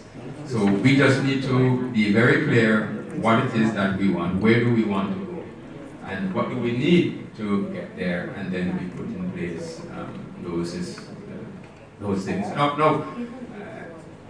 We are already committed to establishing a single market within CARIFORUM, single market and economy. I mean, and that requires some common regime, common standards, common procedures, etc., so that we can trade more easily without barriers, etc., within that single market. So there are some common things that we are committed to, and we all need to work on those things. But in addition to that, there may be other markets that we may want to get into, or we may want to go somewhere else where standards are different, and we just need to be clear what those are and what we need to put in place in order to be able to access those markets. Hafsa. Yes, we are speaking about HACCP and we are speaking about codex. They are different. Now, HACCP is a codex standard. We have to understand that. HACCP is a codex standard. Also, what we have to understand about HACCP, it's not a standalone system. There are prerequisites to HACCP. Good manufacturing and good hygienic practices. That's the very first thing. So you can have an establishment putting in place all the prerequisites to HACCP and being able to export without actually having a HACCP system in place. Okay? And in addition to that, not all the factories or all the vessels in your country would be able to export. You see? So not all would have to have a HACCP system in place. That's why you cannot make HACCP mandatory. There's no intention of making it mandatory. It's a voluntary standard. If you want to export, those who meet the requirements export. Those who cannot meet it, they don't export. That's what we have to look at. Auditing, that's the third requirement to HACCP. Okay, you have the first requisite, GMPs are hygienic practices. Then you have the implementation of the HACCP system where you look for your hazards and so on, put everything in place in your plan and whatever. And the third is the auditing to determine whether you meet the requirements. So auditing is not monetary, as the Laila was saying, it's not monetary. If you want to export to the EU, then you're supposed to have the HACCP system in place. In the US, they may not talk about HACCP. They speak about ISO 22000. And they also look at the same hazards that we are talking about. They look at it HACCP. But the same biological, chemical, and physical hazards that we are referring to, which are in the HACCP system, that's what they are also checking on. You see? So it's not monetary. It should not be a mandatory system by no means. It's only for those who want to export. Yeah, exactly. The sort of where the slight complication comes, I suppose, is that if you want to export to if anybody wants to export to the EU, the country needs to have all of the legislation in place. So you need to have legislation which guarantees that they follow the relevant requirements, and legislation that guarantees that the official controls have been carried out in the right way. So, but that doesn't mean that that legislation has to apply to everybody in the country. That legislation only applies, it has to exist for those people who want to export to the EU. It doesn't mean everybody else has to follow that same standard. So, and I think that's what that's why you need a sort of graduated licensing or sort of approval system or something, just to say actually people can meet different standards.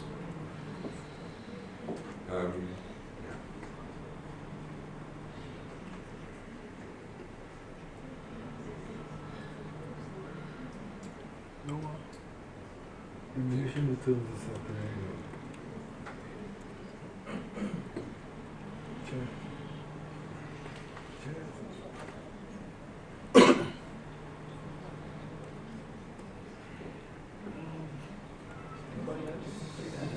additional comments? You want to comment? Additional comments or suggestions? Who's that? Melanie?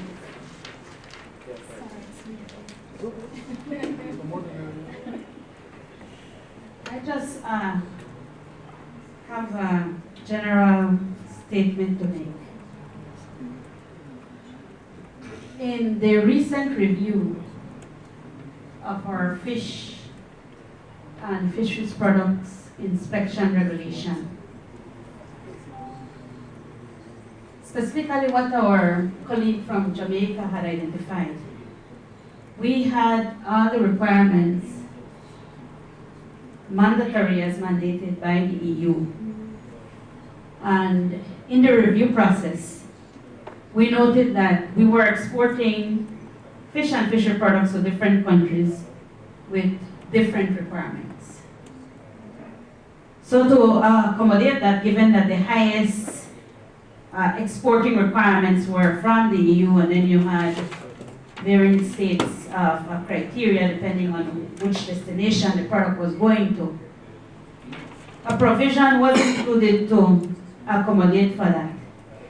And automatically what that would mean then that all exporting facilities will not be mandated to meet the EU requirement, but rather the requirements of their product destination. But we need to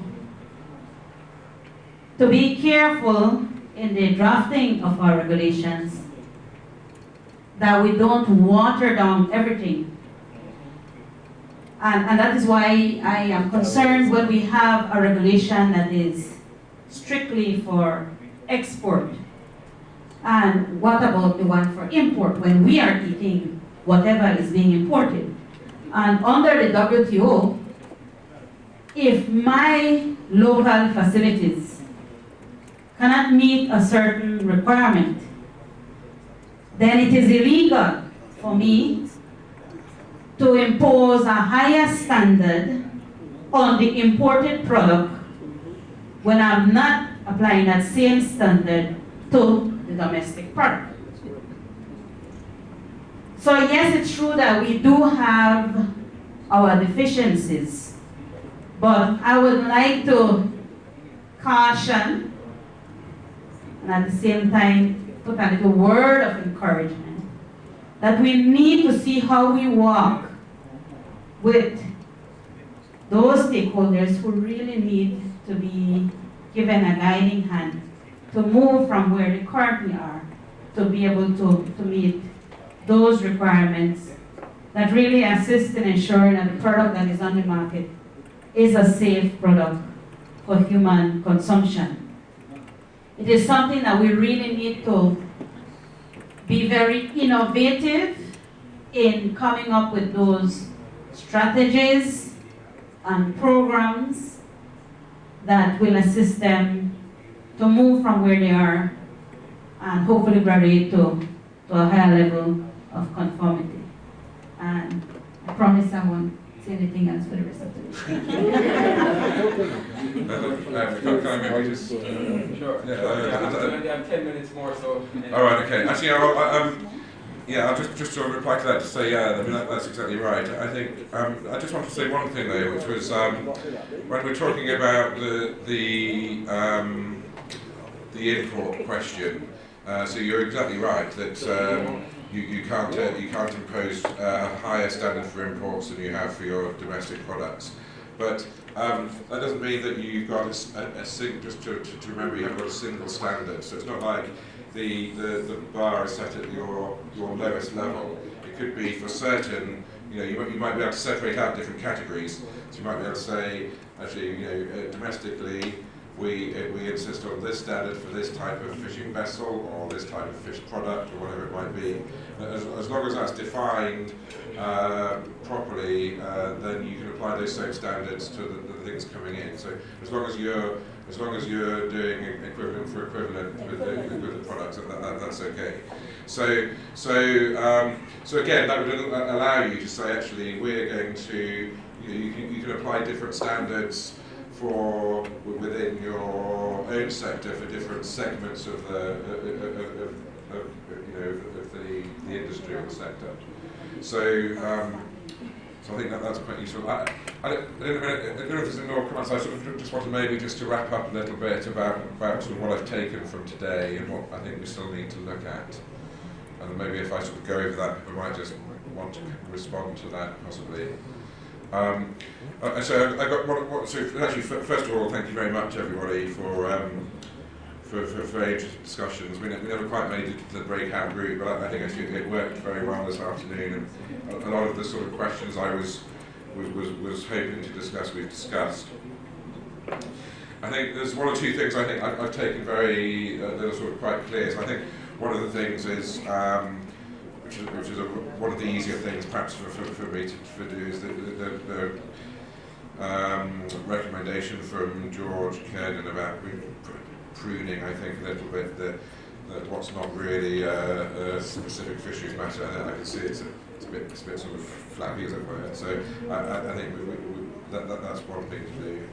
I think we need to just sort of probably look at some of the, just restructuring a little bit. I think we need to move some of the sort of more technical details out and try and look at those again. So I think there's perhaps still some things missing, and there's still some perhaps technical details like where you've got queries or you're not sure what the rationale is. So I think that's something certainly I still would appreciate getting some feedback from. So sort of over the next few weeks when we've got time to look at it again, hopefully I'll get some of those detailed comments back.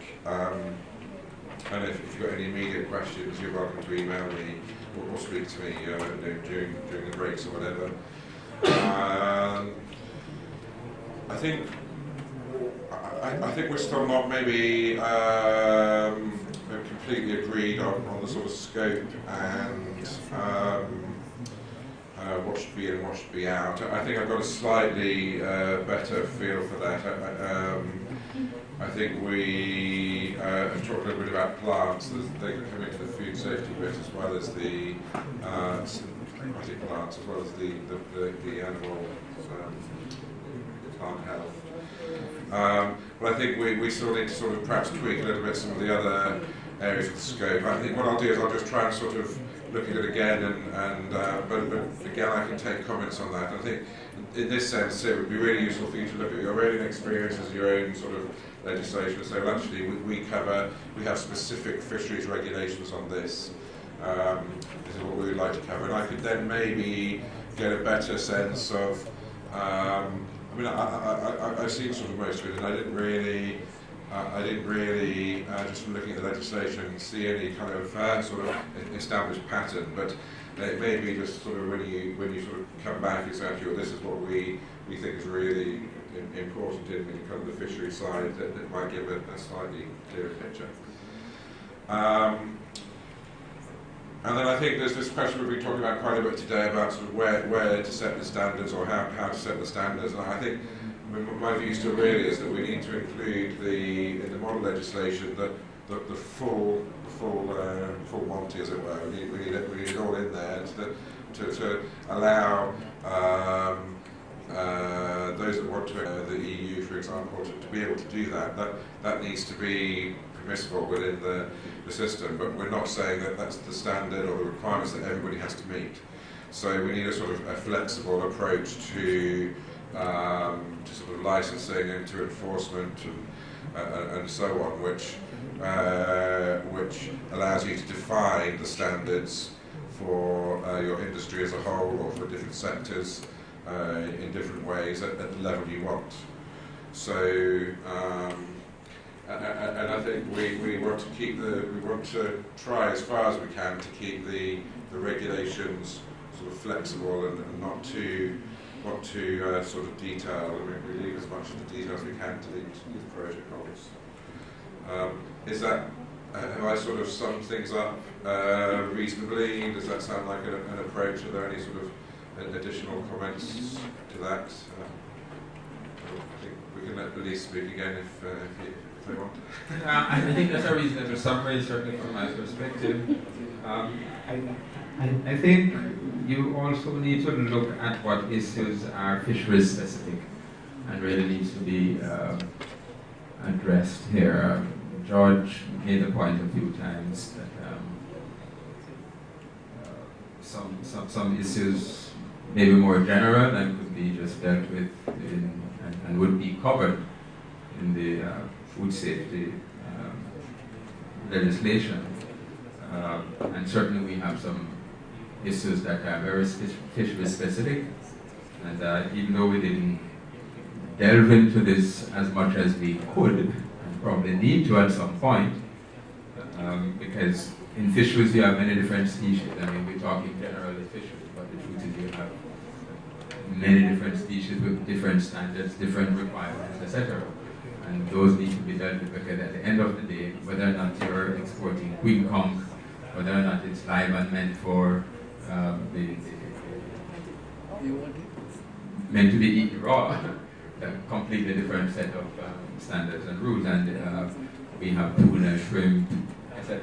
All different standards, and we have to be able to capture these and deal with them at some point in some instruments.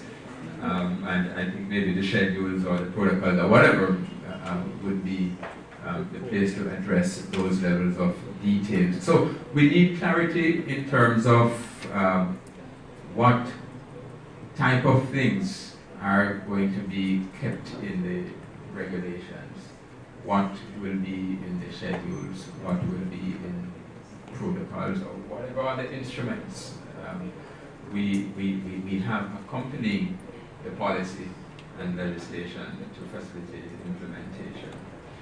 There's also the issue of the vessels, and I suppose this is a part of the scope, but there are clearly some issues relating to scope and application that we have to clarify. We have some large vessels, but we also have some small vessels that we have to decide how we are going to deal with these. Council pointed out that in some cases these are very important. Just to interrupt, say, yeah, I should have mentioned that. That's quite important. I think in terms of the feedback, I'd like to know just a little bit more kind of where we are with the vessels. I think that would be very useful. But yeah, Well, listen, in my opinion, I'll just give you my opinion on this. In terms of vessels, we do have larger vessels, we do have smaller vessels, and we have to try to get our smaller vessels to raise their standards and to be part of this process. Otherwise, they're going to be left out. And in some countries, it's most of the fisheries, not all the fisheries. A few of our countries have large-scale fisheries, but we can't condemn the small vessels and say, look, this is not for you. You just continue here. We can't do that. I mean, the truth is, we have to work with them. It may require more effort, it may require more time, it will require investment, but we have to be able to work with them to lift them up to the level where they can participate in regional and international trade in those countries where they're not. Because in some cases they are. I mean, Belize fishery is totally small scale. And Belize is a major exporter. So it's not impossible. They can be brought up to that standard and be able to reap the benefits, real economic benefits from engaging in international trade. Right. And a number of persons mentioned their national regulations and suggesting that there are important provisions, lessons that we could benefit from. Belize, Jamaica mentioned it. And if you haven't already looked at these, I think it may be useful to have a look at some of these, Suriname also, to have a look at some of these and see whether or not there are some lessons that we can benefit from in putting these things together. Somebody, Jamaica? Yes, well,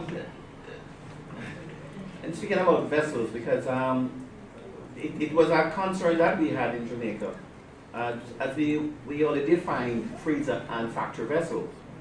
And then we realized that we were excluding the artisanal fishes from the export market, because the EU regulation at the time speaks of only two vessels, right? And I know what we did, we wrote to the European Union and explained our small vessel program, which is a carrier vessel program. And they at that time looked at our proposal and said that they didn't have any objection as long as we were able to trace the product on the fact that carrier vessels are long-range vessels. They can travel far distance. And therefore, for them to feel comfortable, we would have to be able to put in a traceable system in place for those vessels. So we are now including carrier vessels in our fleet. And working with the carrier vessels now, we have two other kind of vessels. We have the canoe, and we have the dories. And the dories are the ones that are usually on the mother vessels, which are the freezer vessels. The canoes now are the ones that work mostly with both freezer vessels and carrier vessels.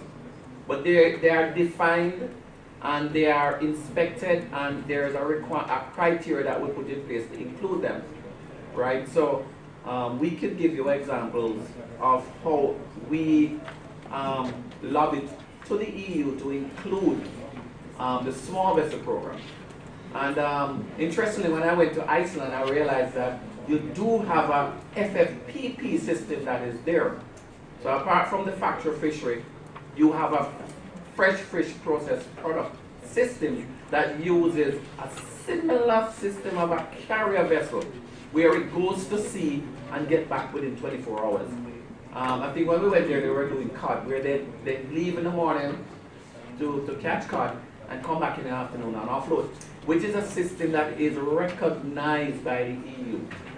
So it is something that we could look at, because we sort of put that in the regulations. That was one of the things we did now from the Jamaican regulations, because actually on the first phase of this project, we were working with Dr. George Grant, and actually that's one of the things we talked about. So I think he was involved in some of that. Right, he was instrumental in doing that. Yes, actually, and there's, I mean, it was literally, we followed the Jamaican model. I think it's only, well, as far as I know, it's only Jamaica that sort of has got a system like this. So, and it says it's exactly like that. It's a sort of certain minimum requirements for the supply canoes and so on, including, but they have to be included in the carrier vessels sort of application. They have to specify how many supply vessels they're going to be, boats, and what the layout in the canoes and dories is. Along with tracking systems for traceability purposes. Except that in some jurisdictions, you have vessels like what Jamaica uses as carrier vessels that are the actual vessel. That is the challenge. That's what the people are talking about. The type of vessel that Jamaica calls carrier vessel because of their system, in some of our jurisdictions, is the vessel. And the way you have it worded there, it implicitly excludes them. I think that's the point some people are trying to make. If I may be so bold as to jump in. Yeah, but the basic point is this. In just about all countries, you have small-scale fishing. Even in the UK, significant small-scale fishing is prominent in coverage in Spain and France. You have a lot of small-scale fishers. And they're able somehow to meet the standards. They're able to export their products. So we have to find a way to include our small-scale fishers. And Jamaica mentioned one of the critical components, that is the traceability. And I think that's one of the issues that we have to put in place. But the truth is, going forward, if we're going to participate in international trade, there's just no option apart from having a good catch documentation and traceability system. It's a requirement, not only for SPS, but also for sustainability, for IUU and so on. So these are some minimum things that we know. If we are going to have viable fisheries in the future, we need to have these systems in place. So the fundamental thing is that there is a way, and we shouldn't export them, because 98% of our fisheries are small-scale fisheries, artisanal fisheries. So we have to look at it. Any additional comments?